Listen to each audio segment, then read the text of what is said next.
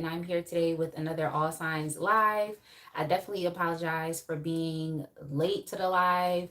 I just had to get myself together and I had to make sure I got some tea because I woke up today feeling a little under the weather. But look, I'm going to just do what I got to do. Okay. I'm going to just do what I got to do to manage the symptoms because I have a lot going on this week, especially on this channel. So I'm here. But like I said, I'm sorry for being late. Hey, Casey. How are you doing today, Casey? I just need a second to get myself together. But of course, as everybody is coming in, just say, hey, let me know where you're tuning in from. Let me know how you're doing. And of course, as you can see, I changed the reading topic for today. I'm still going to read for the other topic that I posted, but I just guess I wanted to do something different. So that happens. Hey, Millie. Hey, Cha Cha. All right, y'all. I need to get my timestamps together. So while I'm doing that, um, just let me know how y'all are doing. But yeah, I do need to get my timestamps together and to write down the questions that we're going to be asking today. But like I said, the reading topic is different. The question that we're going to be asking Spirit today is what happens after you ghost and pull back your energy. So it's still kind of like spooky season vibes with like the ghost, you know, like, ooh, Casper. Just playing.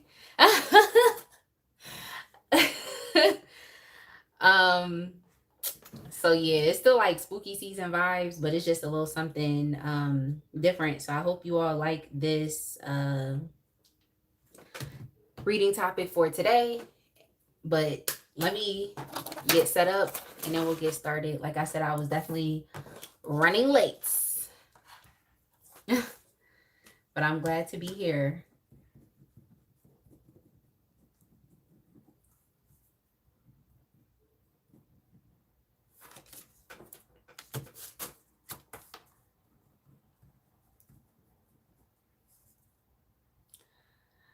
Yeah, I'm not officially sick. I'm actually not officially sick. So I'm hoping to keep it that way. Because like I was saying earlier, I have a lot to do this week. So I hope not.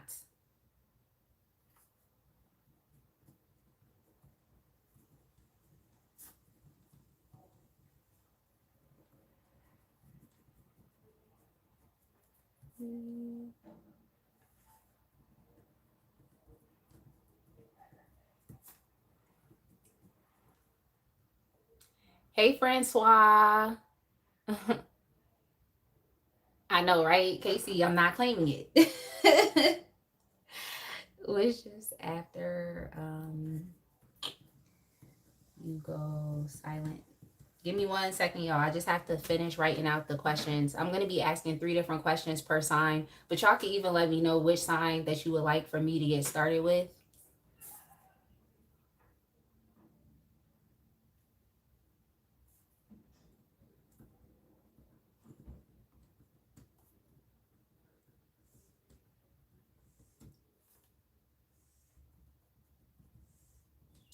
Also, y'all, I actually have a costume party that I am planning, of course, with the help of Cha Cha.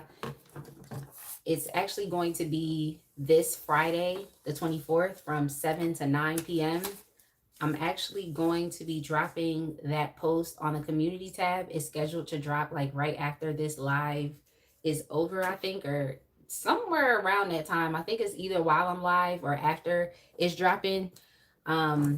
So it's definitely free for everyone that is currently a member, a channel member, or even those of you who are here that are moderators. Is free for y'all.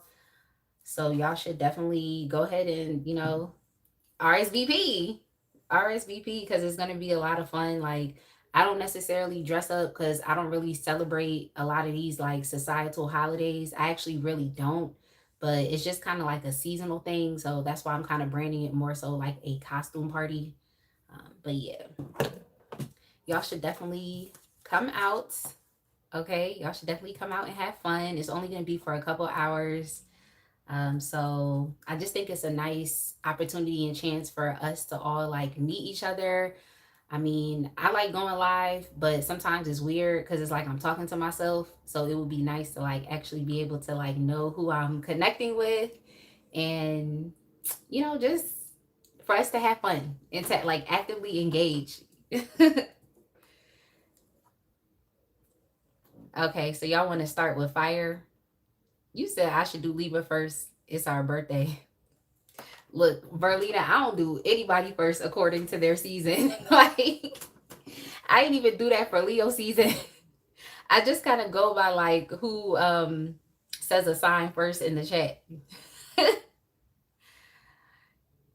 All right, so we are starting with fire. Berlina, I'll do Libra and go with the air signs after I start with the fire signs.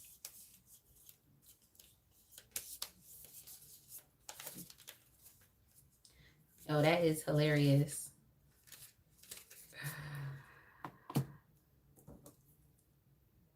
Yeah, I mean, or just get creative, Casey. Just get creative. Like, I had to put a costume together. Okay, I had to because I lost weight and I didn't really even have too many clothes to kind of like wear in general. So it's just kind of like, yeah, I needed to get something. All right, y'all, let me finish writing in this last question and then we'll get started.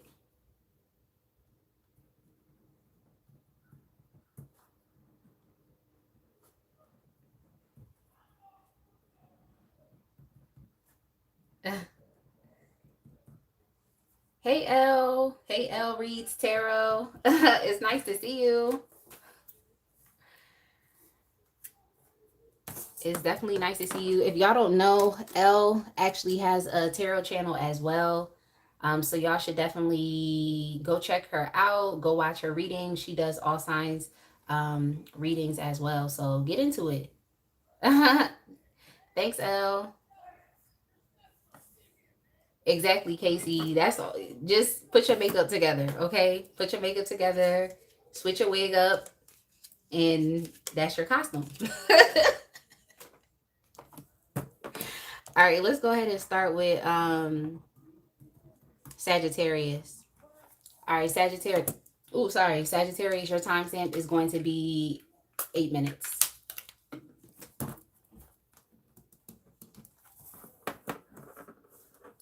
Oh, Berlina. Like I said, I just go by which sign they call out first in the chat. Like when it's Leo season, I don't even go first. Like I'm a Leo. I'm a Libra also. Libra rising. Gemini moon. Like when Gemini season come around, it's like I don't know. I hope y'all get what I'm saying. I just kind of go by what is requested first in the chat. But all right, let's get started. Okay, so Sagittarius, there goes your little card there with your symbol for your sign, for your zodiac. Let's go ahead and get started. Okay, so the question is, what happens after you ghost and pull your energy back?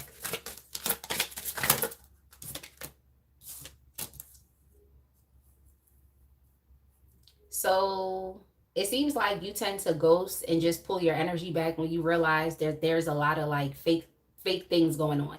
Okay, like fake things going on. So maybe you realize you're connecting with someone who's fake and superficial, or you also realize that you might be a part of a community that is fake, fake superficial, or you may be at a job. I just keep hearing fake superficial, but it's like once you realize that you're just a part of something that just is not in alignment with what like their mission statement is or their purpose, or it's not in alignment with goals or collective goals, or if like the shared energy is just weird and it's off, I feel like that's when you just realize that you have to leave. I feel like you are someone who just prides yourself on authenticity and being genuine, And when there's just a lot of lying that's going on, you just feel like instead of you just sitting there and trying to like expose it, the best thing for you to do is just to like remove yourself out of that environment, out of that energy, out of that community, or even like I said, it may have something to do with your occupation as well. So some of you may be a part of like just nonprofit organizations, just organizations that pretend or act like they're serving the public, but let's say like behind the scenes they're like money laundering, or they're committing some type of fraud, or they're not actually serving the communities that they say they're serving. So that's just what I'm seeing. It's just like you tend to, I think, find yourself a part of things that it seems like there's a greater mission or there's a greater purpose behind it, but then you realize that, okay, the community leaders or the people in charge are just utilizing their leadership to gain some type of power and control. Or you realize that even if you're a part of a relationship, it's like this person's acting fake or superficial just to have some unequal power dynamic over you, just to have control over you, or just to like keep up appearances. For some of you, it's like you may even have to distance yourself from people that try to like keep up with the Joneses. That idea. So people are kind of like willing to do any and everything um, to fulfill some type of like self-image that they want to project out into the world. That is, like I said, fake and superficial. So yeah, when you pull back your energy, one of the first things that I think like these individuals do, or like these communities or these environments that you're a part of, is like they don't break character. That's number one. Like they do not break character for anything. So I feel like you definitely have the ability to like uncover deception. You could you could write a lot of exposés, just exposés on people that you've encountered, or like I said, even certain like job positions that you have held. For some of y'all, if this is the community, like maybe even certain churches that you're a part of, but you realize like behind the scenes, the church isn't really praising the Lord. They're praising another low vibrational entity just because of all of the messiness that's happening there. So yeah, one of the first things that happen when you pull back your energy is like they tend to not break character at all. Like it's just kind of the sentiment or the energy of like, okay, that person may have seen behind my mask, or they may have seen the deception, but I can still fool everybody else that's out here. So I may not have been able to fool Sagittarius, but I can still fool other people. So let me not break character. Okay? Like let me not break character. That's just kind of what I'm hearing. Okay. So, all right. So, what shifts after you go silent? What shifts after you go silent? I mean, it seems like you do cause a lot of drama, like internally. So, even if this is like a greater structure or organization that, what's really going on behind the scenes, is like, it actually does cause a lot of turmoil. It causes a lot of chaos, and it definitely causes a lot of drama, but it's something that, they try to like suppress. Like I said, the big thing here is not breaking character, not showing your cracks, or not showing that it's fake, or that they're deceiving, or that they're lying, or that they're scheming or strategizing. It's like that's the main focus here. So I think something that you realize is like no matter how much you try to point out the truth, is like the truth is always going to be like averted. The truth is always going to be averted, or it's like these people, these communities, they don't ever want to like admit fault. Like that's something that they will not do. They will not take accountability. They will not admit fault, just so that they don't show others, or even show you that you're actually onto them, or that you actually really know what's going on. So they just try to like in many ways gaslight you, gaslight your reality. But yeah, like after you go silent, it does actually cause a lot of drama. It causes a lot of conflict, but like I said, it's something that is internal, and it's something that is trying to be like suppressed or repressed. It's like even if this was a relationship, it's like once you leave that connection, once you leave that person, it's a lot of drama that you cause, but it's like they're not going to show you. Okay, they're not necessarily going to show you that. But essentially, after you ghost and pull back your energy, it just pretty much opens you up to other opportunities.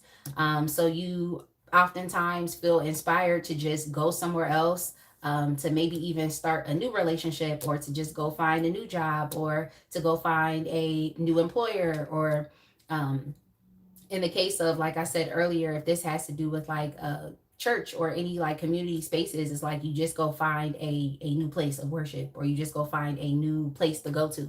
That's just pretty much what you do. Like, it's not like this really puts a damper on you. It just kind of opens you up to going in a new direction. All right, so what do they secretly think or feel but won't admit? Hey, Lynn Lucky. Well, they secretly feel powerless because you pretty much like expose the deception. And even if it wasn't like an expose on a grand scale, it's just that energy that I was saying, where it's kind of like, I know, like, I know what the fuck really going on. Like, you know what I'm saying? That's the type of energy that you definitely give off. So yeah, they secretly know that they're kind of powerless in this situation. They secretly know that in many ways, like, you have the upper hand because you know exactly what the truth is. um and yeah, you know exactly what the truth is. But yeah, you're also highly intuitive as well, so that's something that they won't admit, is that like you actually did figure it out. But I just think it's because you pay attention, Sagittarius. It's like you really pay specialized attention. So regardless of what you do, whether this is you being a part of, like I said, a community, a particular job, employment, or even in a relationship, is like you pay a lot of attention to that thing. Okay, like you really do. I could even say that you actually do prioritize it. So because you prioritize it and you're really invested in it emotionally, it's like you can tell when things are off, and you're also highly intuitive as well. So yeah, basically what they're admitting is like, you're right. Um, you you had all the facts. Your intuition was spot on. And they also feel very powerless because of that. Because obviously, what they're doing is, it's not right. Obviously, what they're doing is deceiving and lying to other people, and they're also being very arrogant and very proud about it as well. So they kind of feel very vulnerable. Okay, because what I just heard was naked and afraid. Like, I just heard that that that statement or that phrase. But I also think that's a show as well, Naked and Afraid, where those people are like out in the woods and they have to survive and they don't have no clothes on. Like, ugh. But yeah, that's also the energy that I'm picking up here. Is like people definitely feel exposed, they feel vulnerable, they feel naked, and they even feel weak. So I feel like this front that these people try to have, and I also heard like united front. So for y'all, this could involve like an actual, like I said, community of people. Like, it's more than just one person here, that could even be on your mind. But yeah, it's like this united front is it's a false front, because you kind of already see like what's really behind it. So that's kind of all I'm pretty much getting here, is like, what they secretly think or feel but won't admit is that you're pretty much onto them.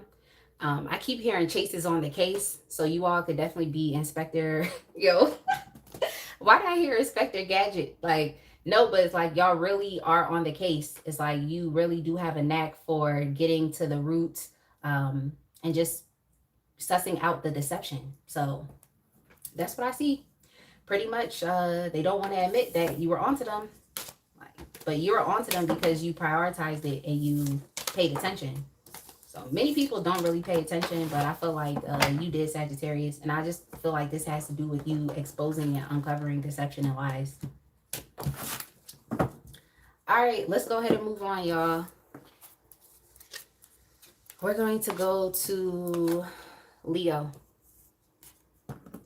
Leo, your timestamp is going to be 20 minutes. Then after we do Leo, we're going to move on to Aries, and then we'll go to the air signs and start with Libra. Oh, you're welcome, Elle. You're definitely welcome. And y'all definitely make sure you check out Elle's channel. Okay. Make sure you check out her channel, give her some likes, subscribe, and also hype up her videos as well.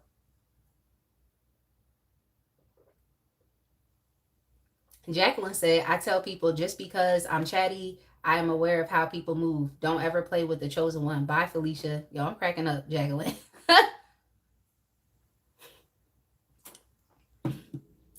I'm cracking up. All right, Leo, let's get started with your reading for today. The question is, what happens after you ghost and pull back your energy?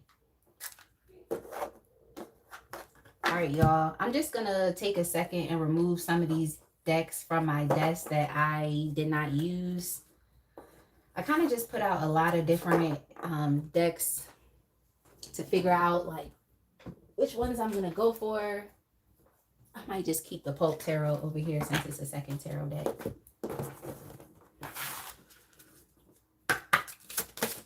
Oh, you're welcome, Jacqueline.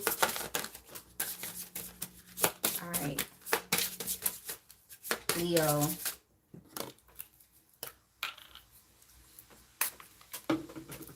What happens after you ghost and pull back your energy?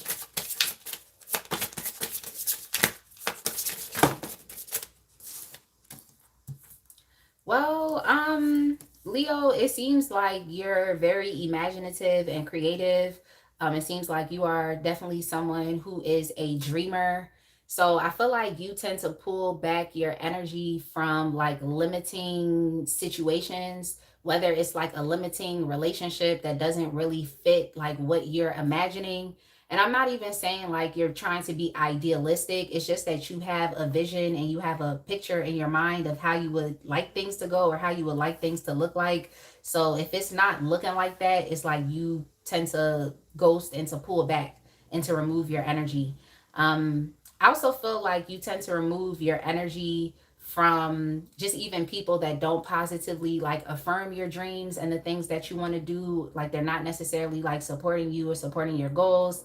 Or if you know, just, I want to say like you could just let somebody know like, oh, I'm thinking about doing this, or, you know, I just started this. And it's like, if someone doesn't like positively support it or speak life into it, you kind of just give that person a side eye, because I just feel like you're someone that not only, you know, affirms and validates your own dreams, but it's like you're willing to do the same thing for other people.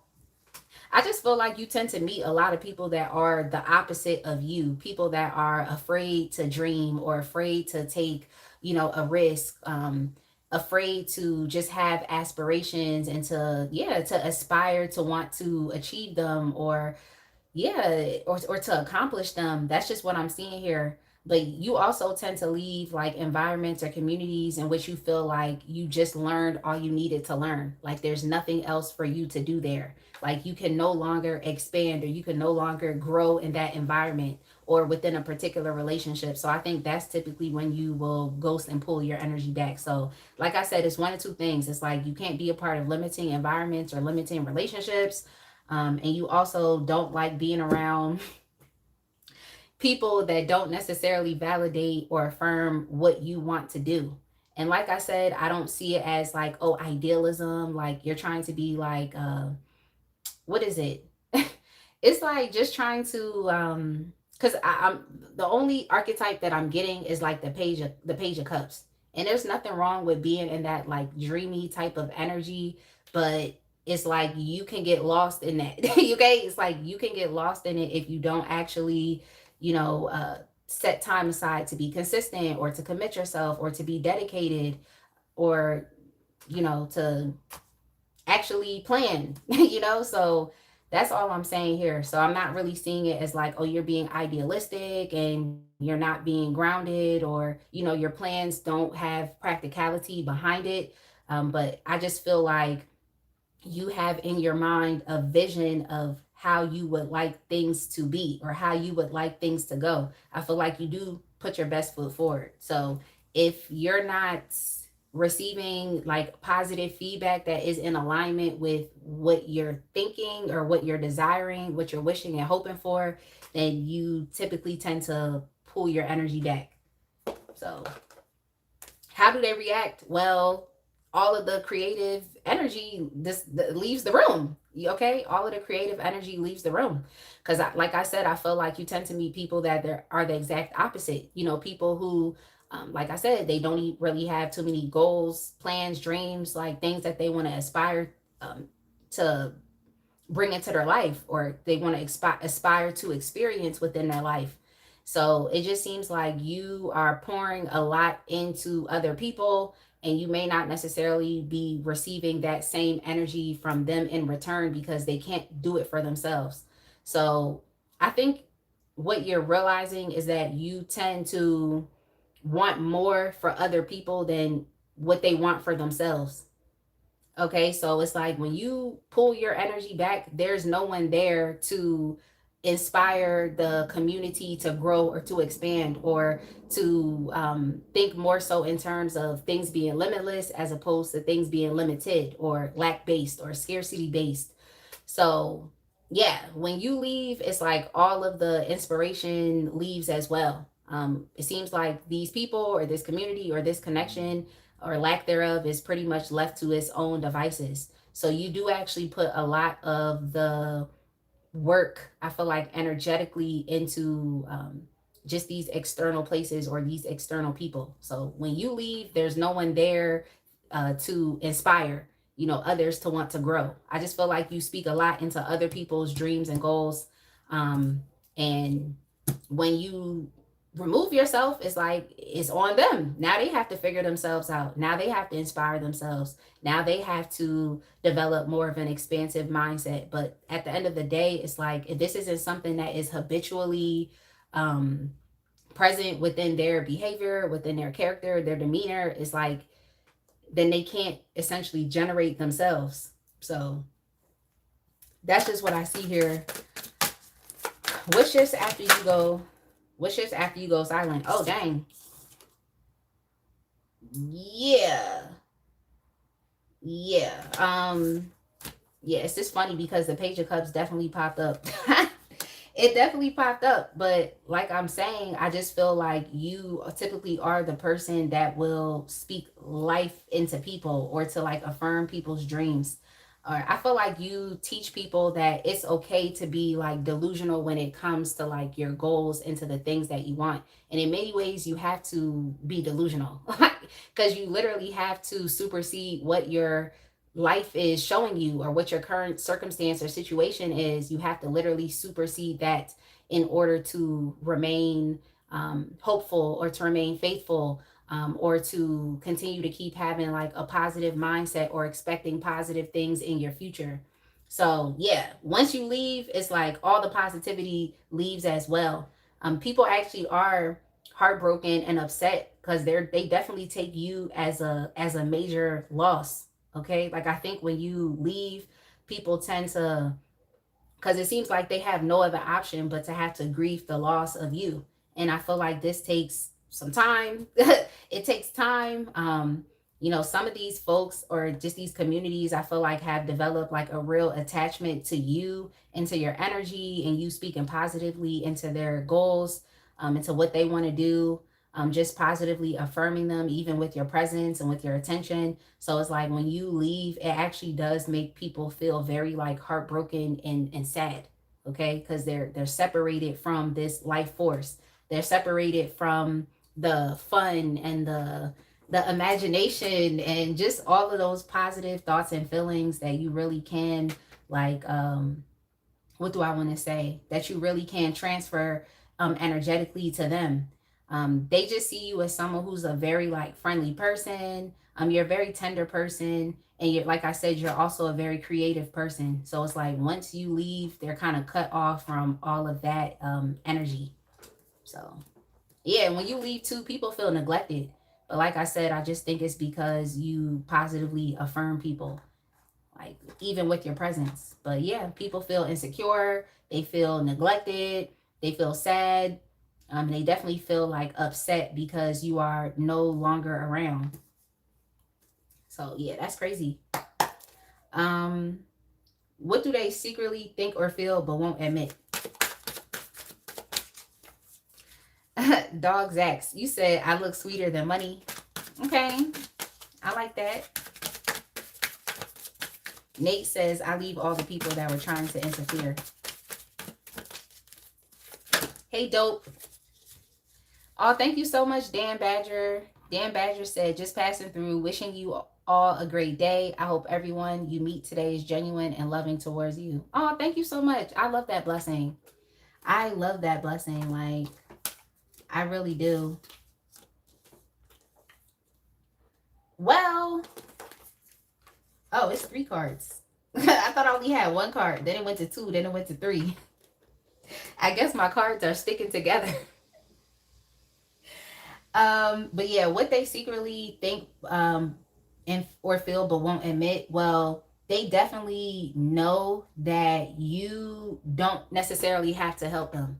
Okay, they know that you don't have to help them because you're a lot further along in your journey than they are. Like, you're not afraid to take risks. You're not afraid to work on your goals, your aspirations, or to be creative. It's like you're not afraid to do that. You're not afraid to dream. Because what I kept hearing, like for Sagittarius, I kept hearing fake and superficial. But for y'all, I keep hearing dare to dream, dare to dream. So you can do that. And these people know that you are a talented person. They know that you are someone that can produce high quality work. And they see that you are definitely on the way. Like, you're in the process to becoming. You're very focused, you're very determined, you're very assertive. Like, you know what you want, you have an agenda in mind, you know what your goals are, you have a target in mind, and it's like you're not going to stop until you get there. Okay, so you're literally willing to do any and everything that is necessary to make sure and to ensure that you get what it is that you want. But I don't see this as like you putting it off onto other people or try to manipulate other people to get your needs met. It's like you actually are shooting in the gym. Okay, you actually are shooting in the gym. Like, you actually are putting the work in. You really actually are. And it seems like it's every single day. Like, you're trying your best to dedicate yourself to what you want out of life or what you're trying to create for yourself. So they know that. Like, because I just heard forced to be reckoned with. This is something that they know. But what will they not admit is, like, in many ways, I want to say, like, they won't ever admit to you that they're like a lost cause, or that they're just not able to produce, or they're not able to be as self-directed as you are when it comes to what they say they want or what they say they want to do. If we're looking at this like in terms of like an employer, so like if you had to leave a job, yeah, it's like you left this place because it was just limiting. The people there, it seemed like they just want things to continue to keep going as usual, or as per usual. And they're just kind of stuck with just, the groundhog day of it all, just doing the same thing over and over and over again. So it just seems like it's a boring environment and it's too mundane. So you had to remove yourself out of it because it wasn't really a space that was receptive to your creativity or to your new and fresh or energetic, enthusiastic ideas. Okay. It's not like that was essentially something that was being valued in that place. Now, what I can say is, I'm not going to make it seem like you are not being valued or your worth isn't being seen or shown, but I just feel like that environment is just too limiting for you. There was only so much that you could do, or you might have felt like there was only, especially if you're trying to climb the corporate ladder, it was only so far that you were going to get. Then you just realize, okay, this may not necessarily be for me. And yeah. Yeah, because I kind of want to say, is it like ego here as well, or do you just want to be heard? And I feel like you just want to be heard, but there is just a little bit of like ego and pride there because you feel like you know exactly what needs to be done.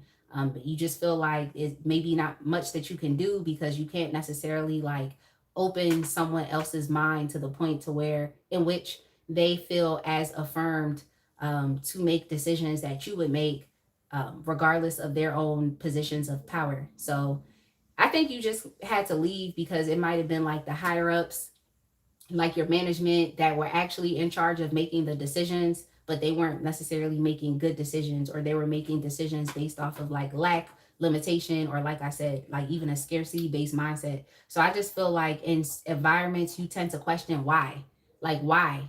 You know, like, why is there a glass ceiling? Or why is there a limit to how far we can take this idea? Or why is this connection just limited? Like, why is it limited to a situationship? Why is it limited to, you know? So fill in the blanks for you. So I just feel like you tend to question why.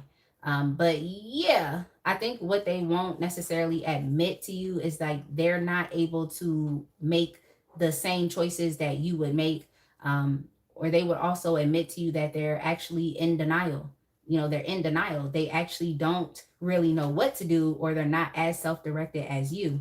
But yeah, um, I definitely do feel like when you leave environments or you leave people, they feel very disappointed. And something that they won't admit is that they should have just listened to you or listened to what you said. And they also won't admit that they tend to make a lot of mistakes. And even though you are clear and expressive, and it seems like you like to give ideas and to support, it's just not. It's just not. It's it's just not being acted upon, is all I can say. So like I said, it's like you tend to care more about other people and what they have going on than they do, and they don't necessarily feel as empowered as you are to make the same type of choices and decisions that you would. So yeah, I just feel like you understand that there's only so much that you can do in a certain relationship, in a certain community, in a certain environment. And it's like once you realize that you've really done all that you could, then you just have to leave the situation. But yeah, people feel sad when you leave. That's all I can say. They feel like they're not as happy as they were when you were around. And they also feel like they should have just listened to what you said, instead of like making a different decision or choice, even one that wasn't necessarily calculated. So it just seems like people tend to still make the wrong choices and decisions, and then they get mad when you leave, or they get sad when you leave, when they had an opportunity or when they had the chance. Yeah, I just feel like y'all are like Willy Wonka. I always get those Willy Wonka movie references. Like Willy Wonka just like opened that door and it was like this whole like paradise and wonderland. You know, like it was like a chocolate waterfall. It was just all of this stuff like that was edible. I feel like you really try to open up people's minds to like more, or at least trying to help them imagine more. But for some reason, it's like they can't see it for themselves. So I would just say focus all that energy on yourself, because at least you know that you're determined enough to make it happen. All right, Aries. Hey, Morgan from Monaco. Morgan, I got to come visit you. Leo's timestamp was 20 minutes. Nate said, I turn my light and fire on in my soul and shine the light within. Amen. Okay. Hey, boss lady. Happy Monday. You said keep the party going. All right, Aries, your timestamp is going to be 38:45. Then we're going to move on.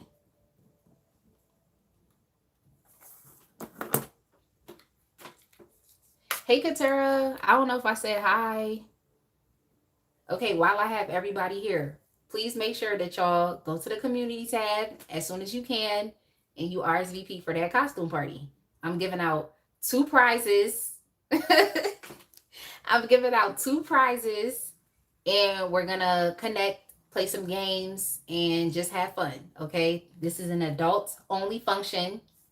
Bring your own everything, okay? But not everything, but bring your own everything. If y'all know what I mean, okay? If you know what I'm saying. The Leo timestamp is 20 minutes. I did. All right, Aries, your timestamp is 38:45. Let's get started. Hi, the one and only. Oh, thank you.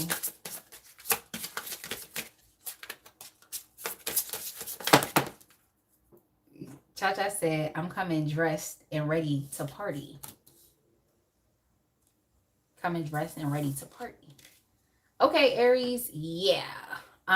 You tend to pull back and ghost and estrange yourself from people, places, or situations in which you realize that like um I don't want to say pending doom, but I feel like you can really tap into people's emotions and you know when someone's about to get angry or you know when someone's about to like just start all day BS. Like you just know the things that people do. So I feel like once you start to see that like someone is speaking to you disrespectfully or you feel like the energy that someone's giving you is just really off and weird or it seems like someone has like a negative vendetta against you or towards you, I feel like that's when you realize you got to pull back. Because you just kind of look at the situation like, why are you angry? Why are you upset? Like, what is this? So I just feel like people tend to like internalize a lot of like resentments against you, but that resentment turns to bitterness and then it turns to anger. So you typically tend to pull back out of situations in which you realize that like okay, like this seems like it's a caustic situation or it seems like it's a contentious situation or like it could potentially lead to a conflict. That's when you have to remove yourself out of a particular place or remove yourself out of a relationship. It's like once you realize that like okay, things can get disrespectful really fast, like things can go from 0 to 100, like because that's literally the song I heard, 0 to 100. Like once you realize that those things can happen and things can get disrespectful and you can potentially get dragged down into like petty disagreements, arguments, drama, like fights, that's when you have to pull back. That's really when you have to pull back. So yeah, when you pull back your energy, it's like people are mad. I think people are mad because it's like you're not going to allow yourself to continuously like involve yourself in that. Because some people like that. Some people like drama. Some people like chaos. Some people like arguments and fights and doing all that stuff like because that's how they get attention. So for some people, is negative attention works just as well as positive attention does. So that's just what I feel. I feel like when you leave, it's like these people or these places they get even more angry and upset because it's like you're not playing into their game or you're not playing into like what they want from you. So yeah, that's what I'm seeing. That's crazy. But yeah, people definitely do get upset. People get upset. Like I wouldn't uh I wouldn't put this past like other people to get like really petty with you, like just getting really petty, just trying to say any and everything just to like poke you, to poke the bear, just to get you to react. So yeah, that's just what I'm feeling like. It's like you tend to remove yourself out of people, places, circumstances, situations, environments that like can be very conflictual. But I really do think that it's more so people bringing you this energy. So once things start to be a little off, once you realize that someone's acting like negatively towards you, that's when you have to pull back. I'm not really seeing that you're instigating it. I just feel like others develop some type of resentment towards you that causes them to have ideas in their mind about who you are or what you could be doing to them, and then they start getting angry and upset and then they want to start fighting. So but yeah, when you leave people get angry. Yeah, when you leave people get like really rude. Okay, like when you pull your energy back, like people start to get really like aggressive with you and also very like arrogant. It's like they're just trying to do any and everything to get you to react in a negative way or to get you to go back and forth verbally, to get you to argue. That's just what I'm seeing here. I don't feel like it's more so like with physical fights, but because I don't see physical anything here, I just see more so it's like verbal. So like people just saying whatever to you, saying anything to you, like trying to say anything and everything and not really exercising restraint or some type of like impulse control, or just thinking to themselves like, what is my intention on picking this fight with Aries right now? Like what is my intention with saying this thing that could potentially get Aries upset? And their intention is to literally get your attention. So they feel like the best way to get your attention is to come in and to be dramatic or to be conflictual or to, just create, chaos and tension. So that's just what they feel like they have to do. It seems like whoever this person is, if you have a specific person on your mind, or if it's a particular community, it just seems like they it's just coming off as like very immature, okay, and like just very stunted, like arrested development. It's like you don't know how to get your needs met other than having to be verbally abusive, um, having to be rude, even being vicious. Like I just feel like you really sit back and question like why, like why are you acting like this? I really do think you sit back and ask why. But yeah, they get rude. Like when you pull back your energy, people get mad. Okay, they get mad. Like they'll try to cuss you out. They'll try to, just be very like disrespectful. Yeah, they could even be trying to like bully you, like just to make you feel bad for deciding to not want to engage in the drama and the toxicity. Like, yeah, I'm picking up like this is very toxic. Okay, this is very toxic. So it's like when you pull yourself out of these toxic situations, it's like they just kind of want to drag you back into it. All right, what's just after you go silent? Hey, let's get it.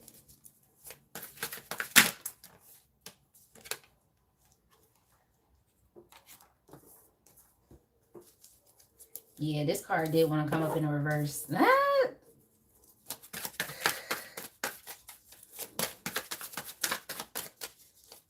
Hey, B.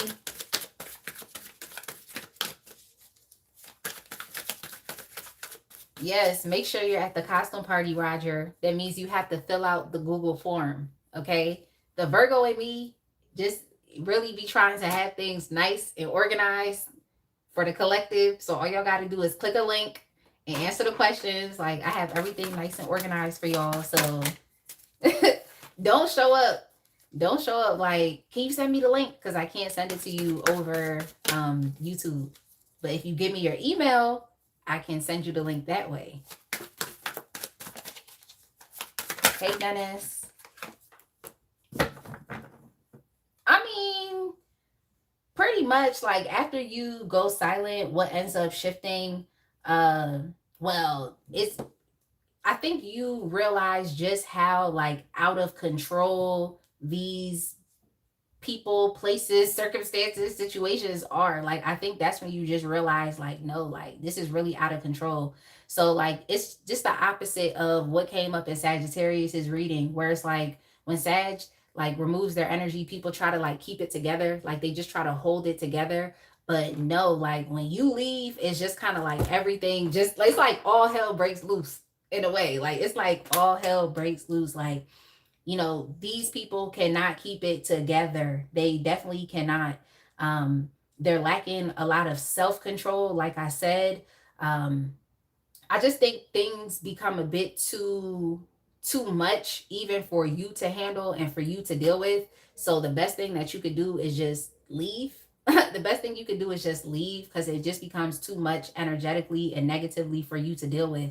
So I'm not saying that you allow these people or these places, these connections to like overtake you. That's not necessarily what you do, because you still embody some bravery and some courage here.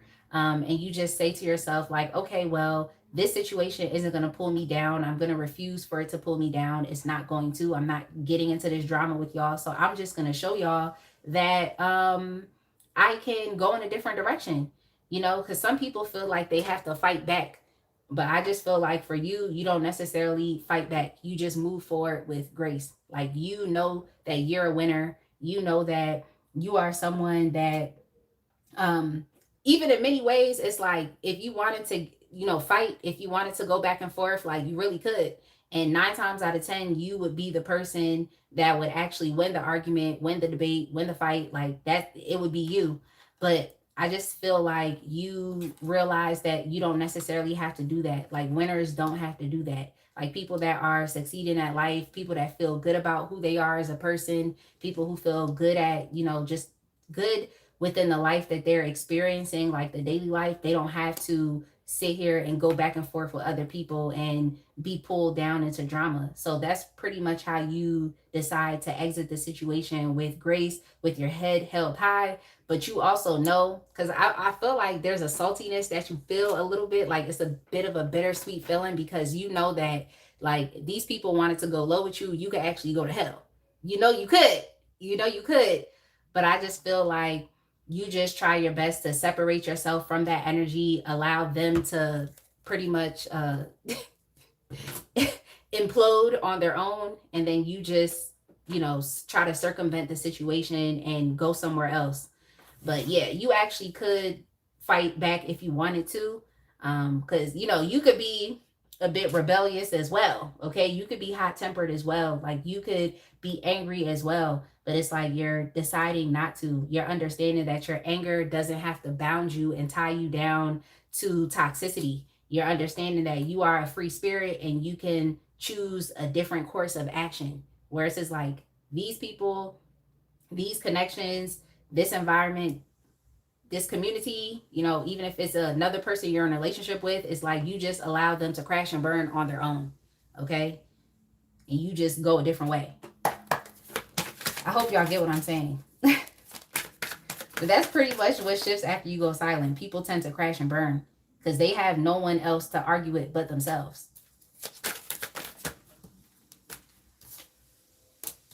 What they secretly think or feel but won't admit. They secretly wish that they would have just worked with you. Like, they secretly wish that they could have just worked with you, or they could just get along with you.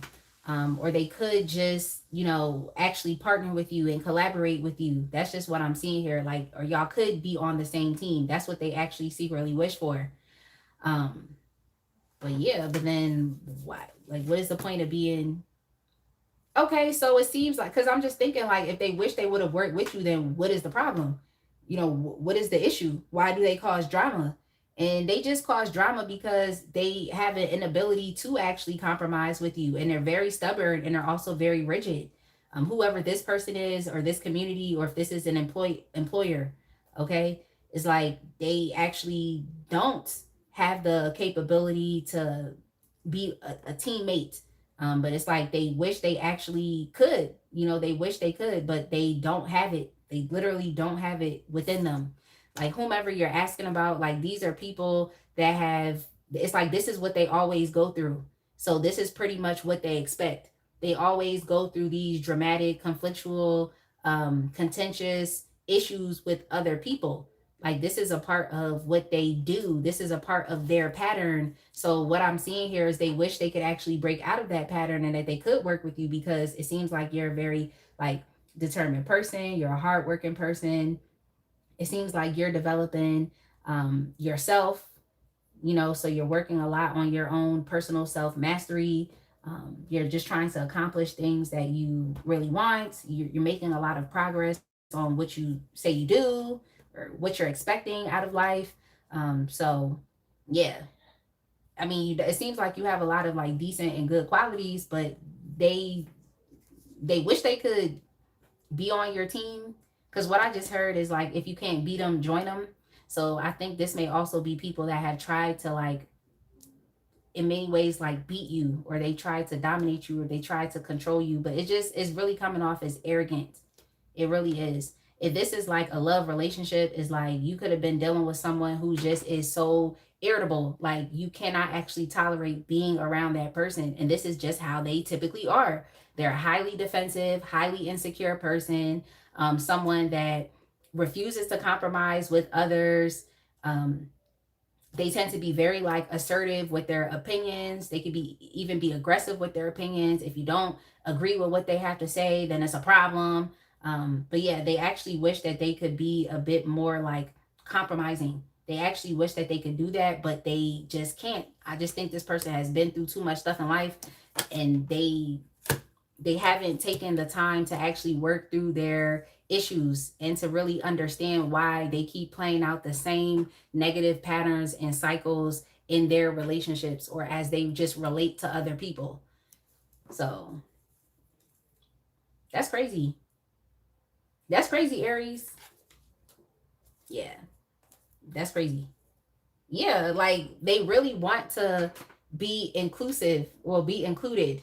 You know, they want you to include them, is what I mean to say. Like they really actually want to experience that true sense of belonging. But I just feel like this is someone who's very difficult to get along with in general, or this is a certain community or environment, a space that is just difficult to get along with this in general. It's too difficult, it's too challenging. Um, but that's on them. That's on them. That's all I could say. That's really all I could say. Like, it's not really your issue and it's not really your problem. I just think you might find yourself in a lot of like difficult relationships or difficult jobs with difficult people. All right, let's go ahead and move on. All right, so let's go ahead and go to Libra. Boss lady said, been snatching my energy back like they snatch them tablecloths off in movies. Yo, I'm cracking up. Michelle Obama say they go low, we go high, but not before going lower. JK. Yeah, I'm saying, like, the one that only said all anyone has to do is sit back and watch the show because it's called karma. I absolutely love karma. Just what I did, I left God. Just what I did, I left. God is in control.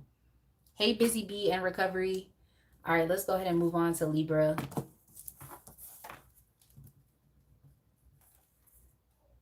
Libra, your timestamp is going to be 56:45.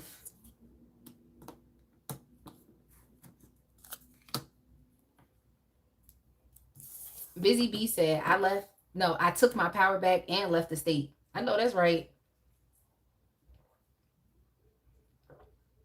And don't tell them where you're going. Like, don't tell them.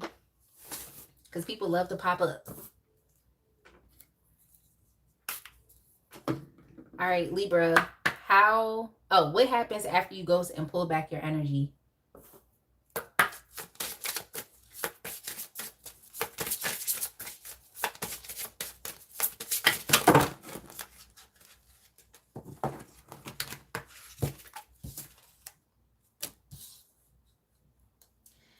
Yeah, Libra, you're just pretty much in an energy right now where it's like you're not trying to be a martyr and you're definitely not trying to die on the cross for anybody. It's like you're just not putting yourself on the line.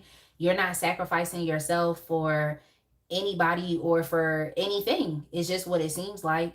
It's just like you're not willing to do that. I think you have definitely put a lot of your energy into your connections, your relationships, or just like prioritizing other things before yourself, just many things that are external of yourself.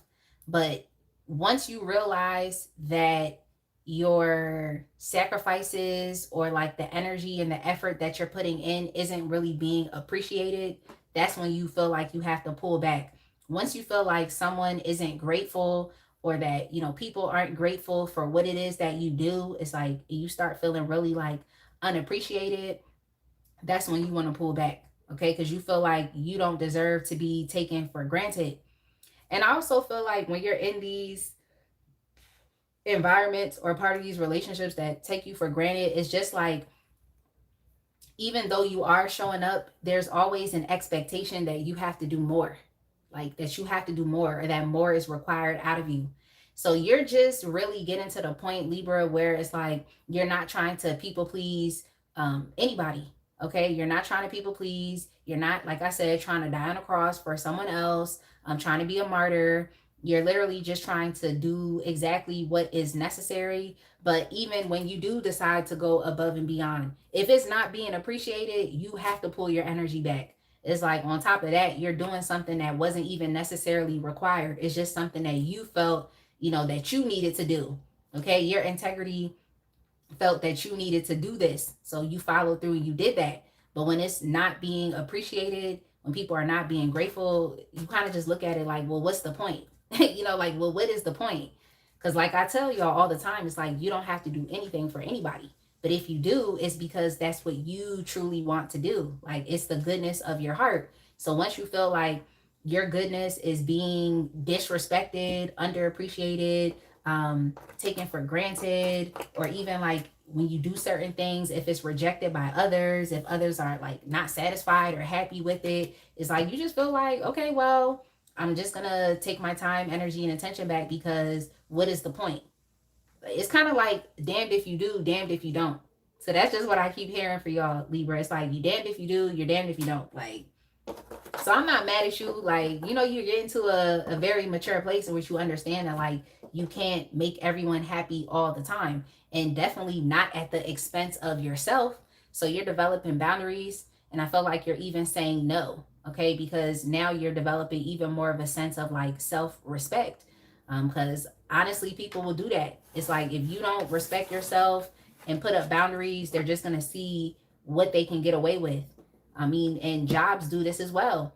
You know, maybe you have experienced this at a certain employment or employer as well, where it's like you are showing up, you're doing your work, you're putting in effort, and because they see that you're putting in effort, instead of like affirming you and being like, oh, you're doing a good job, it's like they just keep piling on more and more work because you can do it. But on top of that, they're not even grateful for what you have done. They're just looking at you like, oh, well, you have the capacity to complete the work, okay, and at a high degree, so let's just give you more work. You know, that's just weird. But that's just kind of what I'm seeing here. And so you're just understanding that you, in many ways, have allowed yourself to be used. You've allowed yourself to be manipulated. And dang, it must be a lot of crazy people in the chat. Because I'm just like, whoa, that message got deleted. Another message got deleted. Like, a whole bunch of messages get deleted. So shout out to the moderators in the chat. We put some streamers in there. Shout out to the moderators in the chat. Hey, Pooh. But yeah, basically, after you pull back your, it's just like, and you have to pull back your energy in such a callous way in order for people to get the point. Like, you really have to do that. So what I will say is, like, moving forward, now that you are tired of people pleasing and you're tired of, you know, going above and beyond, and your efforts are not necessarily being appreciated, it's like you can kind of sense these things and just, you know, just do less and less, okay? Or just pull back and literally just only do what is necessary if you have to, until you can actually leave. But yeah, like when you pull your energy back, it's like people, it's like they really switch up. They really try to switch up, okay? They try to switch up, and they may even gaslight you, so that what you experienced, they try to make it seem like that's not really what was going on, okay? So they'll be like, oh, no, that's not what's happening. That's not what's happening. And it's like, it is. Like, you pretty much already saw through it. You already see what's going on. You're aware. But yeah, whenever you decide to pull your energy back, people do try to like switch up. And they try to give you this little glimmer of hope that, oh, they will change, or they will, you know, what I want to say, like develop a sense of like awareness, or they'll take accountability, but they actually really just don't. They just say whatever to like appease you, just to keep you around. Hey, Vanessa, I did Leo already. The timestamp for Leo is 20 minutes. And thank you for sharing that, Cha-Cha. All right, so what shifts after you go silent and you stop remaining a martyr? Like, you stop. So what happens after that? I just feel like you realize, Libra, that you just are giving too much. It's like you're giving too much, and it's underappreciated.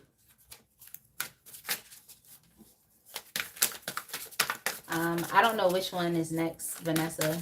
It's whichever. Let me see what's next. Gemini is next after Libra.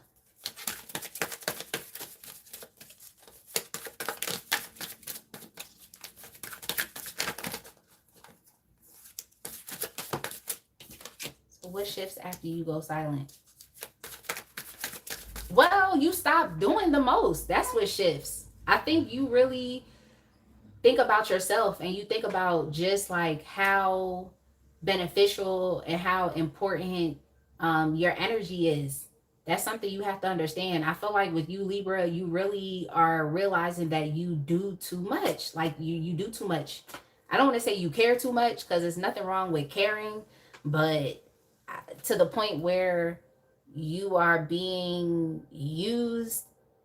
Yeah, yeah, you care too much. Like you definitely care too much. So once you go silent, it does something very positive for you, for yourself. You start to develop more of a sense of like self-worth, and esteem, like understanding that you've been like running yourself dry, or you've just been doing the most or taking on too much responsibility for nothing, just for it to not, like I said, be appreciated. So I think that kind of did something to you, like making you feel like you're not deserving, or making you feel like you're not good enough, or also making you feel like you have to continuously keep working just so that you're validated and affirmed. And this is like the okey doke. Like this is the trap that people will put you into because they know that you have the capacity to continue to endlessly give. Okay. So if they affirm you, you may start to think like, oh, well, you know, I don't have to put up with this. Like, you know, you start to kind of come to the conclusion that like you should actually sacrifice this and let this go because you could get better, or that you don't deserve this type of treatment. So yeah, once you go silent, it just does something very positive for you. It does something very positive for you where you feel like worthy and you feel affirmed.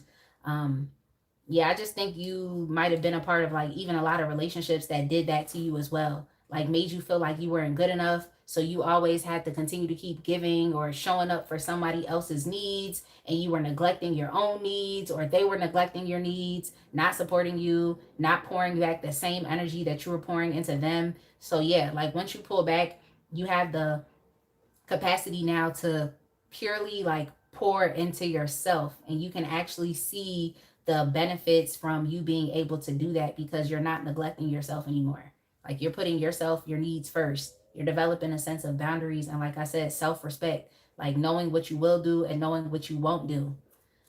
So if anything, what shifts, it's just a very positive shift and change within you.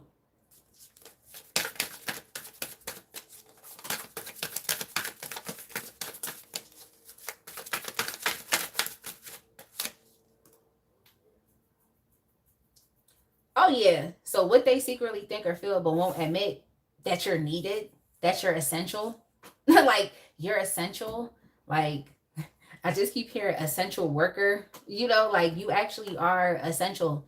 And many things cannot survive or persist without you and without your energy, without what you do, like what you give.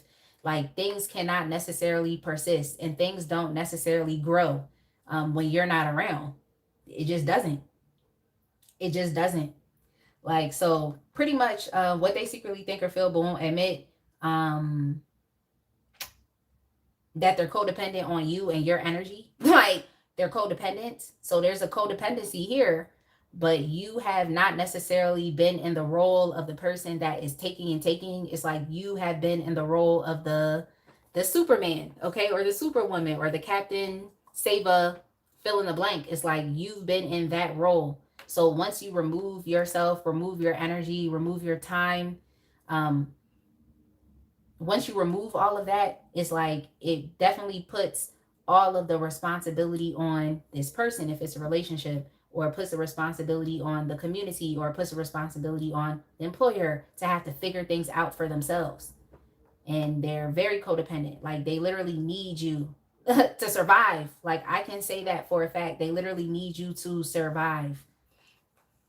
Because when you're around, you inspire progress, you inspire expansion, you inspire growth. So when you're not around, it's like things just pretty much fall apart. And it's like everybody is left scrambling, trying to figure out like who they can, of course, leech on to get help because they cannot do it for themselves. So it seems like you're a very independent person. Um, you tend to deal with a lot of codependent people or situations. And like I said, you're not like the person that's benefiting out of the situation. Um, you're really the person that is suffering in many ways. It's like you're suffering. Yeah, I'm sorry about that. Yeah, you are the source of stability. You are the source of security. You're the person that's reliable. You're the person that's dependent. Like you're also very kind as well. So your kindness has been taken for granted. It's been taken as a weakness. I mean, I don't like that, but I don't know, like you're also the safe option. Like people know that they can rely and depend on you because you're going to do exactly what you said. And I feel like you're a big acts of service person here as well. So yeah, like I said, it's like your energy has been taken for granted. Like everything that you do, you feel like you're doing it because it's a part of your personality, it's your integrity telling you that you should do the right thing. But I just feel like you've been doing the right thing for the wrong people, Libra. So yeah, that's something that they think or feel but won't admit is like without your intervention, things definitely seem to fall apart. And yeah, what they won't admit is that they need you more than you need them. All right, let's go ahead and keep it pushing. Yeah, Busy Bee in Recovery said, I've been trying to prove my worth for 44 years. I finally see it, and it don't matter who else does. Exactly. Exactly. But the thing is like people can see your worth and they can see your value, but they definitely will do everything but affirm it. And that's the trap. That's the trap, especially when you don't see your worth and value. Like that's really the trap. But once you wake up and you understand that, like things change. Things change. Like nobody can really get over on you. And anything you do is because that's what you want to do. It's not because somebody finessed you into doing it or manipulated you into doing it. All right, let's go ahead and move on to Gemini. Gemini, your timestamp is going to be 1/12/15.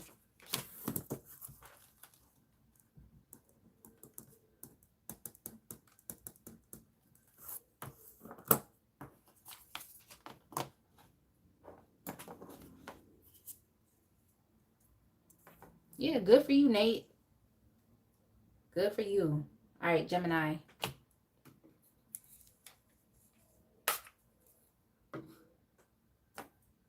Let's get it. It said one of your messages was retracted. What were you trying to say?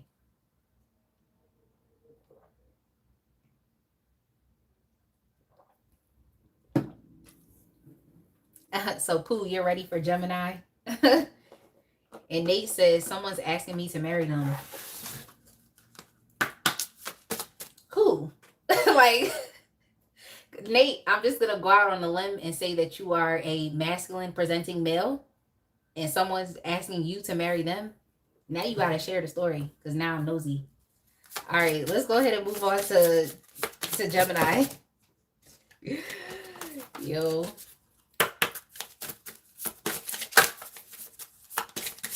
All right, what happens after you ghost and pull back your energy?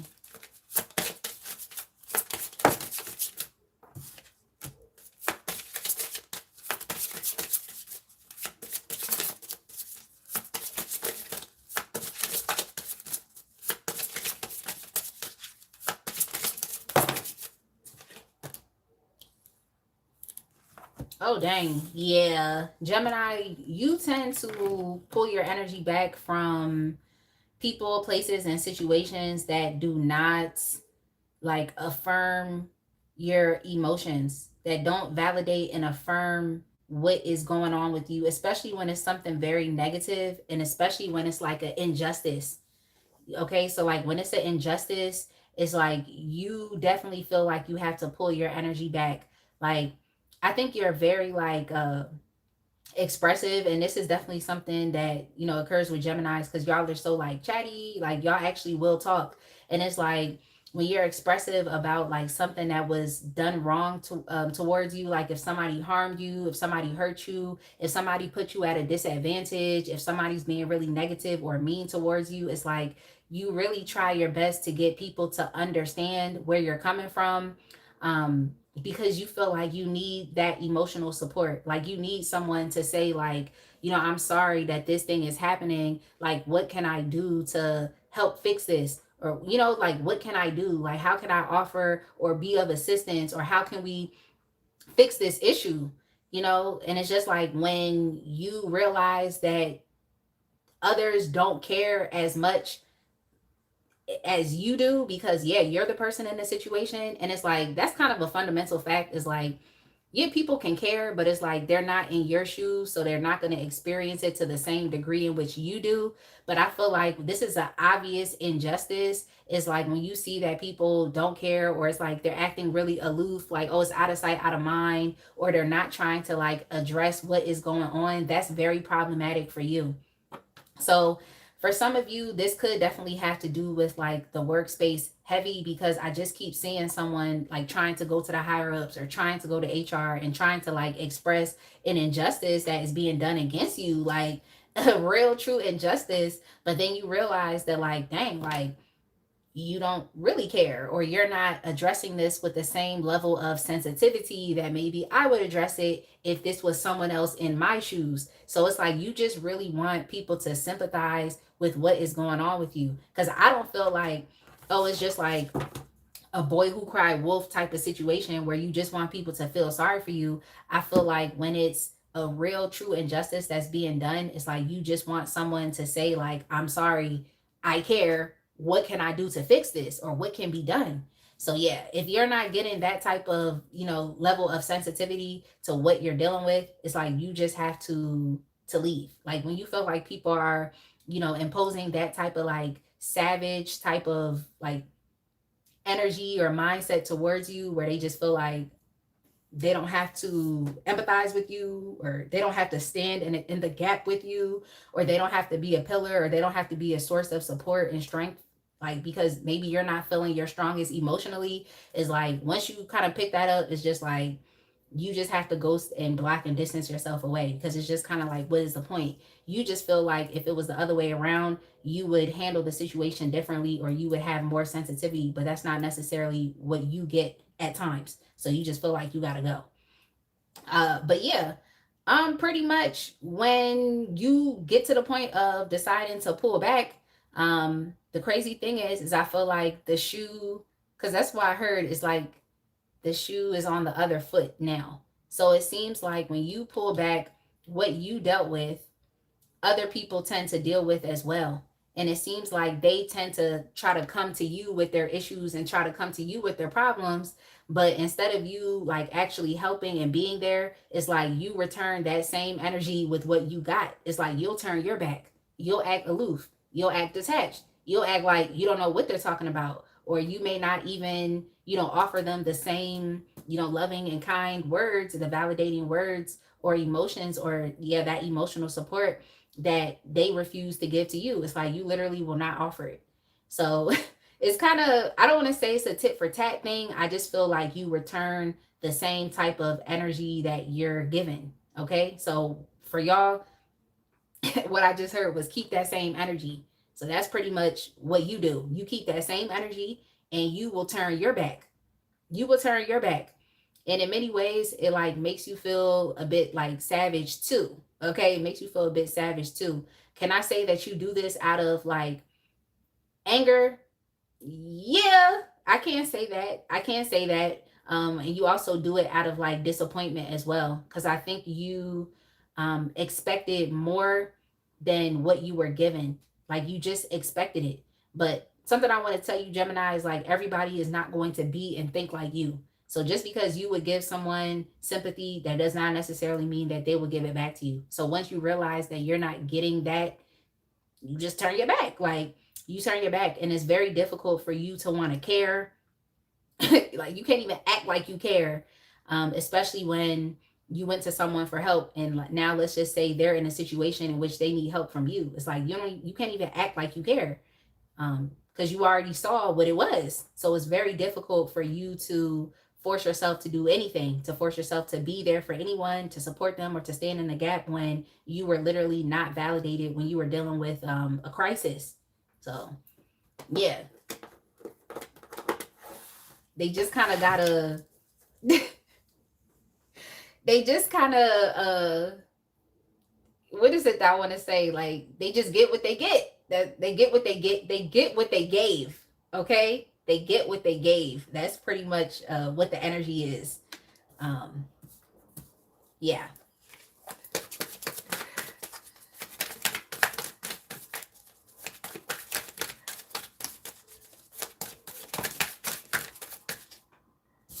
yeah. They kind of they get what they gave.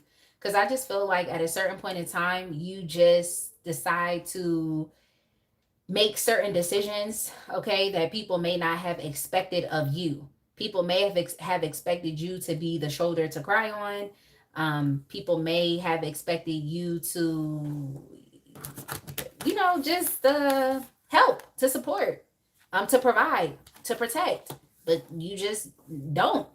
You absolutely do not. You don't. In many ways, you just kind of look past these people, or you look past these circumstances and situations, because you know that they're not validating. So they actually do not require your energy because you do not feel appreciated, you do not feel supported, and you do not feel loved. So you pretty much just look past it and leave everyone to their own devices to have to figure it out, just like you did. You had to build yourself up despite what it was that you went through emotionally.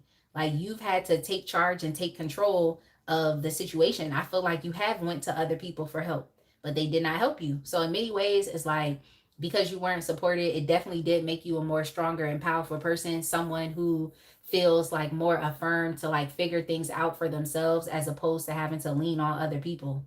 So yeah, like you develop so much of a of a like ambition and drive to get through your circumstances and situations, that like when these same people try to come back to you, you just kind of tell them in many ways from your lack of intervention that they got to figure it out just like you did. I mean, I'm not saying it's tit for tat, but it's just getting stinginess gets stinginess. Like you, you get what you give. So hey Clement, I don't know if I said hi. Dana said, nah, I turned stone cold with no guilt.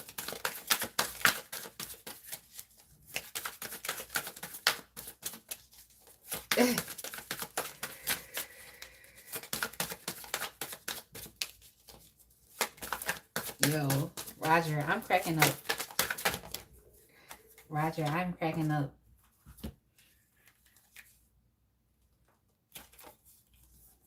Well, what shifts after, well, the tables turn. Okay, the tables definitely turn after you go silent.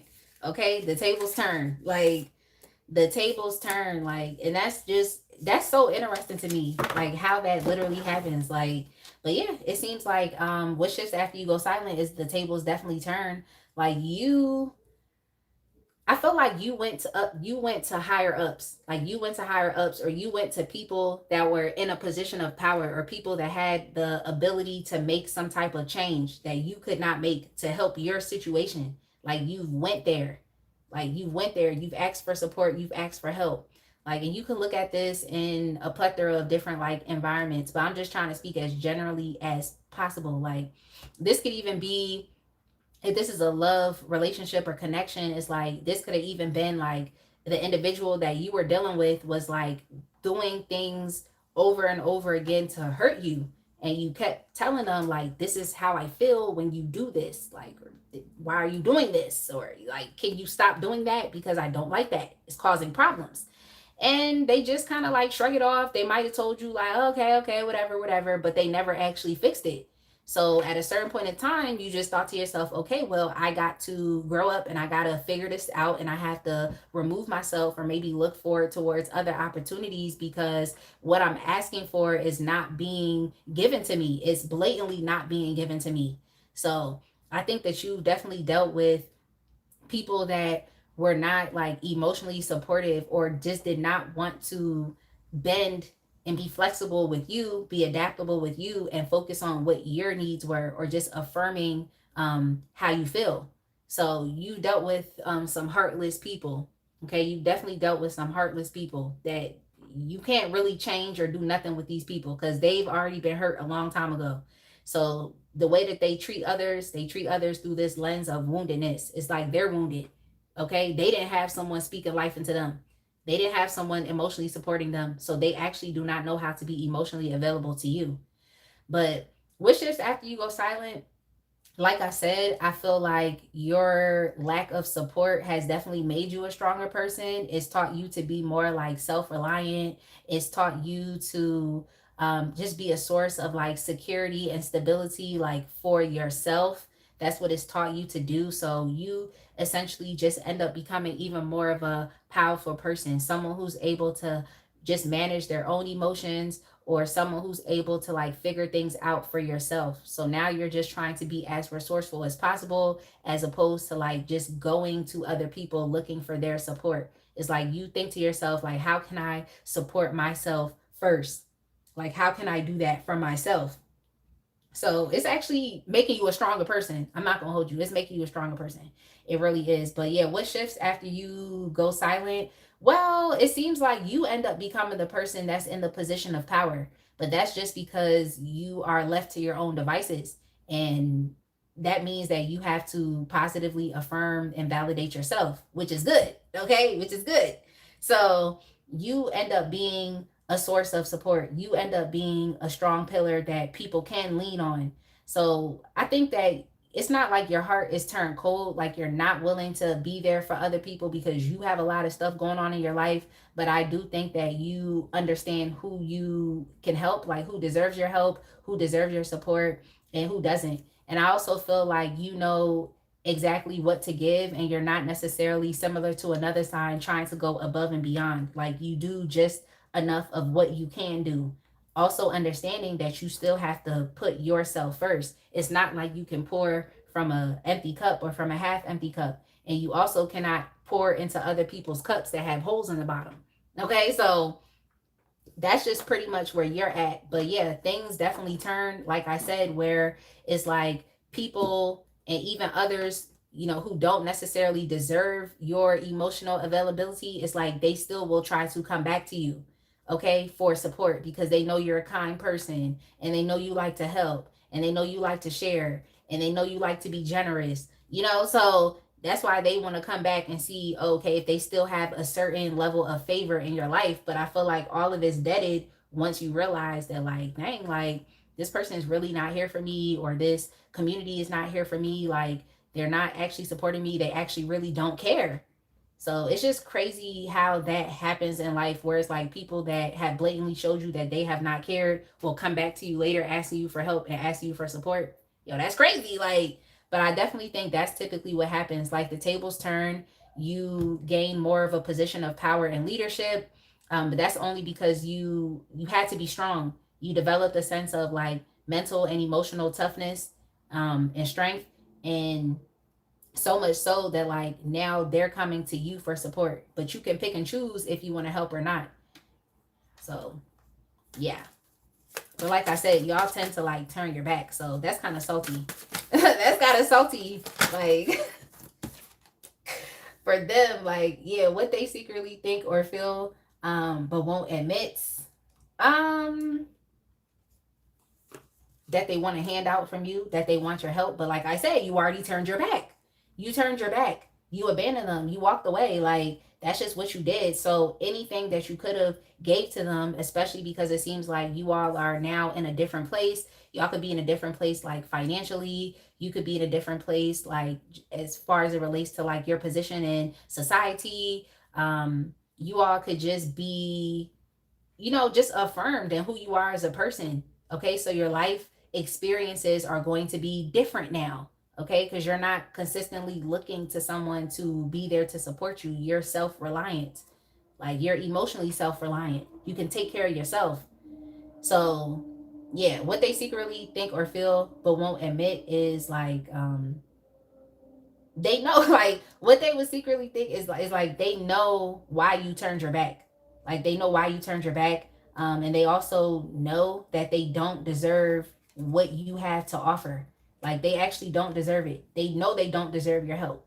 But you know, people are gonna try to test it anyway just to see if you're still a kind person. But like deep down, they know they don't deserve your help. They know that whatever you were a part of, whether this was a relationship with them or if this was at a job or just within a community environment, it's like they know that you were unsatisfied emotionally because you were not being validated. You weren't being affirmed. Your happiness wasn't being prioritized in the situation. So they know exactly why you had turned your back and why you would not necessarily be interested on continuing a relationship with them. Because I feel like when you like leave, that's when people want to start giving you this peace offering and saying like, okay, let's see if we could work it out. And it's like it's actually too far gone. It's too late for you to want to work it out because emotionally you've already detached. So yeah, that's what they secretly think or feel. It's like they know exactly why you left. They know exactly why you left. Like, and I think this also has to do with like your finances as well. I just feel like you're in a better place. Like, and even if we're just looking at it for like you and yourself, it's like you're a better place as far as like within knowing who you are, understanding your identity as a person, and you know, just protecting yourself. I do think you're a kind and generous person. I do think that you are someone that is very reliable. Like you really are. So I mean, they just realize that they don't deserve your help. They're gonna come back and try to ask, but they don't deserve it. And they also know that you're not willing to take any opportunities from them. Like you're not necessarily willing to you know, get back into another relationship with them. If this was a job and you left the job, it's like you're not interested in coming back. Yeah, I think that's happened to you as well, where like your old managers or bosses or, you know, people like they try to get you to come back, but it's like they just realize that it doesn't matter what they offer you. It's like you've already detached and left the building. You've already turned your back. So it's really nothing they could do to get you back.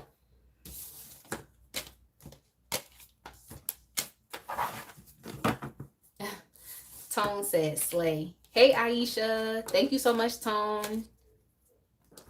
Hey Paula. KK World's Word. Hello. Hey Anthony. Boss Lady said, until the new year, I ain't pouring from no cups. Half, 3/4, empty, or even destitute. The last 3 months are mine. Boss Lady, I agree with your sentiment, okay? I agree. Y'all remember when Drake was like, summer's mine? Yeah, the last 3 months of 2025 are mine. Like,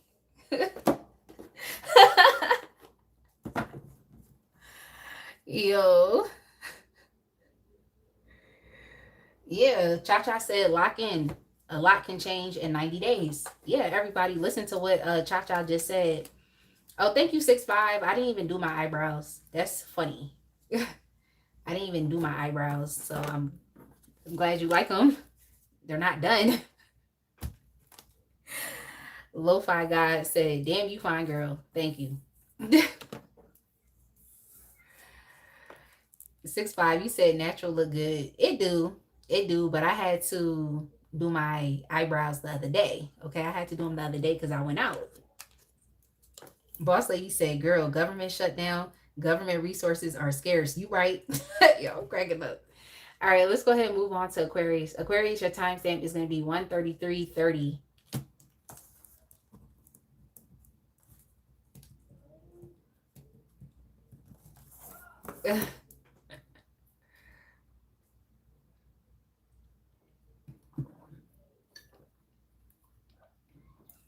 All right, good.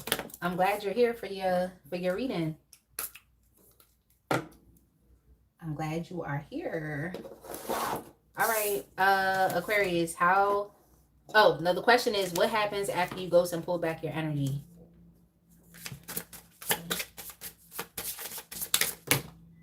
Oops. Oh, dang.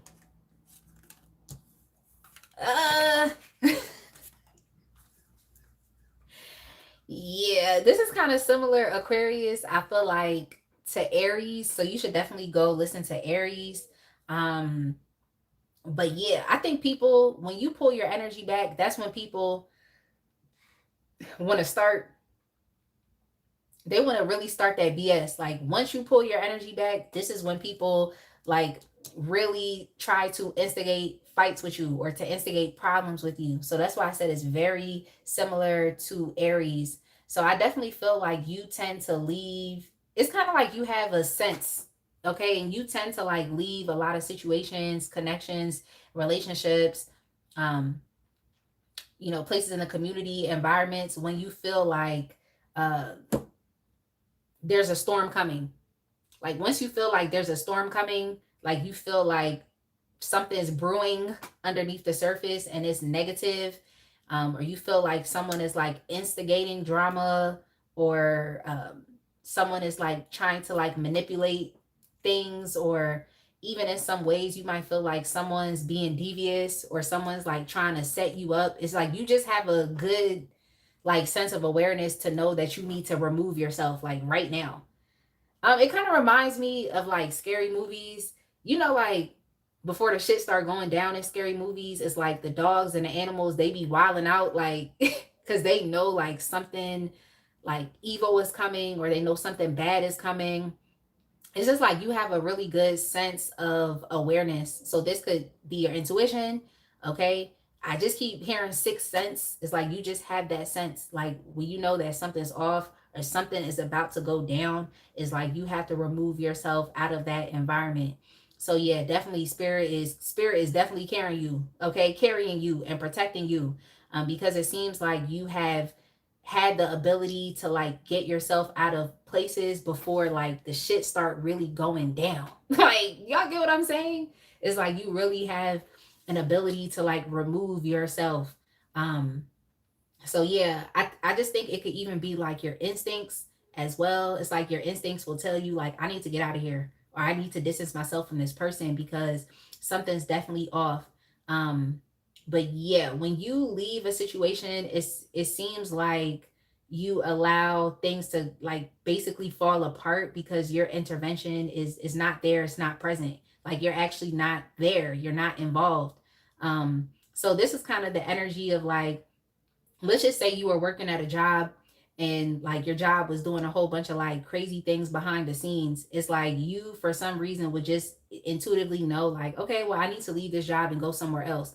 Not because you saw any signs, you just feel like, yeah, something's off here. Then you end up leaving that job, and then let's say something happens to the building where they end up having some type of fire, or someone comes in there and they cause chaos, in the work building, like it's like you had the sense to not be there. Okay, so essentially you were protected from whatever went down after you left. Okay, so yeah, I'm kind of feeling like it could even be like not even just natural disasters, but just things. It's like you left the job, and then let's say something ended up blowing up in that building, just some crazy stuff like that. I just feel like you have a lot of crazy stories where it's like you left some place and then it was like a whole bunch of shit that went down after you left that place.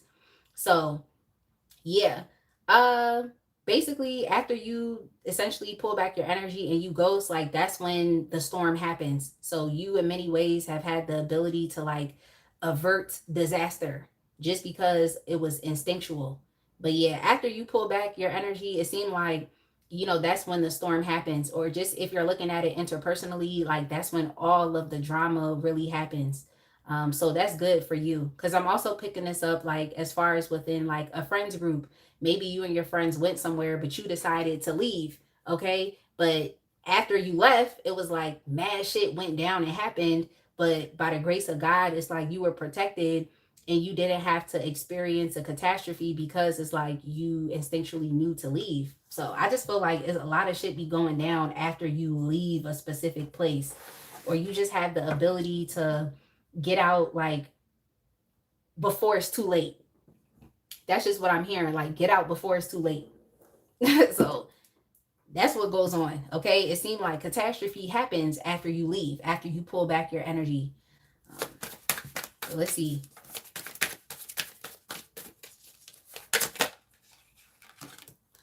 Yeah.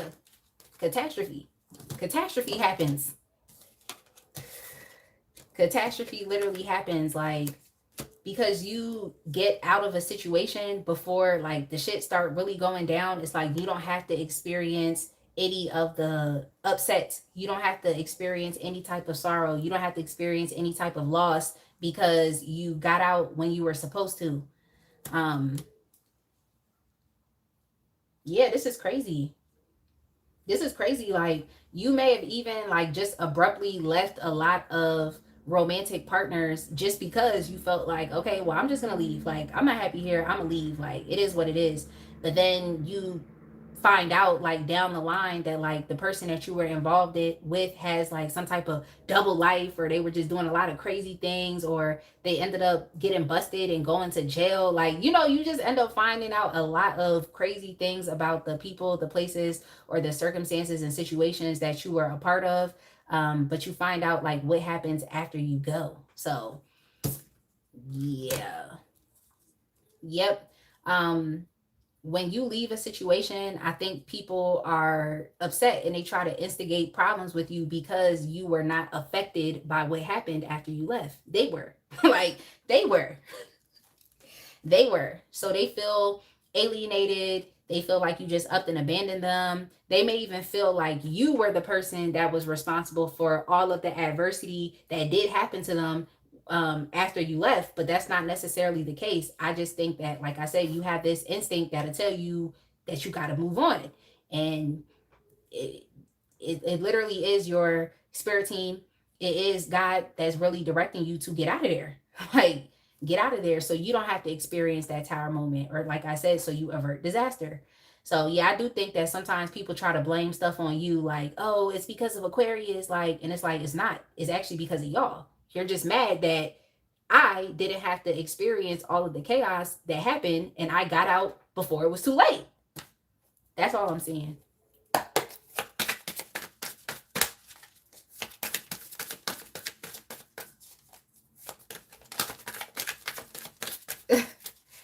Hey, La Unique.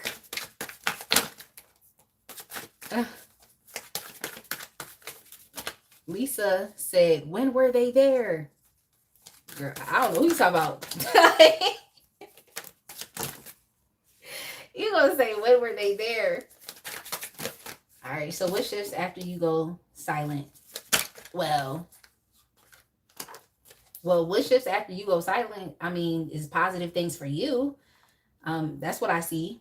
Positive things. Like, I feel like you have, or you at least develop a lot of experience wherever you are. So if you're in a certain relationship, it's like you develop a lot of experience and wisdom when you're in that relationship, even if it's a relationship that is currently failing, or if you are a part of a company, like you're employed somewhere, it's like you experience relationship even though that company may be failing, or disaster is pending and looming for this company or just this community. But I just feel like what ends up happening for you is you just end up taking all of your knowledge, your wisdom, your experience, and you just end up going somewhere else.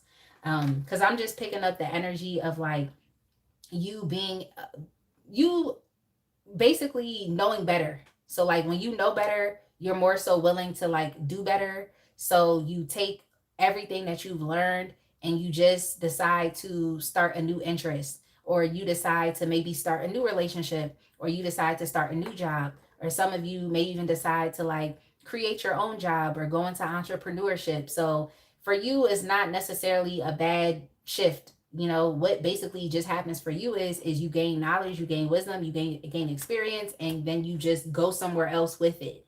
So you don't really feel tied down to any one circumstance or situation or relationship. It's like if something's not working out for you, it's like you're not going to try to keep yourself there. You just will go somewhere else. That's literally what you do. So that's essentially what shifts. You open up newer opportunities for yourself that actually do deserve your consistency or deserve your effort. You can decide to commit or dedicate yourself to anything. Okay, so you just decide to move on and focus on your promising opportunities elsewhere. So yeah, that's basically what shifts. Like you decide to go commit yourself elsewhere. Like, so oh well, too bad, so sad for these environments or connections that you leave behind.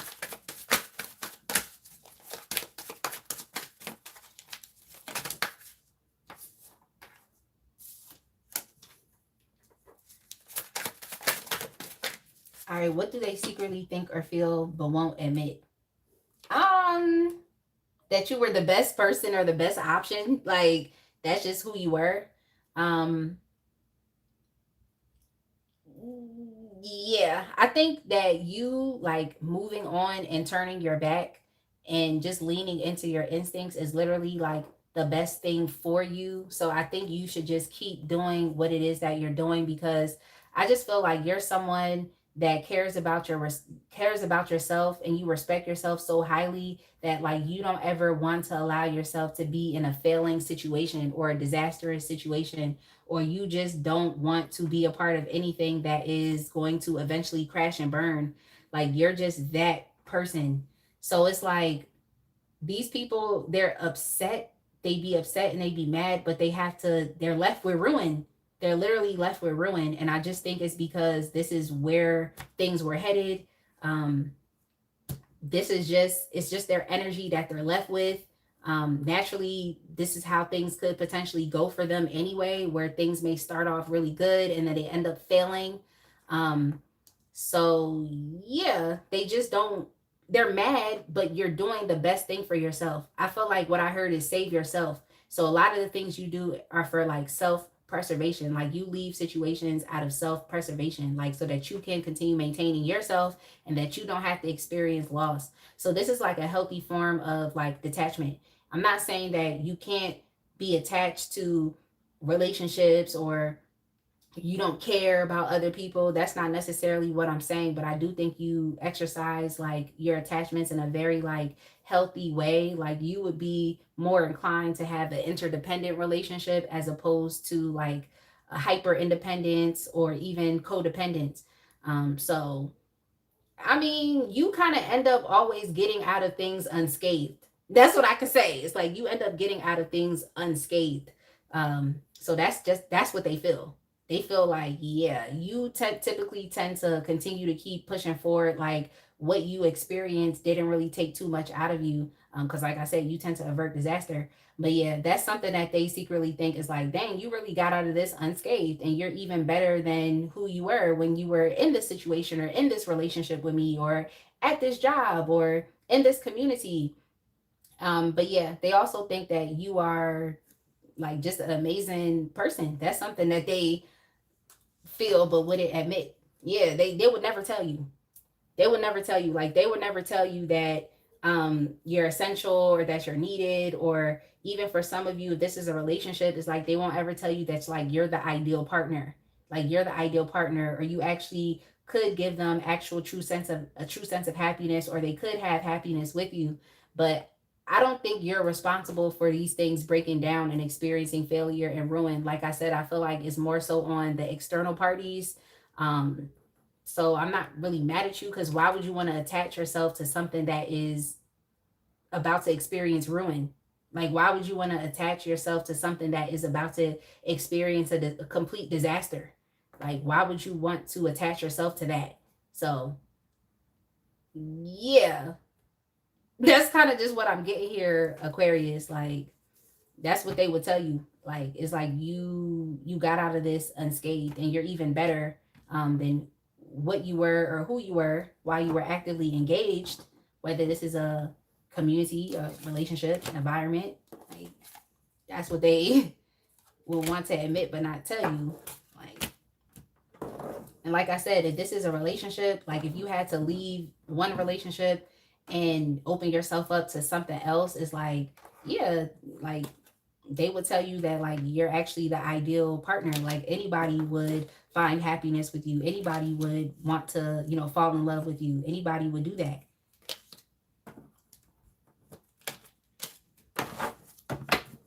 Yeah, I just think you've been involved in a lot of things that are like not on your level. Like that's all I have to say, Aquarius. Just things that are beneath you. Like things that aren't really up to your high standard.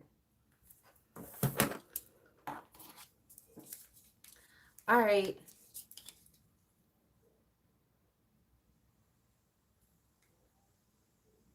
Yeah, I don't know. What are your children saying, Lisa? I'm confused, but dope. You said until we meet again. Okay, you must just be responding to what I'm saying. All right, Capricorn.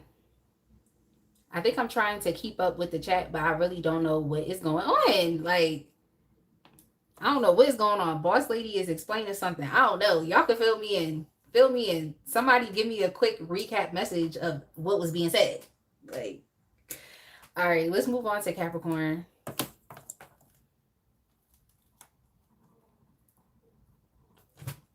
Your timestamp is going to be 1:50:30.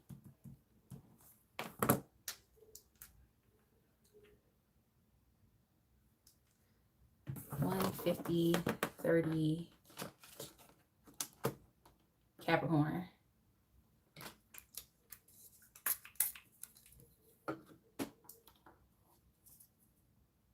Oh, you're the couple's whisperer. The couple's whisperer. Okay, Capricorn. My gym friends are hitting me up because I didn't go to the gym today. I didn't go to the gym today because I woke up having to clear out my nasal passages. Like, so I was not about to be in there having to stop every 5 minutes to blow my nose. Like, I'll see y'all on Wednesday.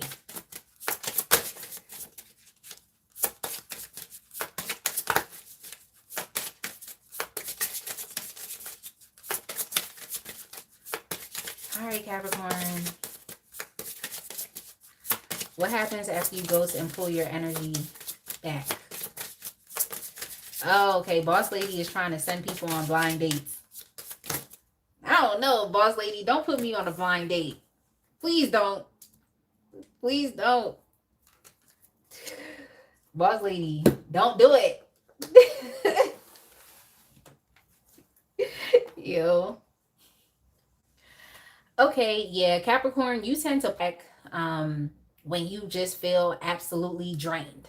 Okay, when you feel absolutely drained, like, and you just feel like you have absolutely nothing to give, that's when you typically pull your energy back. Like when you're feeling physically tired, like mentally tired, for some of y'all it's even emotionally tired where it's like you just have no emotional energy to give. So in many ways it's like you could also be like emotionally unavailable, but it's not because of some, you know, childhood wound that you still have to heal from because your parents neglected you and they wasn't there to raise you. No, like this is more so where it's like you just personally at any given point in time may not have anything to give. You just don't. You don't have anything to give. Like you have a lot going on. You have to not only be there for yourself, but you know you're there for your loved ones as well. You could be there for your family, there for your community already. But it's like, regardless of even if you love those, you know, people or those communities that you're a part of, it's like when you feel like you've been given too much and there's really nothing that you can give and you're just personally tired, like that's when you have to pull back.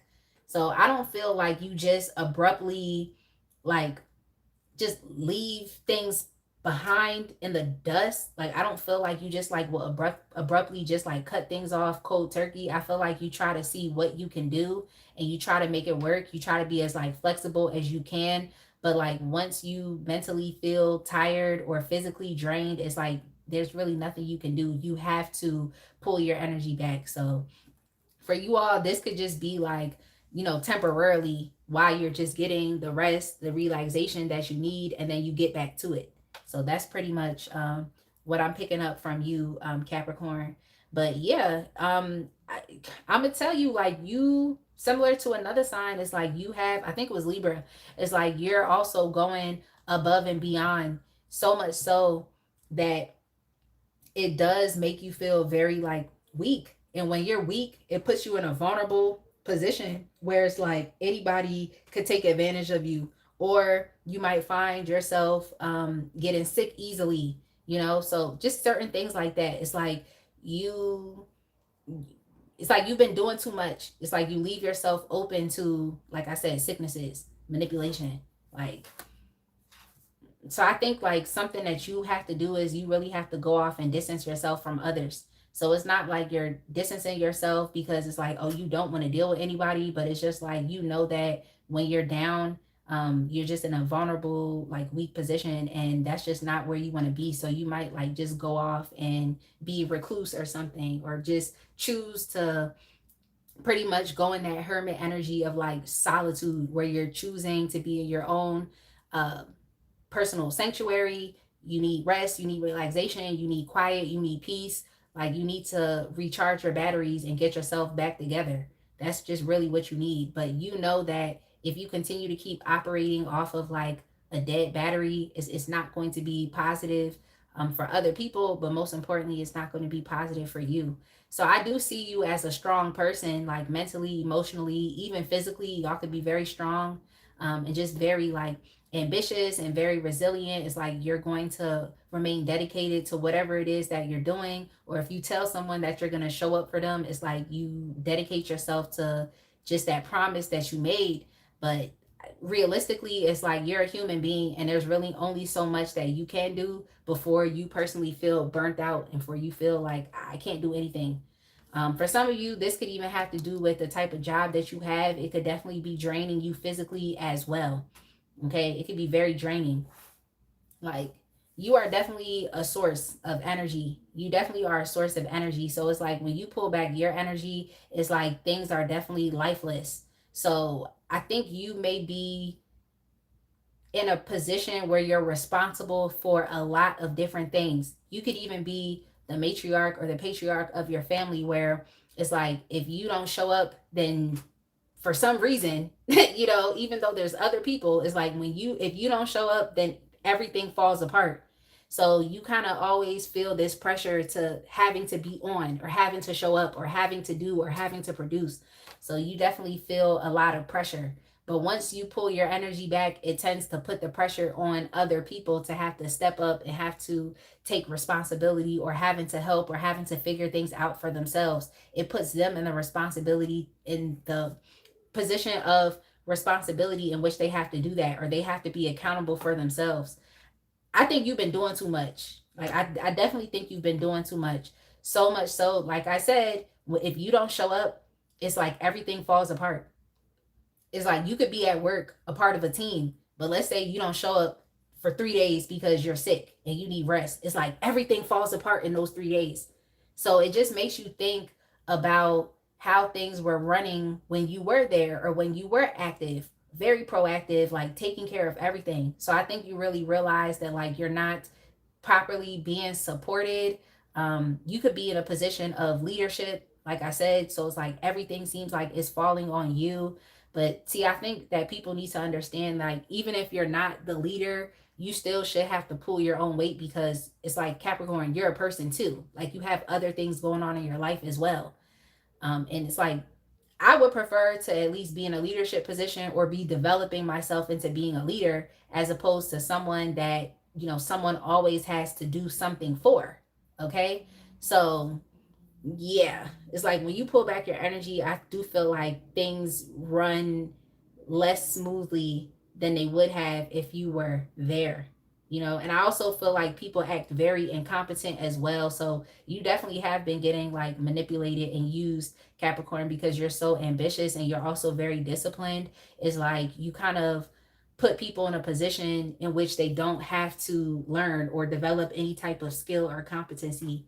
So I would just say you have to figure out a way in which you can like assign responsibility to other people, even if you have to take a second to train them, or you have to take a second to teach them. I just think that's going to be a better option for you than to keep running yourself dry, or to keep burning yourself out because you're doing like everybody's job. When I think that the good thing about a leader is a leader has to develop other people. So I think you need to take a step back from feeling like you need to do everything, and think more so about like developing people, or developing things, or creating systems, so that even if you have to take a day off, or 2 days or 3 days off, it's like the system continues to keep working. Like there shouldn't be any issues with it. Yeah, like I just heard foolproof methods or something like that. Like there shouldn't be any issues. It's like if you're not able to show up to work one day, it's like at least you know that work is still getting done. Or if this is you and you're a single parent, it's like at least you know that if you're feeling sick one day, it's like your kids or the other people in the house like know exactly what to do, or can at least like step up and take on some type of responsibility without you having to be there directly guiding them and telling them every little thing to do. So you just have to look at a way in which you can like sustainably show up without having to burn yourself out because you're picking up all the responsibilities. So yeah, when you pull your energy back, it's like things don't work. Like things don't work. Okay, stuff start failing. Like stuff starts to fail when you pull your energy back. Like yeah. Yeah, like mad random and unexpected things start to happen. I don't think you expect for things to fail. I just think you may have that sentiment in which you feel like, oh well, I'm always here, I'm always showing up, so they're not gonna miss me if I have to take a day off to have a mental health day. They're not gonna miss me, like things are still gonna work. Like you might think that, but does it ever like does it ever really truly work when you sit and think about it? No. So so you have to do something different. Okay, you have to do something different here, or you just have to employ some different strategies, or like I said, put some systems in place that are not necessarily going to require your consistent intervention 24/7.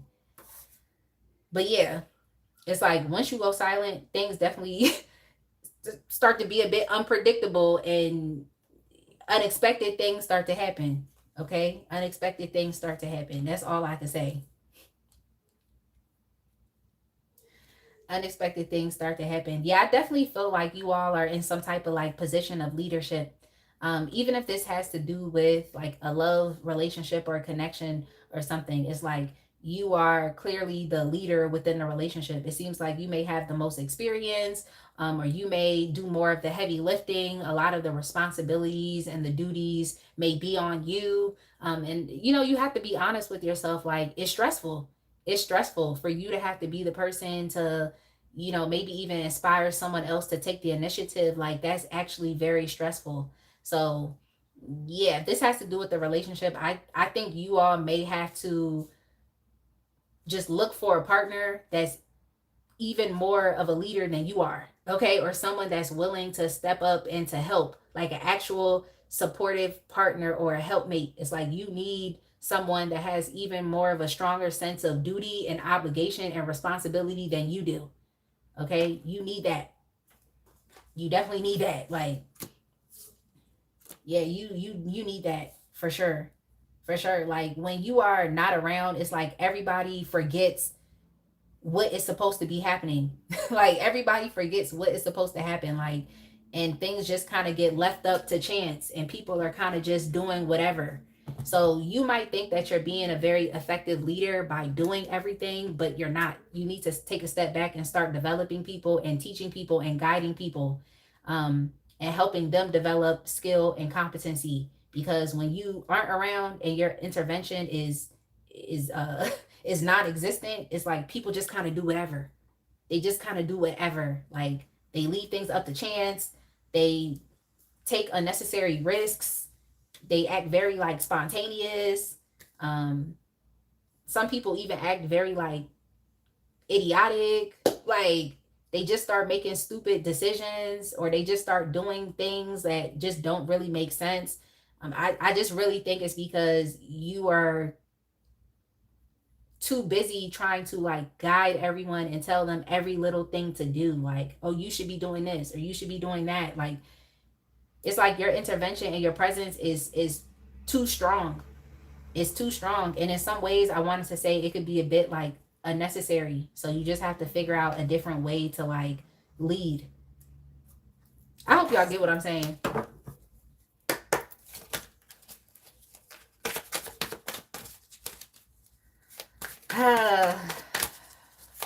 Sasha said, uh-oh.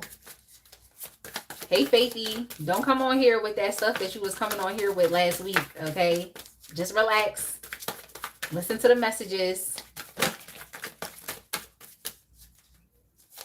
and keep it moving.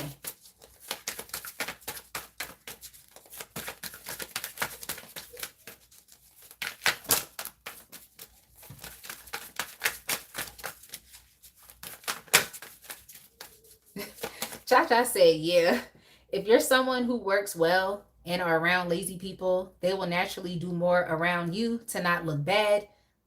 Then when you're not there, they don't have to pretend. Exactly. Exactly. Like, exactly. Exactly. Exactly. Well, this card came out. So what they secretly think or feel but won't admit.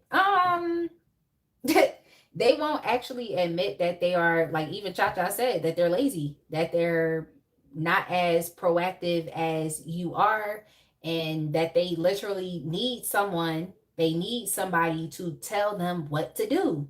They literally need somebody to do that. So I don't know if it's because, like, if you have someone on your mind, maybe they're experiencing some like emotional health issues. They could be, just not having a satisfying life experience. But I just feel like it's more so like they're not as proactive, and in many ways lazy, very lazy. Um, and they're also not as like realistic as you are. I feel like you do things that need to get done, like, but they tend to be so like, I want to say like aloof, maybe head in the clouds, um, distracted, that they literally cannot, like, they cannot do what you do. They can't do what you do, or they in some ways don't even care. That's something that they may have to secretly admit to you as well. It's like they don't actually care.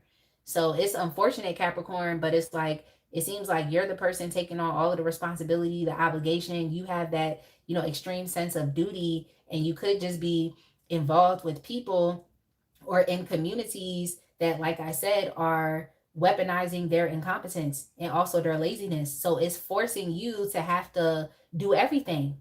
I don't think they care about making things work or maintaining things. Um, they don't really care about the success of whatever it is that you're involved in as much as you do. Like, they don't. So it's like you're running yourself dry, ragged. You're burning out your energy for people that actually don't care. They're not burning their energy out. They're just choosing to be lazy, and they're choosing to be inactive or not as proactive as you are. Yeah. And I mean, they would have to admit, like, it's fair for you to take a step back. It's fair. Like, you're literally doing the right thing for you. Okay. Because, like, deep down inside, it's like they don't have the wherewithal or the intentions to be or to do what you're doing. It's just kind of that thing where they're just kind of like, oh, well, leave it for Capricorn because they're going to do it. So we don't have to pay attention to this. Just leave it for Capricorn. They're going to do it.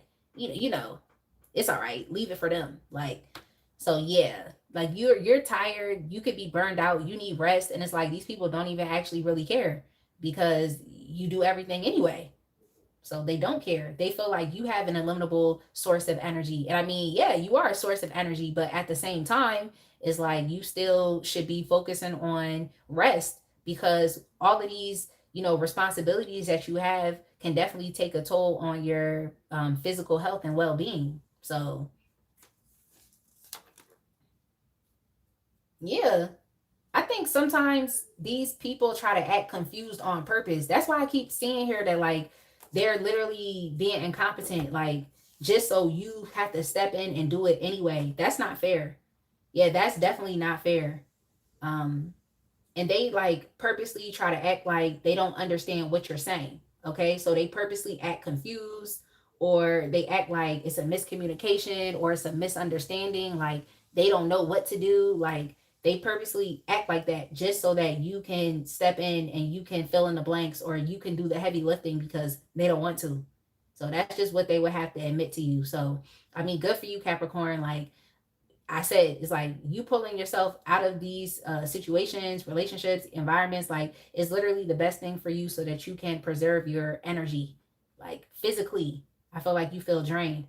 But in other cases, if this is like, you know, you're the person that is in a leadership role, or yeah, you're responsible for a community of people or even your family, it's like you have to figure out a way in which you can just develop a better system, you know. But I feel like even when you develop those systems, it's like these people are still going to try to act lazy or try to act like they don't know what you're talking about. Like, so I don't know how you're gonna handle this, Capricorn, but I think the most important thing that you need to be doing is focusing on your priorities, giving responsibilities to other people so you're not burning yourself out, and also like prioritizing rest and relaxation because you actually do need it.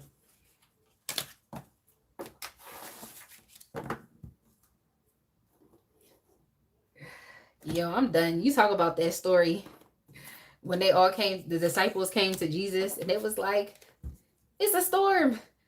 We're going to capsize. And Jesus was like, why did you wake me up? Like, I already gave you the skills. You already know what to do. Speak to the storm. Like, speak to the storm. Like, yo, that's hilarious. You brought up that story. Boss lady said, girl, my guy was big mad. Yeah, because basically Jesus is letting us know, like, he already gave you the skills, the strength, the capability to speak to the storm.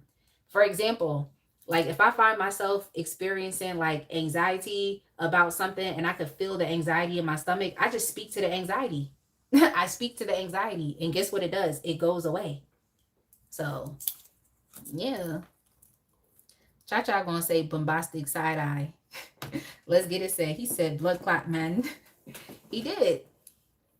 He did. Like, Boss Lady said, when it comes down to surviving, they're going to be voted off the island. They slowness will catch them up sooner or later.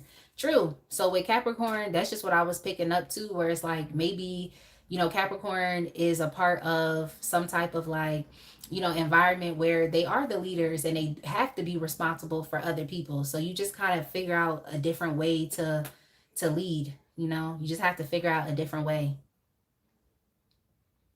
Hey Tay, it's nice to see you. Shout out to my channel member. Tay, now that you're here, we're having a costume party on Friday. Okay, we having a costume party on Friday from 7 to 9.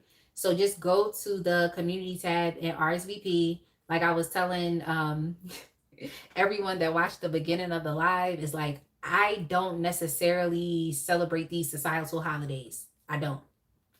Like, I really don't. Like, I don't. Like, I do like spending time with my family and with my loved ones, but maybe I'll talk about it a different time. But I don't necessarily celebrate societal holidays. It just is what it is. Cha-Cha said, oh, okay, you talk about something else. Yeah, I don't.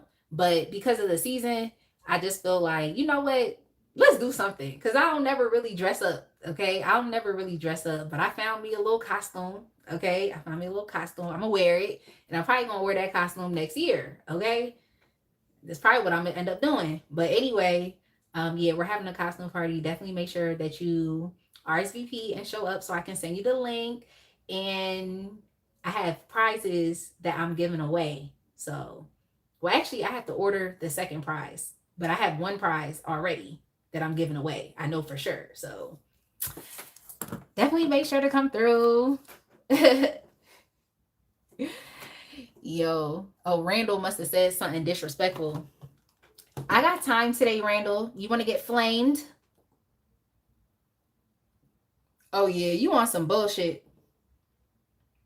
Yeah, Randall, you want some bullshit. Let's go ahead and move on.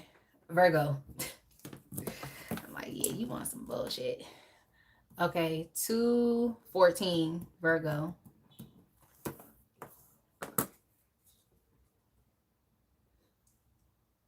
Cha-Cha said, I'm dressing up. That's what's up, girl. Thank you, IMLU. Thank you so much. All right. Yeah. Oh, thank you so much, Tay. Thank you for the flowers. Oh. Yeah. say they be on some bullshit for real in the chat. I'm just like, I don't know what it is. I don't know what it is. But yeah, okay. So Virgo, I feel like, okay, the question we're asking is what happens after you ghost and pull back your energy? All right, so let's get it. Gonna say what you put in on cha-cha. All right, let me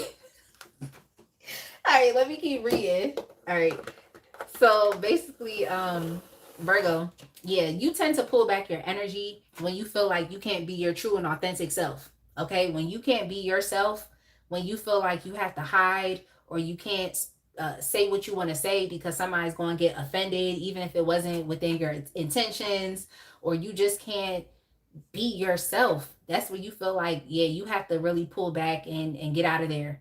I just feel like you're someone right now, and you could definitely be a more mature Virgo, or just you just a more mature person. You're just an older person, and y'all know how older people get. It's like the older people get, they realize that they don't have to participate in none of the bullshit. They don't have to participate in politics with people. They don't have to try to get people to favor them, to like them. I just feel like you're in that energy. It's like you're not going to intentionally try to hurt somebody, but you also aren't like going to not be yourself to make someone else feel comfortable or to make someone else feel better about themselves. You don't really care about gaining favor through like trying to appease people or even trying to people please. So it's very similar to Libra's reading, Virgo. It's like you're just not there. So whenever you feel like you have to be quiet, or even you have to dim your energy, or you have to dim your light to make, like I said, other people feel comfortable around you, or for some of y'all, you may feel like it may have even been some situations where it's like you just felt like you couldn't be an individual, like with your clothing choices or with your aesthetics, because maybe someone was going to disapprove, or someone was going to be rude or insult you or bully you or something. It's like at this point in time in your life, you don't really care about none of that stuff. Like you're not here to appease anybody. Like I feel like the word that came to mind was renegade. But I just feel like right now you're just truly living your life. Like you're being unapologetically you. You're just, you're being yourself. Like you don't feel like you have to change for anybody. So that's just what I'm getting right here, Virgo. So even if you're younger, like let's say you're in your 20s and this is like the sentiment that you have, then you definitely are on the right track in life. Because I feel like when I think about myself, like anything that I wanted to do that was unconventional, or just even doing tarot, is like first and foremost, I had to get past myself, and just realize, well, I could do anything I put my mind to. That's number one. But then the second hurdle was other people's like opinions or their thoughts, or how they felt about it, or just whatever they were projecting on it. So I just think at this point, it's like you're past other people, because you've gotten over yourself. Like you were your biggest enemy. Okay, so you telling yourself that you couldn't do something or you couldn't be something is like you basically tuned out that noise and you got over yourself. So nobody else, an external person, party, factor, is going to influence you in a particular way, because you already did the heavy lifting. Like you had decided to address the biggest enemy in opposition, which was yourself. So that's all I'm seeing, is like you pride yourself on being authentic. Virgo, you might have to go back and listen to Sagittarius's reading as well, because I kept hearing fake and superficial. Like I literally just kept hearing fake and superficial, fake and superficial. Like it literally just kept playing like a tape recorder in my mind. So yeah, when you tend to pull back your energy from people, I mean, in many ways, it's like they just continue to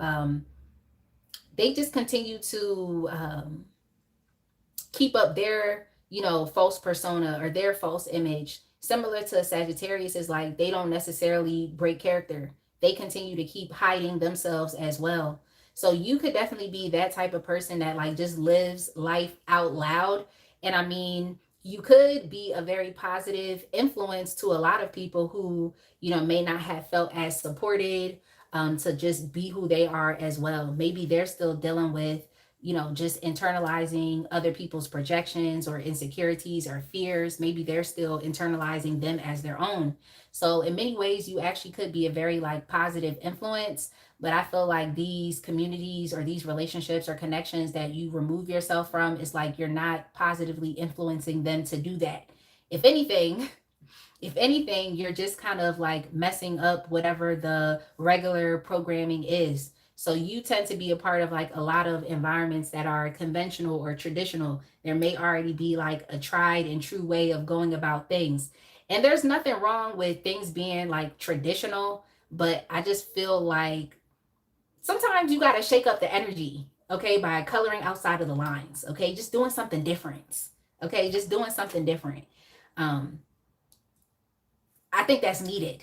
Okay. But I feel like you are a part of like a lot of environments that don't necessarily want or need that. They don't want it or need it.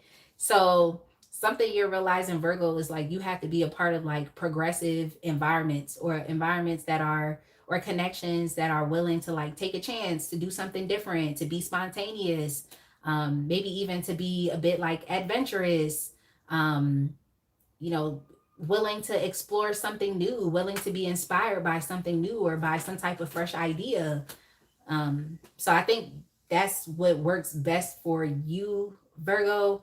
But yeah, when you pull your energy back, it's not like it really does anything negative. Like it doesn't do anything negative. I feel like things just kind of go back to like regularly scheduled programming. Like in many ways, you're seen as like the external rebellious factor, or like the the risk. Like you could be the risk.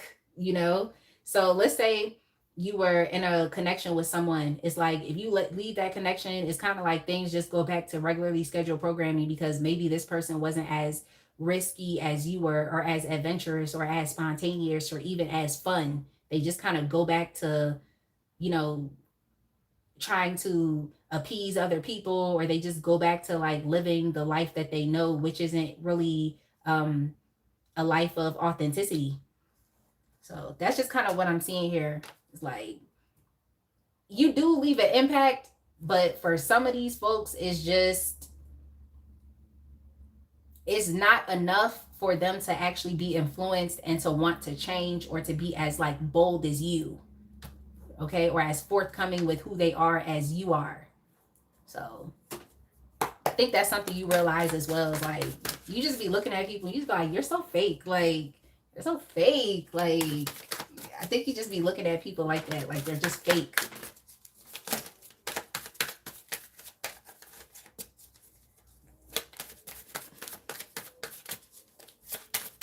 Yeah, we are not playing hide and seek at the party, okay? Roger, you need to come on camera. Cha-Cha said, come to the party and you'll see Roger. Yo. Hey, Alyssa. Roger, and you better not come on camera with a wolf mask. Because I was like, watch him wear a wolf mask. I was like, watch him wear one. Like, okay, you need to take that mask off. Take that mask off.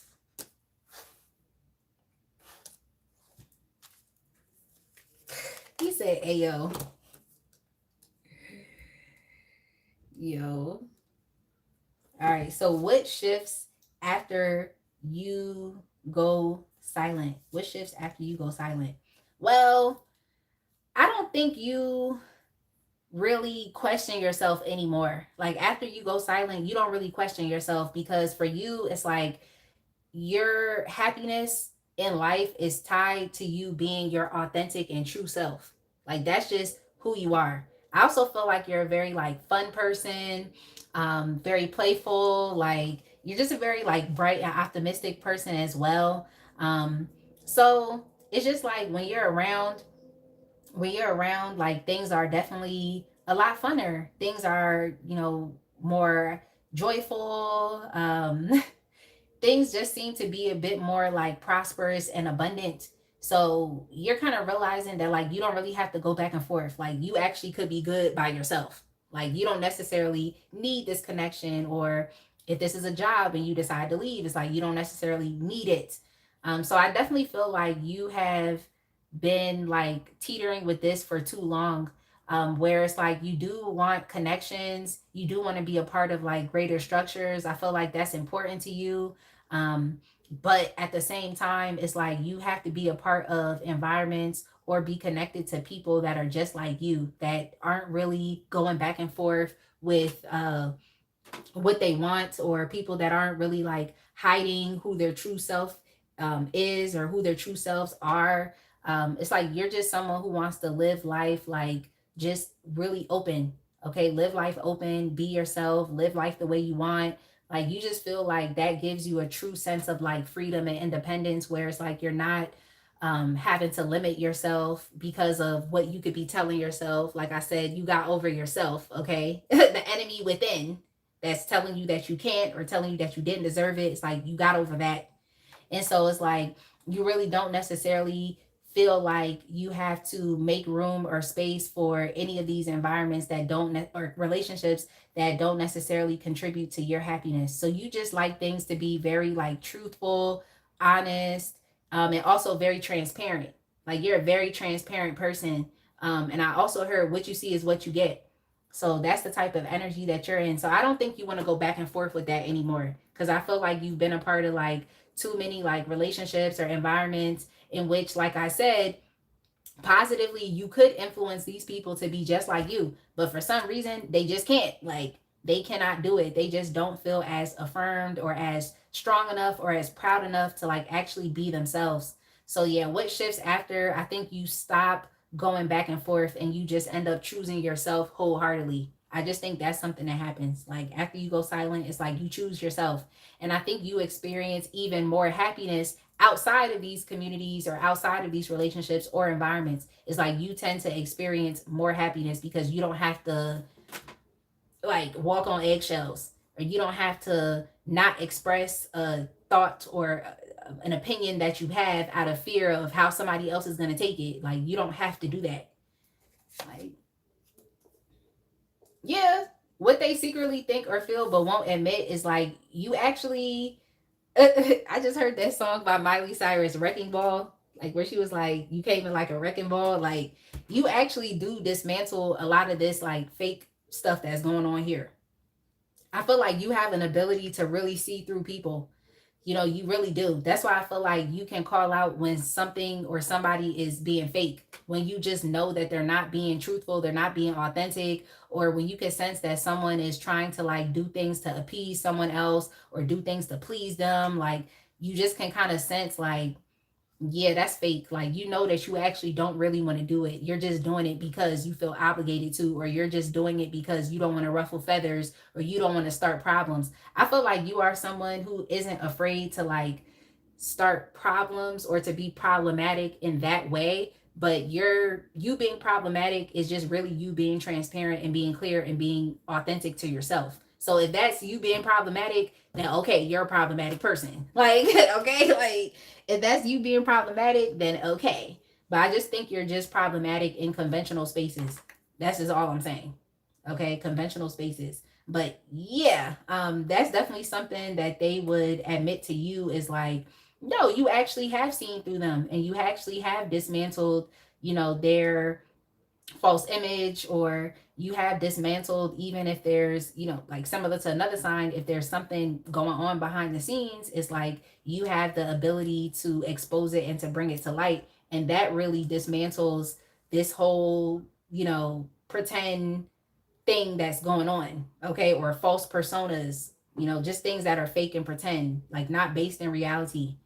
Yeah, I just also heard La La Land as well. Like, so you could also really dismantle people's delusional thinking, just from your mere presence. But yeah, that's what I was getting is like you may not do enough to like actively influence people to live life authentically, but you do bring it to light. Okay, you definitely do bring it to light. So when people like are done like dealing with you, it's like as much as they want to live life, like I just keep hearing regularly scheduled programming, like as long as, even though they may still want to like live life that way, it's like they can't forget that you have significantly like affected them so much so. I mean, if I was on the other side of this, I feel like I would just be influenced. But the fact of the matter is like everyone's not necessarily going to be influenced because they can't handle, you know, things like shattering, or they can't handle um coming to the conclusion that like who they have paraded around as isn't really who they are as a person. It's not their true identity as a person. And oftentimes people just, you know, walk around under false identities because it might meet some type of need or some type of agenda that they have, you know. So it's weird. There's a lot of different reasons for why people walk around here masquerading and pretending that they're something that they're not. um Sometimes people just don't want to ruffle feathers. Sorry. Sometimes people they just don't want to ruffle feathers, or they just don't want to be themselves and to be different because they don't want to face those consequences that, you know, they may face from doing that. And it's just like, consequences from who? Like, that's just how I look at it. It's like, consequences for who? Like, it just makes me think about Sheree Whitfield on The Real Housewives of Atlanta when she was like, who gonna check me, boo? She was like, and who gonna check me? Who? Like, yeah. I just feel like you understand, Virgo, is like you have power and control over yourself. Like, and you can show up in this world however you want to show up. You can be whoever you want to be. Like, because who's going to check you?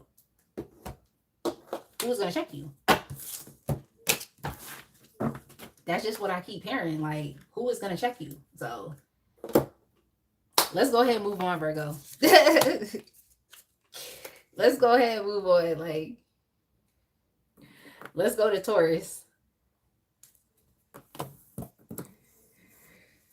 Cha-Cha said, I don't have any Scooby-Doo costume stuff. Yo, that is hilarious.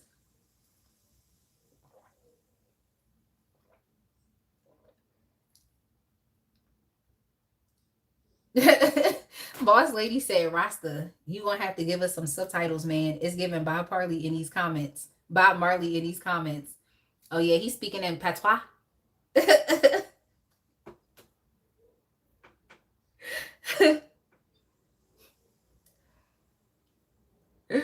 Yo, I'm cracking up. You said, Samuel, what happened to Scorpio after she ghosted Gemini? What? Samuel, what kind of question is that? What happened to Scorpio after she ghosted Gemini? If you want a personal reading, then I would definitely say to click the link and book a personal with me, and I can answer. Because you said, what happened to her when she ghosted me? Oh, so you want to know what happened after you got ghosted? That's a good question. What happened after they ghosted you? That's a good one. It's kind of like the flip side.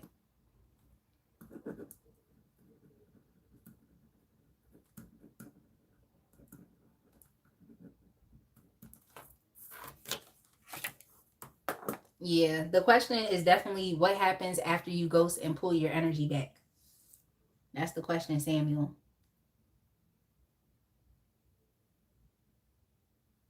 Oh yeah, Scooby-Doo. Yeah, that's the cute group costume. It really actually is. It's cute. It's cute. Like, all right, Taurus. Your timestamp, Taurus, is going to be. See, I think I have space right here. Your timestamp, Taurus, is going to be 2/33/15.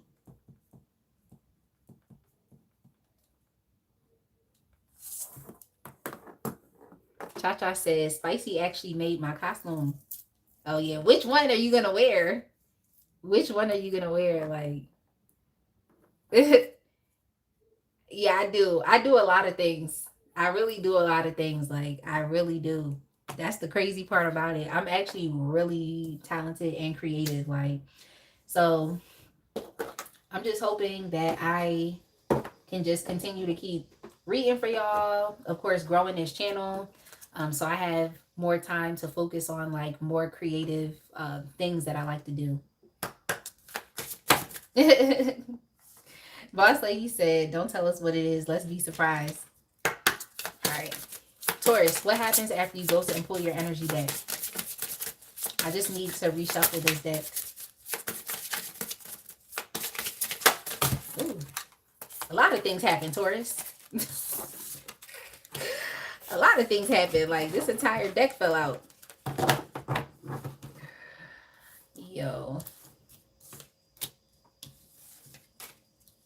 Yeah, Taurus, I feel like you typically tend to pull back your energy from people, places, communities, environments that are in many ways very like narcissistic. Okay, like very narcissistic. You That's when you tend to pull back. I feel like you're someone who understands that yes, you are the main character of your life, but you also understand that there's multiple people out here in this world, and you know that the world isn't necessarily going to just revolve around you. I think that's something that you realize. But unfortunately, a lot of the people and places, environments that you tend to connect with, they all have that type of sentiment where they tend to be a bit more like individualistic, or they really only care about winning. They care about their opinions or their thoughts being heard, and it always has to be at a detriment of you. It's kind of like the energy of win or lose, and it just seems like you tend to pull back where you're a part of things or you're a part of relationships that always want to put you in the losing position. Because I just always question that as well. It's like, why does one person have to win and why does another person have to lose? Like, what is the point of that? It's like, why can't things just be on a or just like a cooperative basis of like, okay, we are two separate people. We may have different opinions, but that doesn't mean that one person has to lose or one person has to be put at a disadvantage. Like, we're literally just two separate people. So I just feel like you tend to be in these situations with these highly narcissistic people that feel like they have something to prove or feel like they have to win. It's just highly insecure people, highly insecure. So it's like, once you feel like, someone is trying to place some type of like conditions on you or trying to dominate you or trying to exercise some type of like power over you, it's like once you realize that's going on, you just distance yourself out of it because you're understanding that you are powerful in your own right. You have control over your life, and no one can force you to do something that you don't want to do. Okay, like you are definitely a free and independent person. So whenever you find yourself in these situations where it's like people seeking to dominate and to control you, you really have to flip the script on them and let them know, like, I'm in control of my life. Okay, I'm the main character in my story. I respect myself. I don't have to be here. I don't have to be disadvantaged. I don't have to be bullied. I don't have to be in any conflictual or contentious situations. I don't have to be manipulated. I don't have to do none of that stuff. Like, yeah, yeah. So, I mean, good for you, Taurus, because it seems like you are standing up for yourself, and it doesn't matter who this is. It could be a mom, it could be a dad, it does not matter. Like, if someone is not giving you respect and if someone is making you feel like you have to be lesser than, it's like you're gonna pull your energy back for real. Like, for real, for sure. Like, that's just something that you're not going for. And on top of that, what you do is you kind of return. I forgot what sign it was where I was like, you give what you get, you give what you gave. I forgot what sign that was in which I said that. I think it has to be one of the air signs or something. But it's like you kind of return that same energy with yeah, you return that same energy with I don't want to say it's the same thing because I don't feel like you're as narcissistic as these people are, but you at least let them know that, like, I'm in control of my life. You're not dominating me. You don't have a dummy. You need to go find somebody else to manipulate because I see what's going on. And I don't think it's necessary that I have to always be in a disadvantaged position or I have to be the person that loses. I would like to be in a reciprocal relationship or be in a relationship in which I am mutually respected. But because I see that you're not respecting me, now I have to give you my ass to kiss. And now you have to see that I'm in control of my life. So you kind of keep that same energy with them as well. But I feel like yours is more rooted in you having a sense of stability, security, you knowing who you are. Whereas I feel like this energy that people tend to like give to you or throw at you is just because they're insecure, they're powerless, they're weak, and they're actually ineffective. So it's all coming from their low self-esteem and from their own sense of insecurity. Like versus you know who you are as a person is based on fact. So you don't necessarily have to walk around like everybody else has to bend to your will or you got to control and manipulate people. You don't have to do that. You do not have to do that. So I just feel like people try to drag you into these weird ass relationships with these weird ass power dynamics where you always have to be the person that has to lose. And I personally don't like that.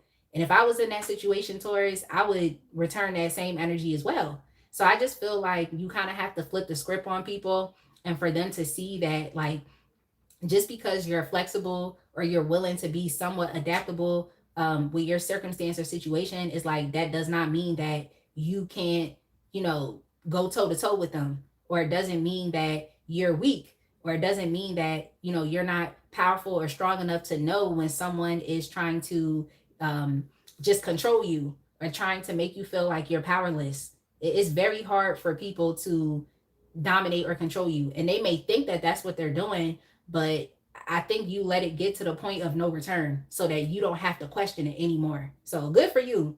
Because I feel like, even in the case of like myself, sometimes I know that I can be too impulsive. Okay. Like, I know that I could be too impulsive. Like, sometimes the Leo in me will just be like, fuck all that Libra stuff. Like, I'm going to do what I want.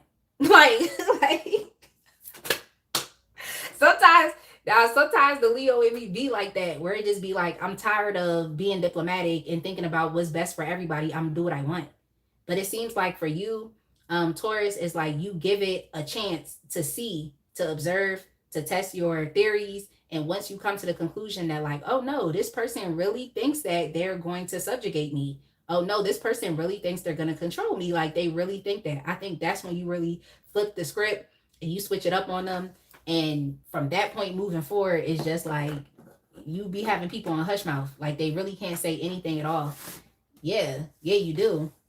I think that you are definitely someone, like, you would be like an opponent that nobody would see coming. Okay. Or you would be that person that is like the underdog, or you would be that person that is underestimated because you're not going to be as aggressive or as assertive at first glance until you're pushed to that point. And then that's when let people know that you're not joking and you're not playing games. So yeah, good for you. At least you give it a second and you give it a chance to see what's going on. So once you take a corrective action, or what I also heard was corrective measures, it's like once you take an action, it's like it's exactly what needed to be done, and you don't ever have to question it. You don't have to double back. You don't have to think like, oh, did I do something wrong, or did I overestimate this? It's like, no, like, you did it. So good for you. Good for you. Hey, Eddie Berto. Yo, Eddie said, I don't understand anything, but this lady is nice. Thank you. Thank you.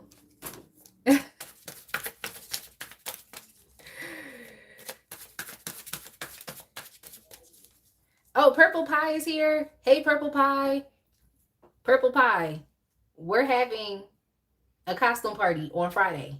Okay, you need to go RSVP. Go RSVP. It's on the community tab.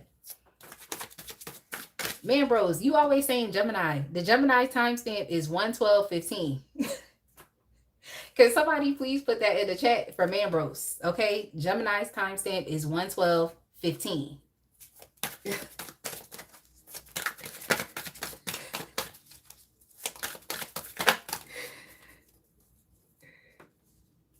Yeah, Italian and Spanish, and I think French are also the romantic languages, right? Those are like those languages that sound good to listen to. Like, I'm cracking up. Those are the languages that could turn somebody on. Yeah, that's good. That's good, Purple Pie. I'm gonna be excited to finally meet you in person. Okay, like I like doing these lives, but for real, I like engagement. Like I like actually being able to like talk to people face to face and have fun. Like like that's what I like. So I'm excited to be able to do that. But yeah. Oh yeah, don't feel pressured to have to purchase a costume. Just make it work with whatever you have. But if you already got something, then cool. Okay. Get the most out of these costumes. All right. These costumes be expensive. Get the most out of them. Um, let's see. What shifts after you go silent? Oh, okay. Okay, I see what shifts after you go silent. Okay. Similar to another sign, I feel like um similar to another side, it seems like people always want to double back to you and want to start like apologizing. Okay. It seems like they just want to come back and start apologizing for what they said. It seems like people want to be a lot more nicer now. They kind of maybe even some of them will like try to gaslight you and make it seem like what you were experiencing wasn't what it was, but it was. It was. That's all I'm gonna say. It definitely was. If this has to do with your family, like let's just say your family tried to subjugate you, dominate you, or control you, it's like once you turn your back, it's like that's when they want to start apologizing and acting like they want you to come back home and come around. Like they miss your presence, they miss you being around. It's like, no, y'all wanted a dummy to be around. You wanted a scapegoat. You wanted someone that you could consistently try to make feel bad or try to blame you for everything. That's what they wanted. Okay, so if you distance yourself, good for you, because I definitely do feel like they wanted to choose somebody to bully and to gang up on, or choose someone to make them feel bad about themselves, but it's just not you. But yeah, if this is like a romantic relationship, it's pretty much similar to this as well, to that same sentiment. Is like they try to start apologizing to you, want to start acting all friendly, want to start acting like, oh, it wasn't what it was. But best believe it's like they just want to start like schmoozing you, because it's like they already know that you can defeat them. Okay, you can defeat them. Like you definitely are a winner. And I just think that people, for some reason, when they look at you, it's like they always want to like control you or put you in some type of losing position, or like I said, it's like they want to be in some type of like unequal power dynamic as it relates to you, and it's just like you're not going for it. So basically, once you like assert your boundaries and once you start like returning the energy that they're giving to you, but let's say you might turn it up a little more, it's like that's when they want to start trying to like, oh, say I'm sorry, like I didn't mean to do that, I like, it's like no, they did definitely mean it. Like what you saw was what you saw. What you saw was what you saw. It's just the simple fact that they know that you could actually defeat them. They know you could. Yeah, you distance yourself and you go silent. That's why I feel like you're somebody that I personally I wouldn't want to be up against you with anything, because I just feel like you're just that type of enemy. Like if someone wanted to regard you as an enemy, it's like you're the type of enemy that would be very like covert. Okay, you would be very covert. And it's like the things you would do would be very like insidious. That's all I'm saying. So I mean, hey, like if you gotta act this way because there's too many people that have, like I said, acted very like narcissistically towards you, then it's like you're doing what is necessary to protect yourself.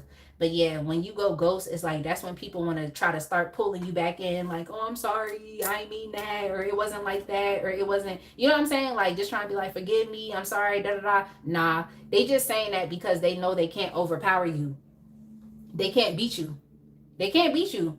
They can't defeat you. They cannot. And when you pull back, it's like they don't know what you're doing. They don't know how you're moving. They don't know what your next course of action is. They literally do not know. They don't know. So, yeah, this is kind of like the energy of like keep your friends closer, keep your enemies closer. So, a lot of the people that you may like find yourself around in relationships with, or even if this is like a space within a community or environment, is like you should realize that a lot of those people actually don't see you as they don't see you as what is it that I'm trying to say? They just don't see you as a teammate. They see you as someone that they're competing against, and also someone that they have to control or dominate or have power over. So yeah, it's like once you pull back and ghost, it's like they literally do not know what you're doing. Okay, because you're not there. They don't know what you're doing. They don't know what you're planning. I feel like you just take a step back and you focus on yourself. I don't feel like you're planning or plotting revenge. That's not what I'm getting here. But I think if it was the other way around, they would be trying to plan or plot revenge. And that's that narcissistic stuff. I just feel like for you, it's just like you're just going to move on. You're going to go, deal with other people that respect you, that you respect, that you love, and that support you. Like you're going to go find a different community to be a part of. You're going to go be with people that compromise with you, people that respect you, like I said, people that care about your opinions and your thoughts, and people that aren't looking to like scapegoat you or to blame you for every little single thing that is not even in your power and in your control. So yeah, I do think that in many of these environments and communities you've been a part of, and relationships you've been engaging with, it's like, yeah, those people don't deserve you, because it seems like they're enemies, because like they always trying to control you, subjugate you. Like you don't need to be controlled. You just need to be respected for being your own person. That's what you need. You need respect for being you. All right, so what they secretly think or feel but won't admit.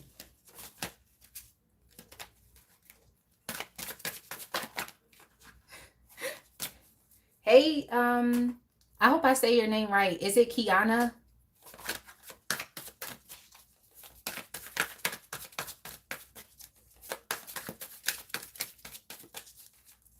Hey, Elizabeth. Elizabeth says, I don't got much to say around people. I'm very quiet, but I got a book to write in my hand that goes to writing everything I ever wanted to say is written on paper. Don't think the quiet ones are.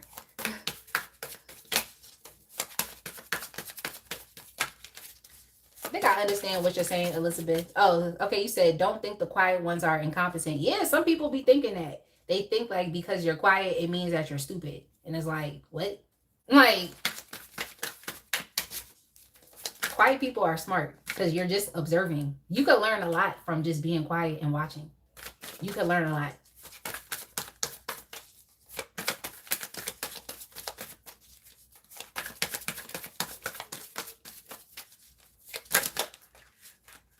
Oh yeah, I have on short duck nails. I have on short duck nails. My cuticles a little they a little right now, but y'all could probably see that a little bit. It's a Hello Kitty. I put a butterfly on this one, and I put a star. Y'all see that? Dang, bright ass light. I put a star on this one. Y'all probably can't see it, but it's simple and short. Hey, Balance. Good day, mates. Yeah, we're on Taurus. We're about to finish up Taurus, Balance, and then I'm going to take a quick break to go use the restroom, and then we're going to come back and finish up because we did fire, air, earth. Oh, we need water. Okay. All right, Taurus, what they secretly think or feel but won't admit. Okay, good night, Eddie Berto. Aaron said, I'm quiet too.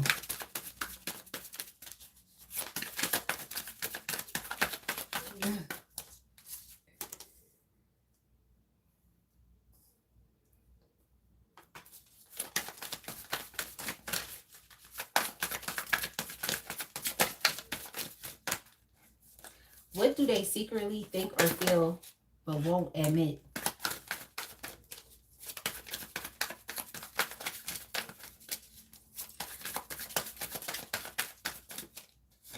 Yeah, that's crazy. Like, that's crazy. But it's like, yo, that's crazy. Like, what do they secretly think or feel but won't admit? Do people really ever admit that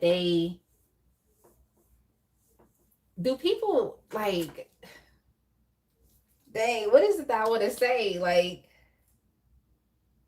all right, so these people, these communities, or these environments, is like they have to admit that they like do these things on purpose.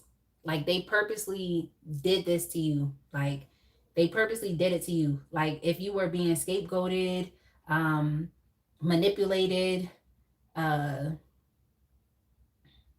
like if your name was also being like slandered, if they tried to control or dominate you, it's like they actually did this shit on purpose. They did it on purpose. And I feel like most people don't necessarily survive or find a way out of situations like this.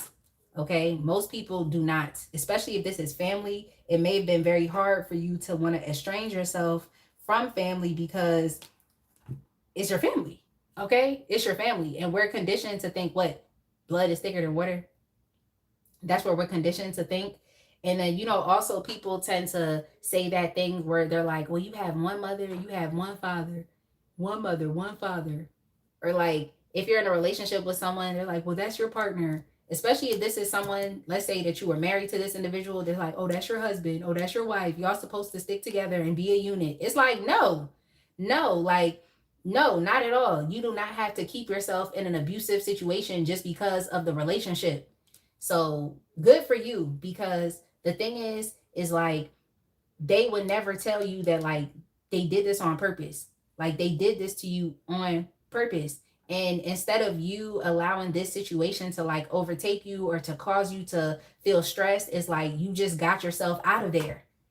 Okay. So in many ways, I feel like you have handled this beautifully, or you've handled these issues or this abuse like in more of a I just want to say in a better way than most people would have, or that people that have encountered this person or have been a part of this community or have been a part of this environment have been able to do.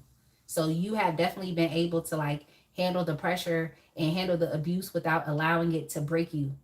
Okay. Like, and it definitely was very stressful for you. So that's something they could see, that they actually, gave you a hard time. But I feel like this is what they naturally do to anybody. But for you, it's like you were able to like suss out what was going on, and you were able to like just take what I heard was corrective actions to ensure that you were just going to get out of there.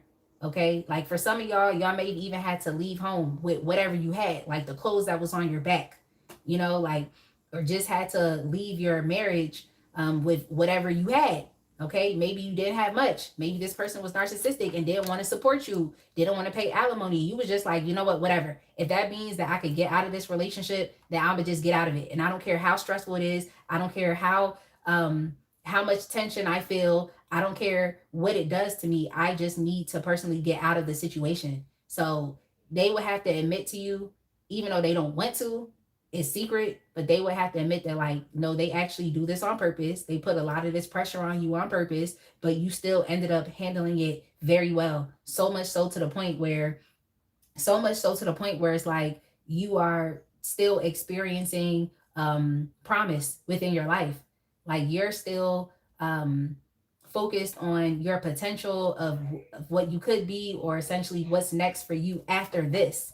Okay, so yeah, I'm just like, I had to take a second because I'm just like, do people actually admit that they purposely gave you a hard time? Or do people admit that they actually purposely were being evil or being wicked, or, just causing problems? Do people actually admit that?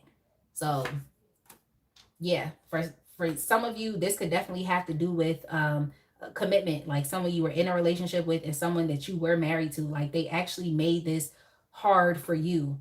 They put a lot of responsibility on you. Like they just caused a lot of problems for you. But like I said, you've been able to get out of this as successfully as you could have.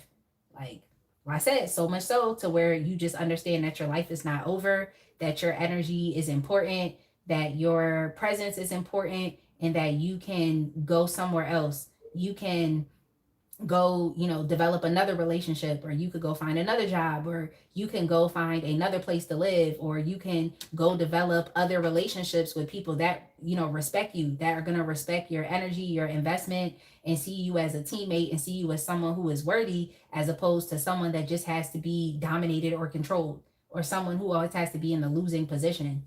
So yeah, I ain't know how to say that, Taurus, but they have to admit that they're difficult and they're challenging as hell. Like they really actually are. And it's actually not easy to get along with them or to be a part of this community. It's actually not easy. It's actually challenging. And it's done on purpose. It's done on purpose. Like,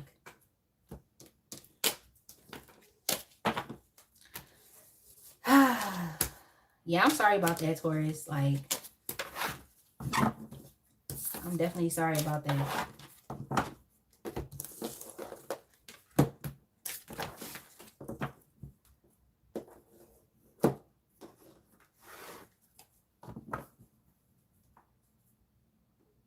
Yeah, people do a lot of gaslighting, boss lady.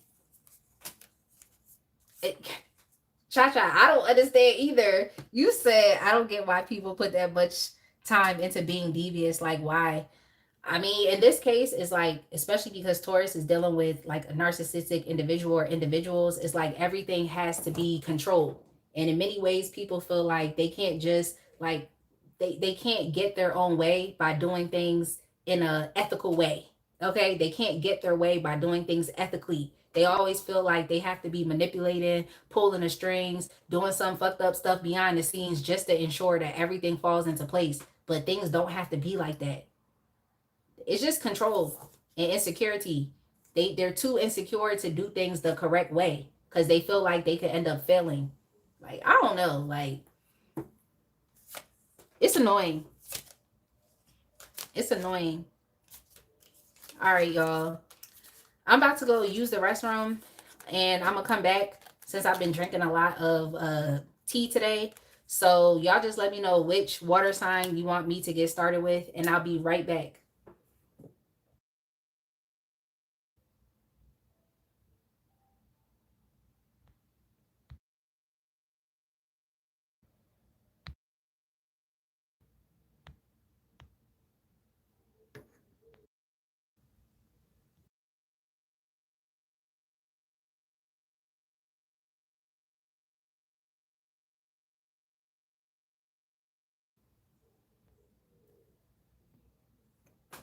All right, y'all. I don't know what's going on. I keep trying to I keep trying to not show the video, but I don't know what's going on. Like,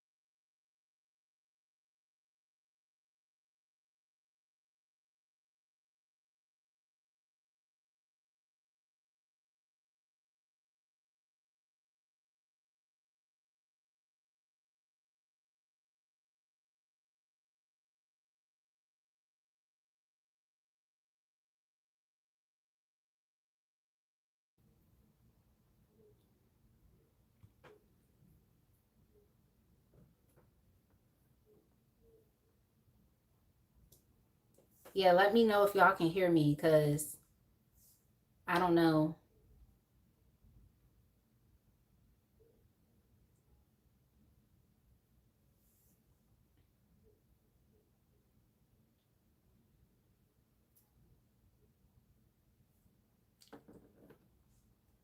Let me know if y'all can hear me.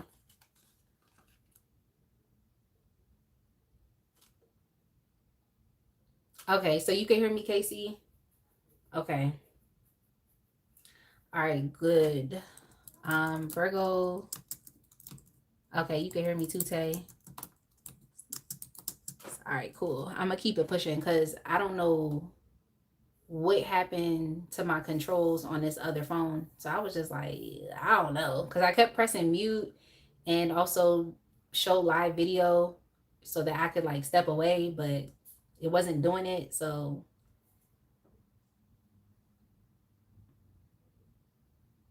all right.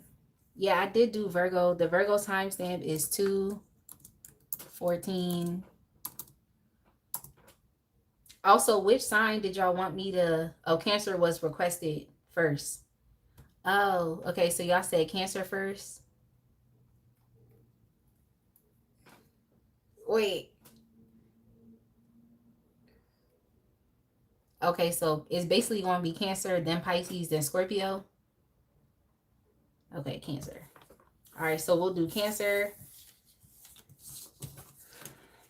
We'll do Cancer, then Pisces, then Scorpio. Scooter, you want to get flamed today? Like, you want to get flamed today? Like, you want to get flamed today. I see that's what's going on. But I already took too much time. Okay, so let's just go ahead and move on to Cancer. Like,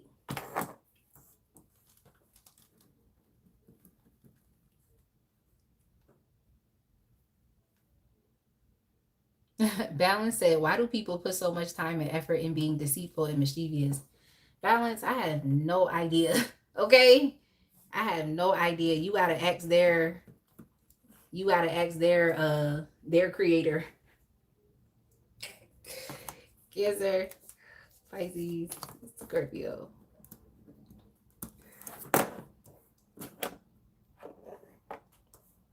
Yeah, now Balance saying Pisces was suggested first. Like, yo. Now Balance saying Pisces was first. Okay, so who was first? Pisces or Cancer? Like,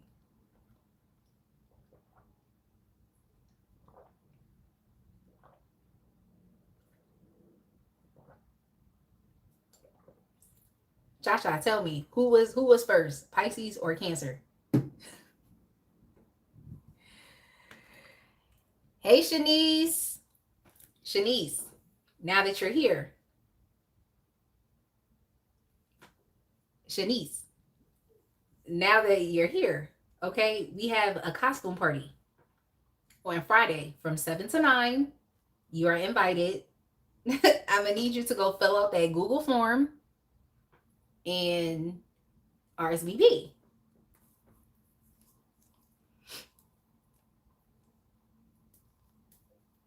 Oh, you're welcome. You're definitely welcome. Okay, so we're not going to say who was first.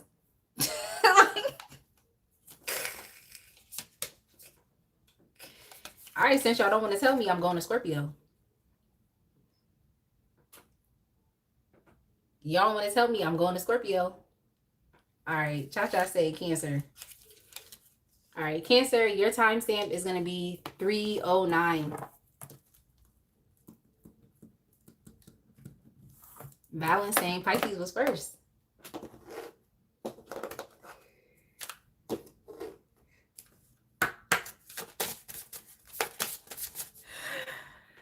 Hey, Mimi Isabella. All right, Cancer. Oh, what happens after you ghost and pull back your energy? Okay. All eyes on you, Cancer. Yeah, I think like after you pull back your energy, people get obsessed. People definitely get obsessed. and trying to look you up and definitely trying to stalk you.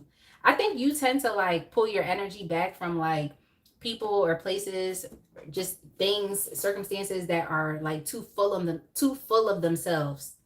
Like that's just what I'm getting here. Is like people that are too full of themselves. Like people that always want to be noticed or they want attention. Like so I just feel like right now, Cancer, you're not really in like any type of attention seeking type of energy.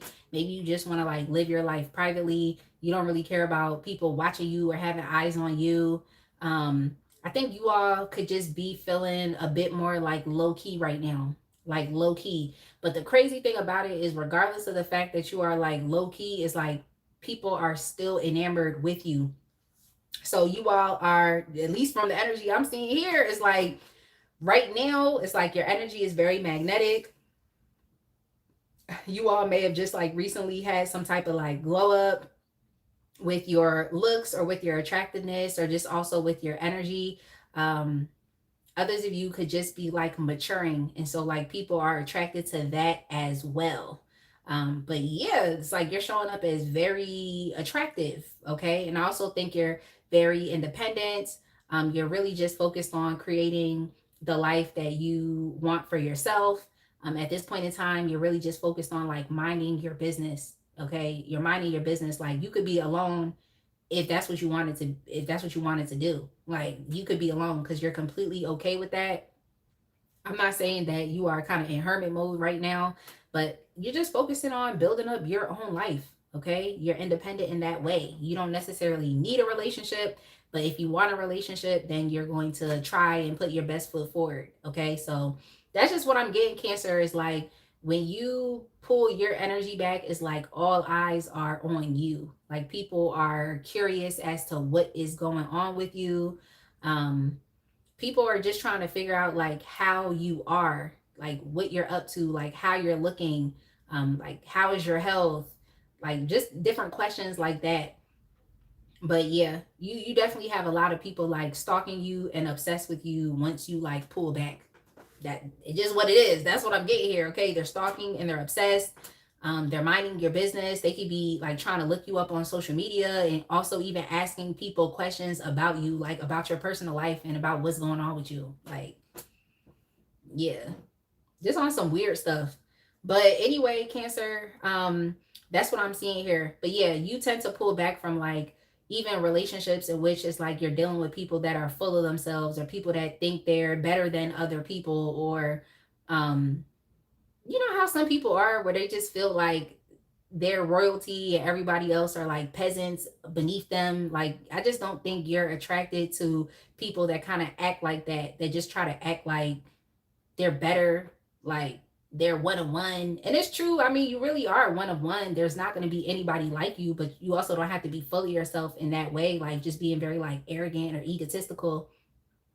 Yeah, you don't really care too much to be around like attention seeking people that need other people for validation. Because I feel like you're the exact opposite. You don't necessarily need someone at this point in time to validate or to affirm you. Like if people want to support you and clap for you, like, okay, you're going to welcome that energy in, but you don't necessarily need someone complimenting you all day, telling you they love you all day, telling you how great of a person you are all day. Like you don't need that affirmation from others.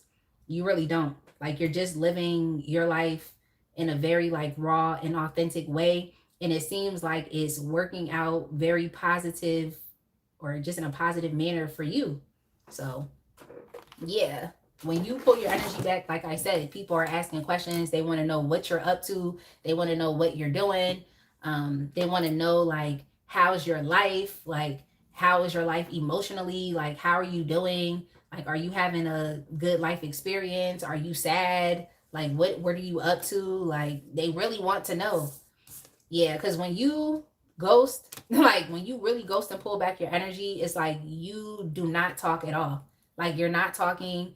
Many of you just like to just naturally just retreat back to places that make you feel at peace within yourself. So maybe it's your home, or maybe you have like a place that you like to go to in the community, or maybe you like to go to the park, or just somewhere where you can kind of like sit in solitude and just spend time with yourself and your thoughts away from other people and what they have to say. Like Yeah, it's not even like necessarily someone has to like piss you off. You just really like to prioritize your own alone time. That's just really what you like to do. But yeah, I think that's why it's a little weird for you when people are trying to like pry and be like invasive with your life, because you're just kind of like, I'm over here doing me, like in my own space, in my own bubble, and that's okay. Like that's okay. Like you don't have to pry. It doesn't mean that I'm depressed. It doesn't mean that it's something going wrong with me. That's not necessarily what that means. It's just I need my space to myself. Like, so yeah, that's what I see here. Cancer. Yeah, when you pull back your energy, it's like people are just looking like, what happened? What happened? Like, like, and I think they even perceive it as like a negative thing as well. Like you're abandoning them and you're walking away, you letting them go. And I mean, for some, yeah, you could definitely be leaving them behind in the dust in the past. But for others, it's just like a natural temporary thing where you just feel like you need your alone time. So you ghosting and pulling back from some people isn't necessarily because like you're mad at them. You just need time for yourself. Whereas I can see that with others, is like, yeah, you do have to let them go because yeah, you don't really care too much for like attention being put on you. You don't really care for that. So I think some of the people that you dated are like that. Like they might like to just like post everything to social media, or they just want other people to know like how great your relationship is with them or how things are coming along. Like they may just live too much for the validation of others. I think in some of the relationships you've been in, like that's something you realize where it's like that person probably did not necessarily really like you for you. They just liked you because they had that appearance of being in a relationship or being in a happy marriage or having a happy home. It's just the appearance. And I don't think you're that person who likes to keep up with appearances. You would just actually like to be living that way, not like just trying to keep up with appearances. Or this came up with another sign, like trying to keep up with the Joneses. I think that was one of the fire signs in which I remember saying that, fire or air. Like I don't know which one.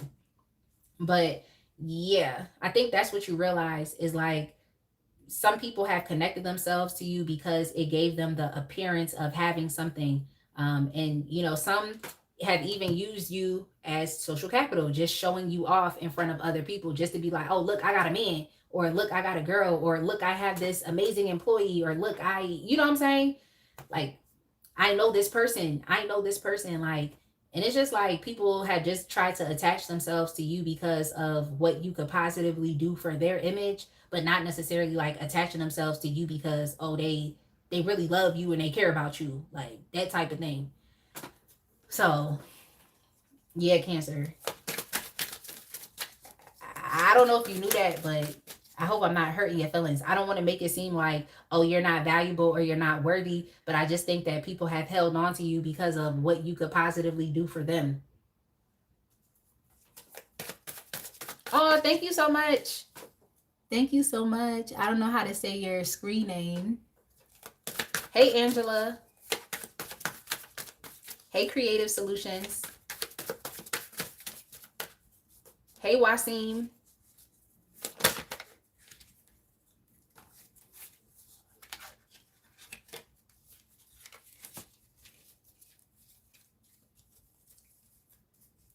Well, I saw this card, so I'm going to have to take it out. All right, the next question is, what shifts after you go silent?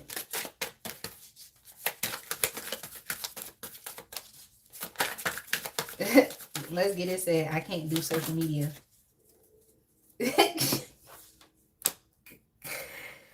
You said, okay, so what shifts after you go silent? Well, it's a positive shift for you. Okay, it's a positive shift for you. Like you just end up, like for example, if this is you leaving a job or something, it's like you just end up getting another job, or you end up getting another, blessed with another opportunity. If this is you leaving a relationship, it's like you end up getting blessed with another relationship. Like you end up getting blessed with another relationship, like one that actually is more emotionally fulfilling. So I feel like your emotional well-being is definitely important to you. Like you care a lot about being comfortable with your life, comfortable with what you have created for yourself. Like you actually want to be happy. It seems like you're one of those people, Cancer, that actually wants to look at yourself in the mirror and be happy with the person that you see. Okay, which is not a bad thing. That's amazing. Like, it seems like that's a priority to you. And also not really getting stuck and just being able to, gracefully and easily transition into the next thing without there being any issues, without there being any problems. I feel like this came up in y'all's reading, the last reading I did. I don't remember. But I just remember saying seamlessly and easily. I feel like that was for y'all, Cancer. But if not, I don't know, just forget it. Like, just forget it. But yeah, I mean, what shifts after you go silent is you just have new opportunities. You literally have new opportunities that are available to you. Like, whether it's financial opportunities or, like I said, romantic opportunities, like, you know, meeting new people, or even just like new opportunities to do what you want, to do what you're passionate about, especially if you're a creative person, then you can go exercise your creativity in another environment. Okay, you can go be passionate about something else somewhere else. It's kind of what I'm seeing. But yeah, you don't really lose anything. That's why I feel like the environments that you've been a part of, or connections or spaces, it's like they benefit more off of your presence and you being there than you do. In many ways, it's kind of like your star. So you can shine bright anywhere, in any environment, in any atmosphere. Like, you really actually can. So I just think for you, it's more so like positive shifts after you pull yourself out of these external situations, or out of these relationships. Yeah. Yeah, it's like after you go silent, in many ways, it's like the people that didn't really like truly appreciate you for who you are, or for who you were, or for how you showed up, they actually start to develop a greater sense of appreciation for you. So it's definitely one of those things where it's like you don't know what you had until it was gone. I think that people tend to use you, like they're either using you for the stability that you can provide, using you because it's like you can get along well with other people. They may have used you because of your finances, but I feel like for most of y'all, you were being used because of your looks. Okay, your looks. So whoever you were dealing with, or wherever you were, it's like they like to keep up with appearances. So it's like you were able to fulfill that agenda, or that intention that they had, was to keep up with appearances.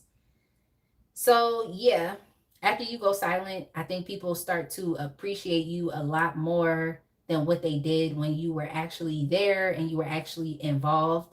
But yeah, after you go silent, for like personally within yourself, it does do like very positive things for you, like I said, where you have other opportunities that open up for you, like other opportunities that actually deserve your presence and your emotional energy, and even your ability to be financially stable as well. So it just seems like there's other opportunities for you to lean into that are actually truly going to appreciate you for who you are as a person, and not just what you can do, or not just appreciating you as a function. But I just kept hearing like the puzzle piece that completes the puzzle. I think you complete the puzzle for other people, but I don't think these other people, or external situations or circumstances or communities or spaces, they don't necessarily complete the puzzle for you.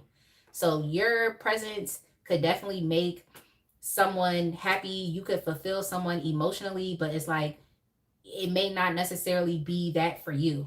It's kind of like the energy of like you knowing that you could be it for someone, but are they it for you? It's like you could be the one for someone, but are they the one for you? It's kind of like that. I hope y'all get what I'm saying, Cancer. Aw, thank you, Bara EXP.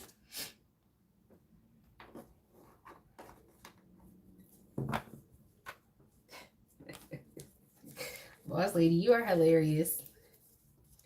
Okay, so what do they secretly think or feel but won't admit? I just heard, I heard Mike Jones, back then they didn't want me. Now I'm hot. They all on me. Like, I'm cracking up. Like, let me answer the question. But that's what I heard. Back then they didn't want me. Now I'm hot. They all on me.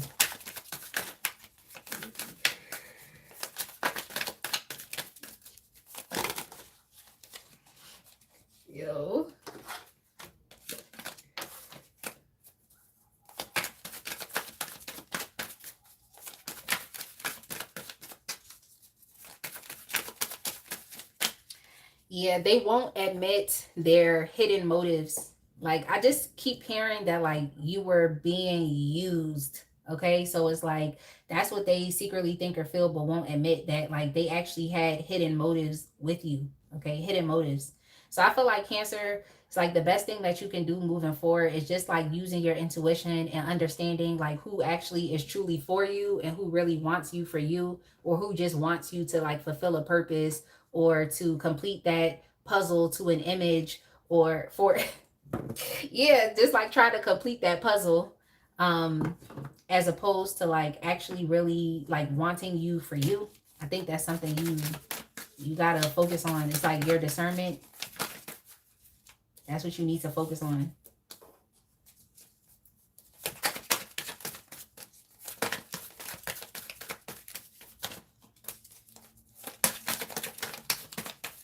Hey James,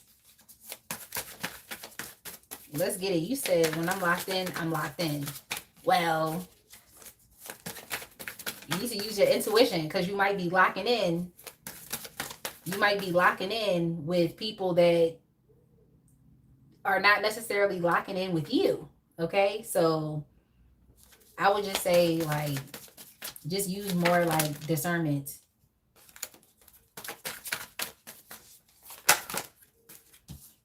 But yeah, they definitely have hidden motives. It's hidden motives. Like, yeah, I think that you have been like deceived, and I also feel like you have been manipulated to put in work and to put in effort. So that's something that they would definitely tell you, is like they really had you under the impression. And I don't like when people do this. Like when people just want to have you under the impression, as opposed to just allowing things to be what it is, or to just be honest and to be forthcoming. And in many ways, this is like a way that people like emotionally manipulate you so that you can stay, so that you can continue to keep like giving and contributing and committing yourself. So I just feel like what you've done and what you do as far as like pulling back your energy from people like this, or from environments like this that just kind of want to keep up with appearances, like that's like you're doing a good thing, because it's like you might as well just go move on and be connecting to other people, places, or things that actually really do like respect you and can actually cherish you and appreciate you while you're there, like while you're there, and not after you're gone. So yeah, this is what they would have to secretly, well, this is what they secretly think or feel but won't admit, is like they did have a hidden agenda and motive with you, and they actually were emotionally manipulating you to continue to keep giving and to continue to keep contributing. Because I feel like let's get it just said, when I'm locked in, I'm locked in. That's definitely showing up here as well. That's showing up here as well. It's like your immediate, like, what do I want to say? It's like your habitual pattern is to show people respect in relationships, like to see someone as an equal, not to see someone as lesser than you. So, unfortunately, you've been in situations like that, where it's like people have just been using you for a specific thing that you can do, or a way that you can make them feel, or ways in which you can make them look in front of other people. That's crazy, Cancer. So yeah, like I said, you just have to exercise more discernment. um and when you realize that people are starting to become very selfish, or they're full of themselves, or they start to act very like arrogant and prideful, like proud with you, it's like that's when you realize, like, yeah, you gotta leave. You have to leave. Like, but yeah, they just not gonna admit to you that they had hidden motives for your relationship. So you may have thought like, oh, you were being respected. Even if this was the workplace, you may have felt like, oh, my employers respect me or something like that. But it's not necessarily the case. They just know that you may be a hard worker. You may be very diligent. So you do something very positive for the company's image. Okay. You just do something very positive image wise. So yeah, all I can say is you use more discernment. But yeah, people definitely do have hidden motives when they're dealing with you. They're not forthcoming, and they tend to, like I said, manipulate you emotionally so that you can stay and so that you can continue to keep giving. And don't be afraid to walk away, because you always will have a new opportunity that is available to you. So don't ever be afraid to walk away when something is no longer satisfying, or if you're not getting your needs met. Like, just let it go. It's a difficult choice and decision for you, because you're actually trying to be very authentic in the ways in which you show up, and you're trying to be genuine. But no, they don't deserve it anyway. So just turn your back and keep it pushing.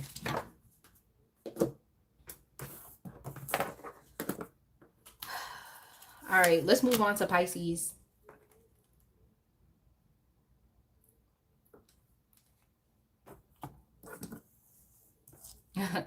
Boss lady said that trophy wife stuff is only worth it if you have a good man that values you on multiple levels. Any person can be pretty, but is there more? Question mark, question mark. True. Balance said Cancer energy is emotional depth wrapped in a protective shell. It's nurturing, intuitive, and loyal, but moody when hurt. Feels everything deeply, like the tide shifting under moonlight. True. It's very true. And you said that in a very poetic manner, Balance. You said they're artists, healers, and mystics who translate emotion into beauty. Their strength is compassion. Their weakness, escaping reality when it hurts too much. True. True. So that's definitely some good advice for the Cancers out there. Okay. It's true. Like, yeah. You just have to exercise discernment. That's all I can say. And like, listen to your own intuition. Because the only reason why people can kind of get over on you is if you keep trying to gaslight yourself, or if you're telling yourself that like what you're feeling or what you're thinking isn't necessarily the case. And oftentimes it is. So, you know, like Let's Get It said, we got to be more careful out here. All right, Pisces, your timestamp is going to be 3:32. Okay, 3:32. Yeah, Pisces Venus. Yeah, Cha said Pisces Venus. Wow. Like,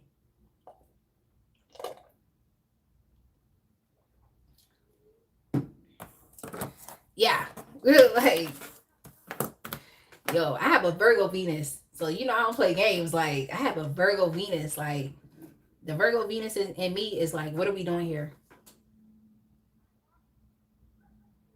like, like, what are we doing here? Okay. I know I was talking to somebody that had a Scorpio Venus, and I was just like, yeah, you're not about to allow me to get carried away. I'm not doing it. So, what are we doing here?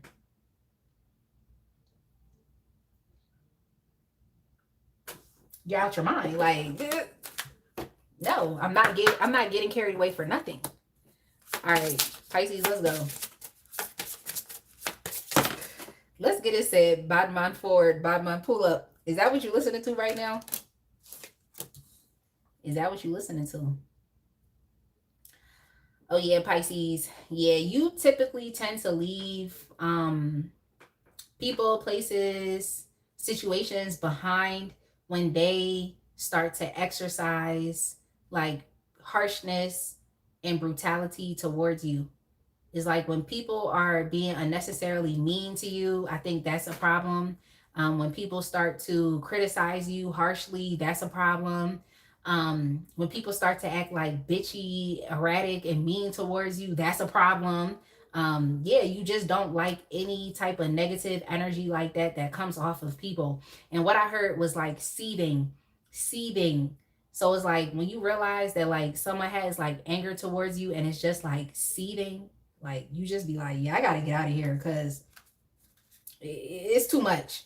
So you tend to leave like people, places, and things that are showing you that they do not favor you, as you should.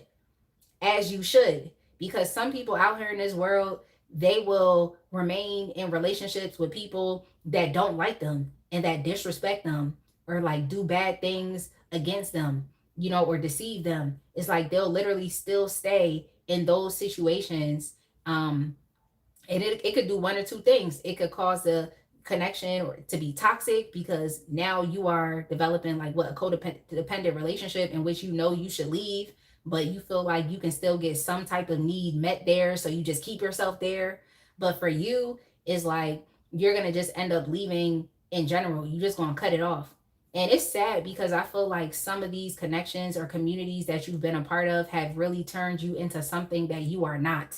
And that's definitely true with Pisces. Like, it really, for y'all really have to be in like good environments with good, supportive, and loving people. Because if you get caught up with the wrong people, get caught up in the wrong environment or in the wrong crowd, it can definitely influence you heavily. So, yeah, it's sad, but I feel like some of these relationships and places and spaces that you've been in is like it has definitely negatively impacted you so much. So I think that you could even be holding on to a lot of different like personality and character traits that you have picked up from the people that you have been in close contact with. So if you've been in close contact with like a very negative person, like let's say someone deceives you, breaks your heart, and does you dirty, is like that could have the potential to change you where you're not as dreamy, you're not as imaginative, you're not as friendly, you're not as nice as you typically are. So, yeah, you just have to honor your sensitivity and understand that like there are just some people in some places and communities that you cannot be a part of. But yeah, for you, it's like once you see that you're not being favored or someone's like being mean to you or someone's like being verbally aggressive or very harsh, it's like you have to remove yourself from those spaces. And I feel like this was also similar to I think Aries, yeah. So you could go back Pisces and watch the Aries reading because it may be some similar messages there.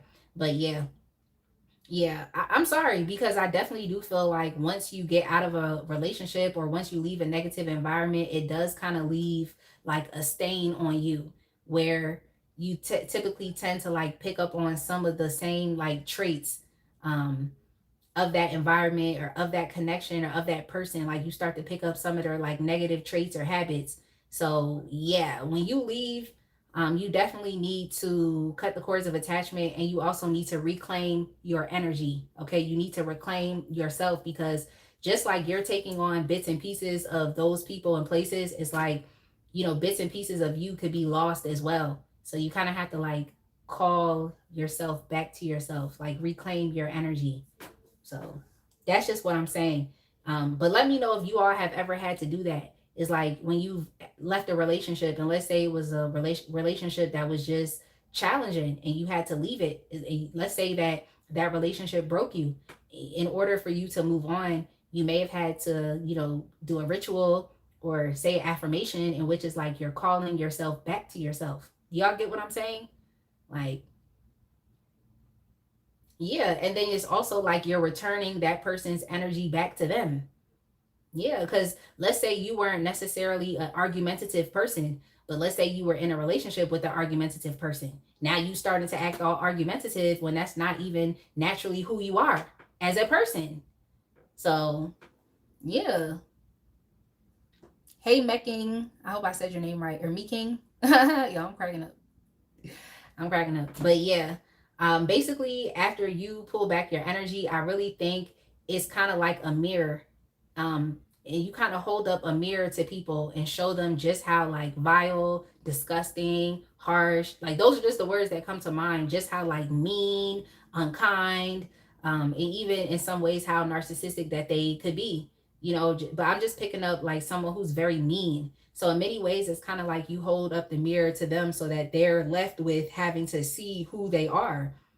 Yeah, you don't stick around because I feel like some people do that. It's like when people do them dirty, they kind of stick around. So it's like that person never has to see just how like vile that they are. They don't have to see just how negatively that their behavior has affected you. They don't have to see it.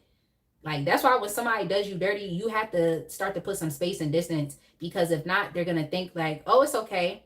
All right, they're gonna think that oh, you accepted it, you're accepting their behavior, so they don't have to necessarily change. But sometimes when you pull all the way back, it's like you have to leave that person to their own devices to see just how terrible that they are. So yeah, that's what happens. You pull back, and when you pull back, it puts up a mirror, and these people are literally left to having to deal with themselves. And then they realize like, damn, like, is this really who I am as a person? Like, I really drove away Pisces, a kind person, a sweet person, a tender person, like someone who always made space and time for me, someone who always was willing to be friendly, like, so yeah, I just think by the time they cross you, they understand just how terrible of a human being that they are. All right, so what shifts after you go silent? I feel like I said some of it where it's like they have to experience a moment of awareness, regardless of if they like it or not, and just understanding just how mean they are. How, I wanted to say shitty, mean and shitty that they are. And this is for anything. This is romantic relationships. This is jobs, community spaces that you've had to leave behind. Like, they just realize just how shitty that they are. If even you don't even want to be around them.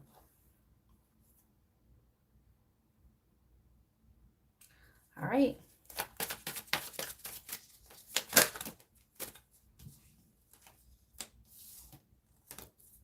Well, after you go silent, people tend to miss you.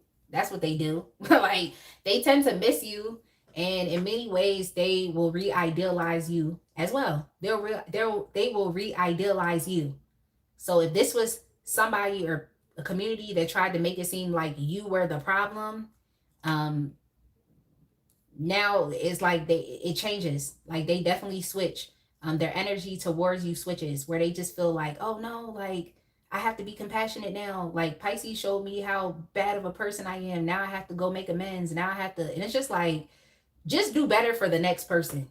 Okay, that's all they can do. Do better for the next person. Like, don't try to come back and reconcile with Pisces. That's all I'm saying. But this is typically the energy. It's like people start to miss you. They start to miss, like, how well you, like, worked with them, or how, like, willing you were to work with them, to get to know them. You were actually willing to put in effort. You were willing to, like, even if this was collaborations and projects, it's like you actually were skilled and capable, and you were willing to, like, contribute to the team. It just was what it was. Like, you were actually there. You were a willing participant, and you actually had goals in mind. You were a kind person. You were a loving person.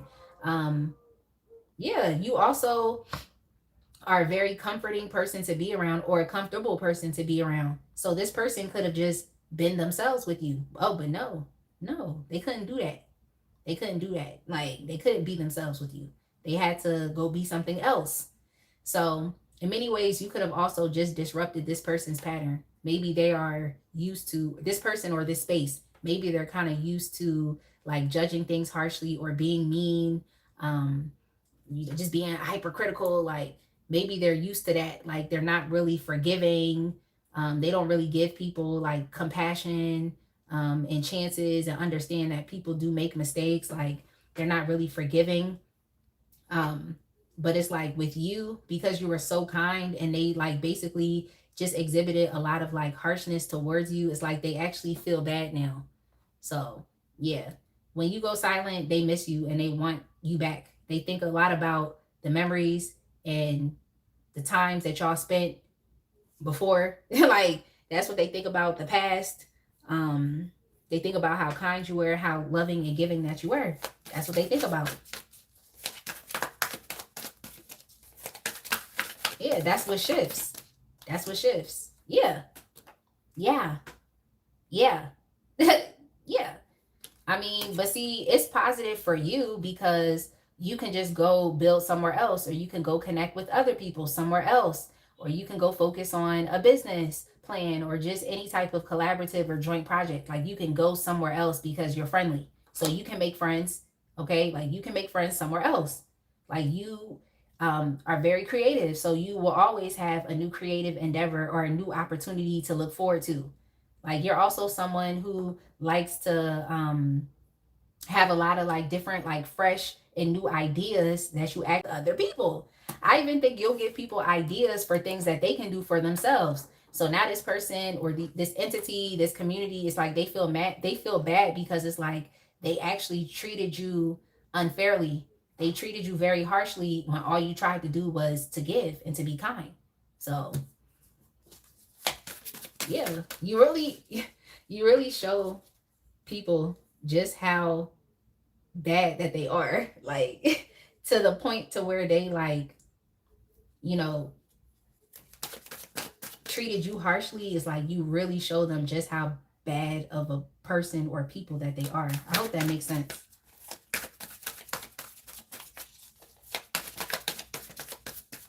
Let's get it said. Say no to spinning the block. In your case, Pisces, I definitely think you have to, because it's like when you distance yourself, like I said, it's like you really show people just how bad they are. Like people have to be faced with who they are as a person, and they have to admit that they're not the nicest, kindest person, and that they're actually very ugly, vile, and can be very disgusting. It just reminds me of give me 1 second.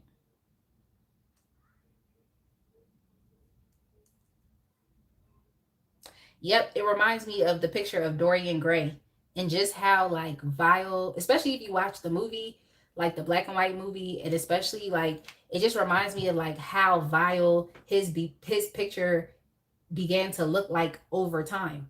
And it's like he didn't want to look at that picture for nothing, because he just wanted to continue to keep living life, being hedonistic, manipulating people, causing people to commit suicide, not caring, moving forward. Like Dorian Gray did a lot of fucked up stuff. Like in that book, in the movie, he really did. Like, but he just did not want to come face to face with all of the ugliness that was actually inside of him. So I feel like that's something that you do. You really hold a mirror up to people.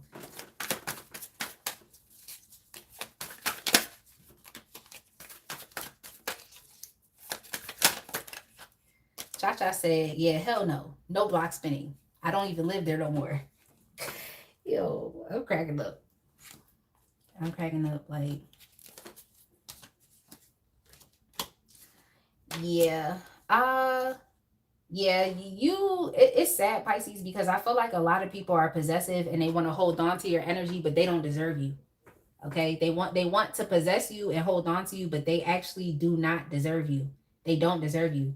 So that's what they secretly think or feel, but won't admit. Is like they still have some type of like attachment towards you, and this could be a person, like a space, like I said, a community, or even if this has to do with an employer. Okay, or for some of y'all, it might have to do with some type of academic space or a space in which you're learning a skill or a trade. Is like something that they won't admit is that they don't deserve you, and yet they're still possessive over you.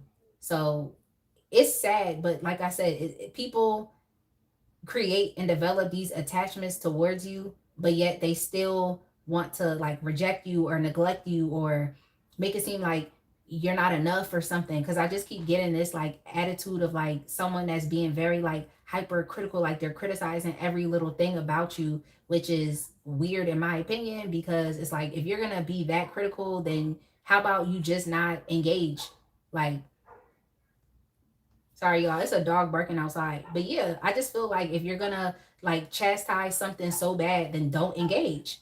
Don't engage. Like, so if your connection to them makes them feel so unhappy, like then they should just leave your life and not engage with you. But yeah, people, like I said, they hold on to you, but they don't deserve you. They don't deserve your energy. They don't deserve your attention. But it's like they still want your love. They want your love. So I feel like some people want you to remain like naive and remain foolish and just like easily manipulatable or gullible, which is actually, unfortunately, because y'all are showing up in your reading with the Page of Cups. I do associate the Page of Cups with Pisces. So it's like, unfortunately, that is like the shadow side or element to Pisces, is the naivete, okay? Or feeling foolish because your head is in the clouds and you're not seeing reality for what it is. So yeah, that's just something that you have to keep working on, is just being able to be grounded and see exactly what is going on in these relationships or these community spaces that you are a part of. It's like people want to hold on to you, but they don't deserve you. They don't appreciate you. But now they want to start appreciating you once you remove your presence. Now they want to, I don't know, people just, they make me mad with this shit. Okay, they make me mad with this. Now they're looking at you like, oh, you actually did bring me happiness. And it's like, did you? Because everything that you did, they criticized you or they thought it wasn't enough. So was it? So I don't know. It's weird. I think you deal with people that don't really actually know what they want. They don't know what they want. Like, they may know what they don't want, but then they tend to project a lot of things onto you. So I don't know. You just deal with people who don't know what they want, or it's like they want the opposite. So I think the best thing for you to do is just remove yourself, because with you removing yourself, you can of course go live your own life, but it's like now when you remove yourself, it's like now they want the opposite of what they have, which is you now back in their life. So I don't know. I don't really like those push and pull games that people play. So yeah, Pisces, like I said, the best thing for you to do is not necessarily spin the block, but yeah, I don't know. It's kind of similar to another sign where it was like you don't really know what you have until it's gone, that type of thing. But it's like someone's possessive over your energy, but then they don't deserve you. They're not doing anything to positively support you and help you. They just want your energy, which is kind, it's loving, it's generous. Like, that's just what they want. They want peace now.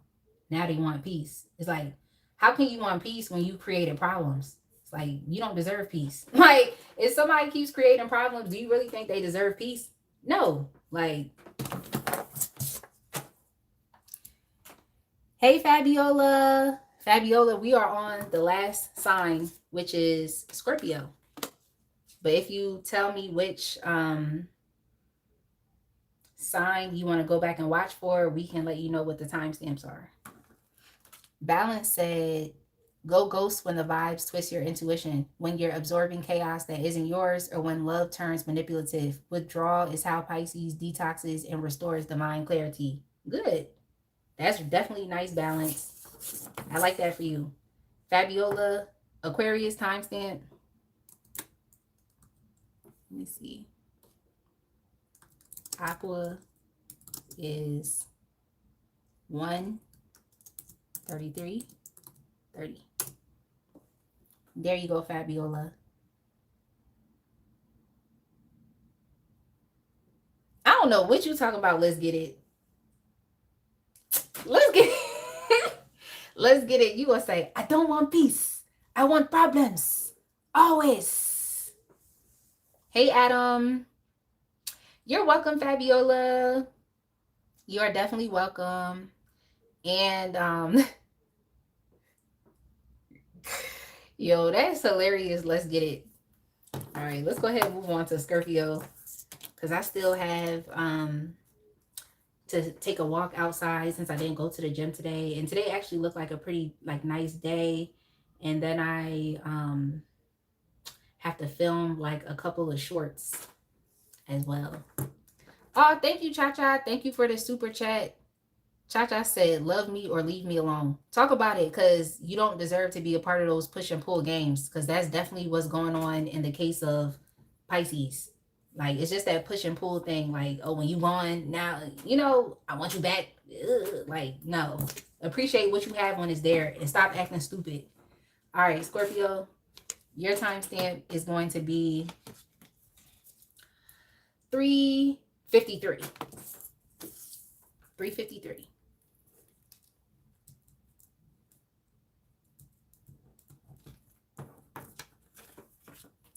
Balance said, their power is regeneration, their flaw, obsession.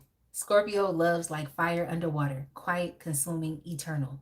They rule endings that become beginnings, mastering darkness to create light. Yo. Balance. Are you on Chat GPT?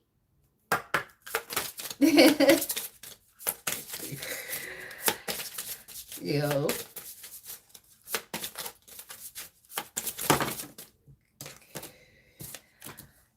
Okay, Scorpio.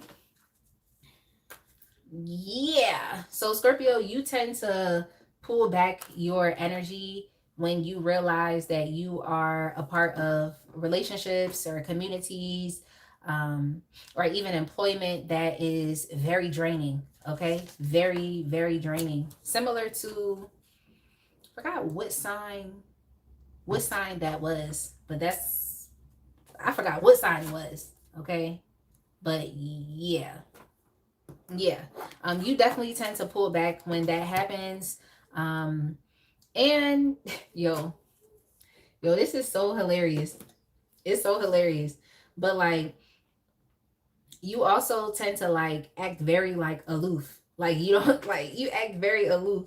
Like you don't know what's going down. I feel like you can sense the the chaos, you can sense the issues, you can sense problems, but like you have like this out of sight, out of mind type of attitude, which I feel like helps you to like disassociate so that you don't get too like emotionally upset, or that you, or so that you don't necessarily fall into any like chaos, or you don't start to participate in any conflictual like arguments, or uh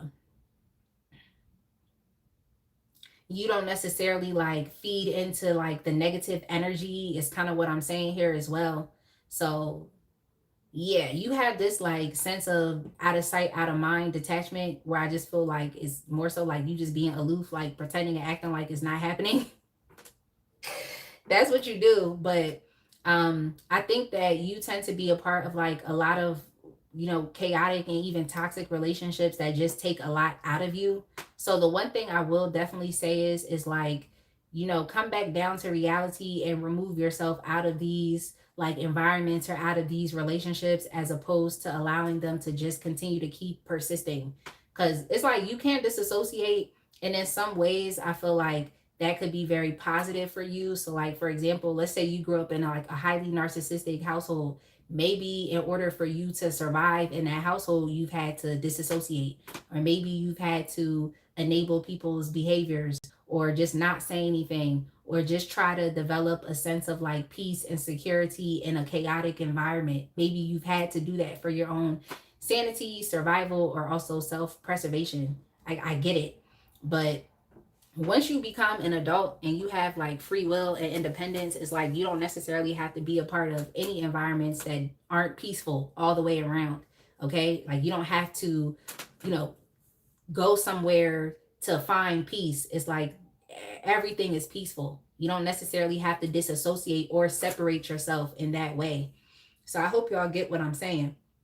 But yeah, I think that you do tend to pull back from people that um act very like parasitic, and not just towards you. I feel like just in general, that's not really something that you are going for, like someone who is trying to like use you or manipulate you, just so that they can get their needs met. And you also don't really like to, what do I want to say, like as far as when it relates to like chaotic and conflictual environments, I do think that you may tend to stay a bit too long instead of just distancing yourself. Like I said, you will disassociate, but I do think that the best thing for you to do is just to like cut the whole thing off completely and go find peace somewhere else. Like it's not really comforting or comfortable to be comfortable in an uncomfortable situation.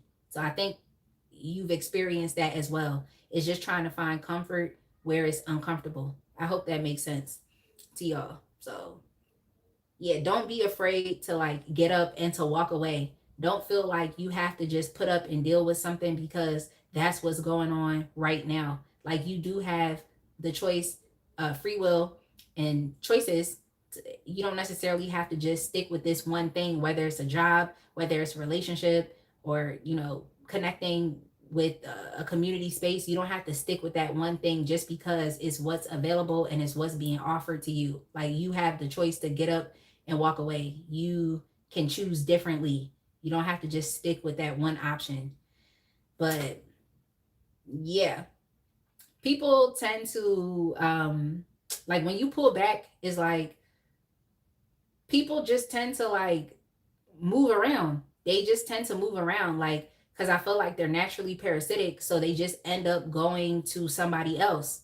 So that's what you need to realize, is like you could be keeping yourself a part of environments or relationships that actually do not need you.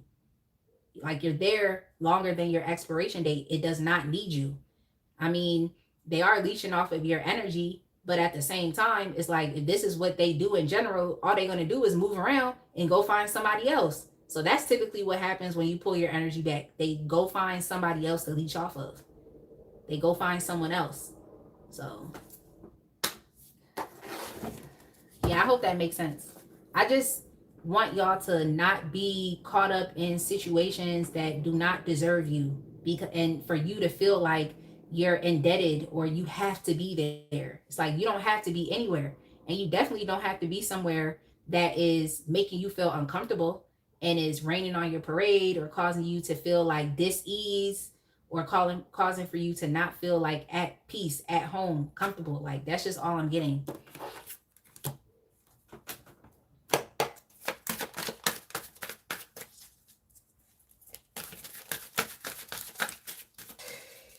Hey, Santanu.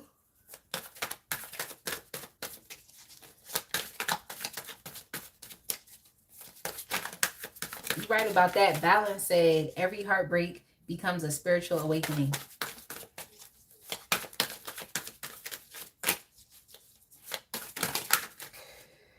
Yo, what shifts? What shifts after you go silent?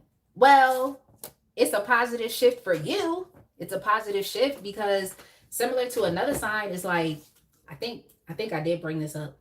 I don't remember. Have been talking a lot. But similar to another sign is like you may have difficulty with leaving things behind.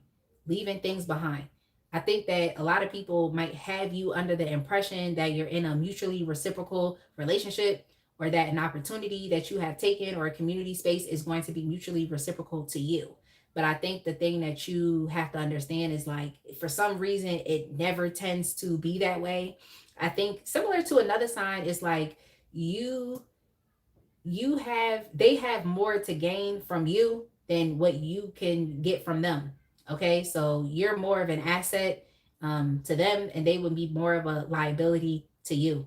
So yeah, what shifts after you go silent is that you end up affirming and validating yourself for the decisions and choices that you have made, even though in the moment you might have thought, oh, it's difficult, I don't really know how things are going to turn out. Things definitely turn out successfully for you all the time. So you should never question if you have to move on or leave something behind. That's what I was saying. It's like you stay in situations for longer than what you need to be, than you need to be there. Okay, way past the expiration date. Like you really do. Like it's hard for you to get up and leave jobs. It's hard for you to get up and leave relationships. It's really hard. But I'm not trying to make it seem like you're not special. But what you need to know is that when you find yourself in these like in this energy or in these relationships, it's like you need to understand that like they're parasites and they are gonna go any and everywhere to get their needs met. So you do not have to be that person. It does not have to be you. Yeah, because I feel like you allow too much chaos in your life from other people. And then you just try your best to just kind of like bear with it. You don't have to bear with nothing. Like, that's just what I want to tell you, Scorpio. You don't have to bear with nothing. So I feel like once you leave, it's like, even if these people might not necessarily like validate your decision to do that, because of course they're getting something from you, is like you need to understand that like the rest of us out here and spirit is congratulating you for making a difficult choice and decision, but it was worth it. You needed to do it anyway. Like you needed to do it anyway. So you always, even though it takes you a while, it's like once you decide to leave, it's like things still turn out very positive for you, and more so positive than what it was when you were in this relationship or a part of this community or even in this home environment. So yeah, it's a positive shift for you. It's very positive, but it's dependent on your ability to get up and to walk away, and to understand that you are allowed to get up from the table when you're tired of what is being served. Okay, you have the right to do that. Yeah, you have the right to do that. Yeah, you start to develop more of a sense of personal power within yourself, and understanding that you can, like, I can get up, like, I can go somewhere else, I can do something else. So, yeah, you may have also been a part of a lot of codependent relationships, or you may have been emotionally manipulated to feel like you had to be somewhere, or you had to be a part of a relationship, like you just had to do it. Like there was a sense of duty and obligation, like you had to. But just think about it. Think about how you feel. It's like, are you really actually based in reality, or are you just disassociating yourself, trying to go along to get along? So it just affirms something really positive within you. You understanding that like you can go anywhere, you can be anybody, anyone, you can do whatever it is that you want. Like you have the power to do so. So I think a lot of people have like made you feel bad or made you feel like you had to do something, made you feel like you know how it is, like when people just like make you feel like you have to show up or make you feel like you're responsible to meet a need, like just making you feel like like you have to do it. Like I don't know how else to say that. I just think you need to understand that like you don't have to do anything. Okay? And especially if it's you having to show up just so someone can use you, like what is that? If you're showing up, you should show up for people that love, care, and support you in return. That's what you should do. Like, yeah. So what do they secretly think or feel but won't admit that it's over? Like, that it's over and that you have moved on? Yeah. When you ghost and when you pull back your energy, like whether it's you leave a job, like you left a relationship, whatever it is, it's like they know it's over. They may not want to admit that it's over, but they know it's over. Yeah, they know that you're done. Like they know you're done. And for some of these people, they definitely abuse your generosity. So they know that's over. What I just heard was the jig is up. Like, so that's not something that they're going to admit that the jig is up. Yeah. That's something that they won't admit. Yeah. Yeah, and for some of them, they could even say that they admire your confidence or your ability to finally speak up and say what you have to say or to take actions without necessarily caring about how they feel. They admire that. They do. They admire it. That's what they do. But they do it in a way in which they use people, okay? They use people. I think that you are just trying to affirm yourself as a person. And I just feel like you don't think that you are strong enough sometimes to just like do things or to enact change, but it's like you have to, like you must, because if you don't enact change, it's like these other people, places, situations that are using you, it's like they're not gonna enact the change for you because they're getting exactly what they want out of you, okay, at any given moment in time. And then it's like you're just sitting there. So I'm not trying to be hard on you, Scorpio. I just want you to know that like you can move on. Like you have the right to move on. You don't have to sit there. You don't. So yeah, what they secretly think or feel but won't admit is they know that things are over. They know that you have pretty much become aware that you were a part of something that was very unequal. Like you were giving, but you weren't necessarily receiving and receiving support in return. Yeah, so there was some type of like unequal uh power dynamic going on here, or like I said, your generosity was being abused, like your support was being abused. And then they also have to admit that like, yeah, you got your wits about you. Like, you know what I'm saying? So much so that like you're enacting changes without caring. So you just have to continue to keep being like that. Like once you realize that someone is using you, you have to cut them off, let them go, and not care. That's literally what you have to do, Scorpio. You have to not care. Like basically when you do that, it's like you're showing this person that you're giving them your ass to kiss. Okay? That's what's going on. So yeah, I just don't want you to increase your threshold for pain and mistreatment, okay, or even maltreatment. That's also what I heard. Like, do not continue to keep increasing your threshold for those things, okay, because you might just contribute to your own harm, okay, and then it becomes self-harm. So yeah, what they secretly think or feel but won't admit is that shit is over. They can't play you anymore because now you have respect for yourself and now you know who and what deserves your time and deserves your energy. So yeah, part of it I can't say was you because you do tend to like disassociate and just remain in like toxic and chaotic environments and relationships, and you got to change that. All right, that's it, Scorpio. That's it.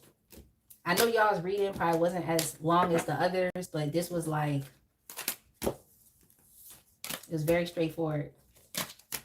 And it wasn't as shaky as Sagittarius's reading was. Dang.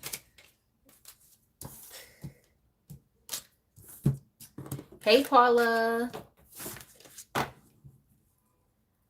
Oh, good night, Bara. Get some rest. Get some rest. Thank you so much, Blackwater Painting LLC. Thank you, Gracelyn Lane. Yeah, Paula. Oh, thank you, Haroon. Have a good night as well. Paula said, I totally agree. All right, y'all.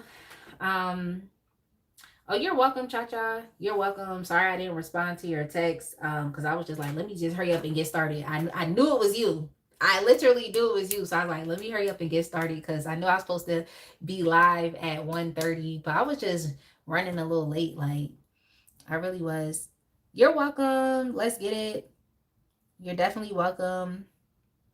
Y'all, I have to start getting these pick a card readings out because people want them. Like, they want the pick a cards. Like, they want the pick a card readings. So, yeah.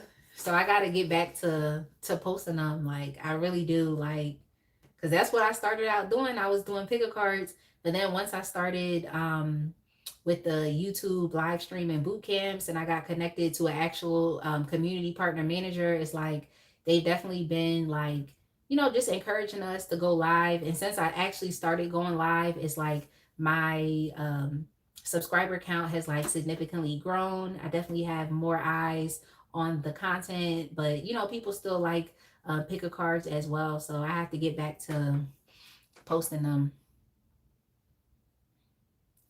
Thanks, Paula. Oh, you're welcome, Balance. You're welcome. And y'all need to know, like, the costume party is available for anybody to join. It's a party for mods and members. And my lowest tier membership is the energy exchange, and it's literally only like $1.99 per month. Like, it's literally only $1.99. So you can join today if you want. You can even join on Friday, but I don't know. Like, let's not say not join on Friday because I'm definitely gonna be busy getting ready. And I have to send out all of the links to everyone that RSVPs. So I would say like I would try to become a member today, between today and Thursday. And like I said, it's only $2. Okay. It's only $2. Balance said, did you end up looking up Whitehaven Beach? I did, because you told me to. I definitely did. Cha-Cha said, don't forget about the costume party. Hey, Raj Khan. Yeah, come party with the best channel and mods. Yeah, this is an adult party, okay? So you cannot be under the age of 18 attending this party. Like, I'll tell you that right now, because I know there's a lot of young people that watch. You want to say you had 3 girlfriends, and what's that supposed to mean to me? I'm not trying to be number 4. You said, am I going to go visit? Balance, I'll visit just because you said, okay? I'll visit just because you said, but I already told you how I felt about spider season. You told me spider season isn't as bad as people make it seem, okay? So I'll remain open.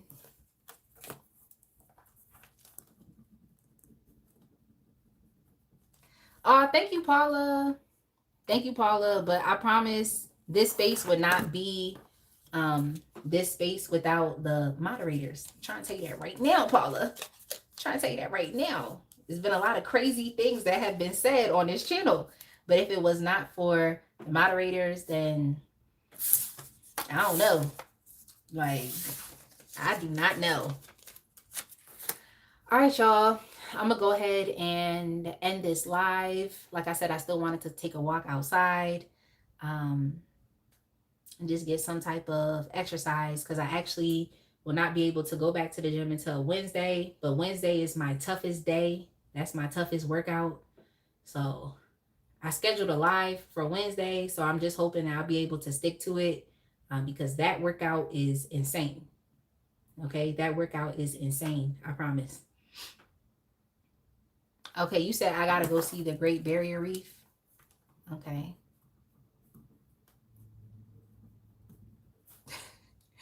Yo. I remember when Balance had put, I think Balance just did that. You just put mad spiders in the chat.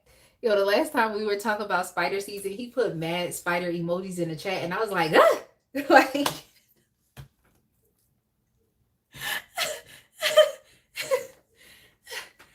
all right, y'all. Have a blessed one. I will let y'all go, and I will see y'all at some point this week. I know for sure on Friday. I know for sure. Go check out the community tab. I know for sure we're linking up on Friday, but I do have to post more shorts, and the people want pick a cards. Okay, they want pick a cards. Let's get it said. Walk and smoke. Let's get it. Are you the psychic or what? Like, are you the psychic or what? Like, what are you? What are you? No, it's funny because all right, this is my last statement. No, it's actually funny because the collective, y'all are actually mad psychic. So it's like y'all need to start pulling cards on yourself. Okay? Y'all really need to start pulling cards on yourself. Like, that's definitely something that Elizabeth said no. That's definitely something that I am going to continue to just keep pushing for y'all, is to definitely make sure that you are pulling cards for yourself, so that you are able to like confirm even the information that I'm telling y'all, because it's a general reading. Okay? These are general readings. So that's all I'm saying. Cha Cha says she about to cook and make content. Let's get it said, say less. Okay. But all right, y'all. Be blessed. I will see y'all this week. Paula, get back on your tarot channel. Paula, you need to get back on your tarot channel. Like, you really need to. You definitely do. Like, Paula, you say you have a tarot channel, but what happened? You need to get back on it today. Like, yeah, just start planning out your readings. Just get back into it. Like, I typically used to do like pick a card readings that was like over 2 hours long rather. But now I just feel like I'm about to just do shorter readings. Yeah, you have to get back to it. Yeah, because YouTube is definitely growing, and there's a lot of like good opportunities, and you should just do it. You really should. All right, y'all. Be blessed, and I will see y'all again. Enjoy the rest of your evening, and don't let these people stress y'all out.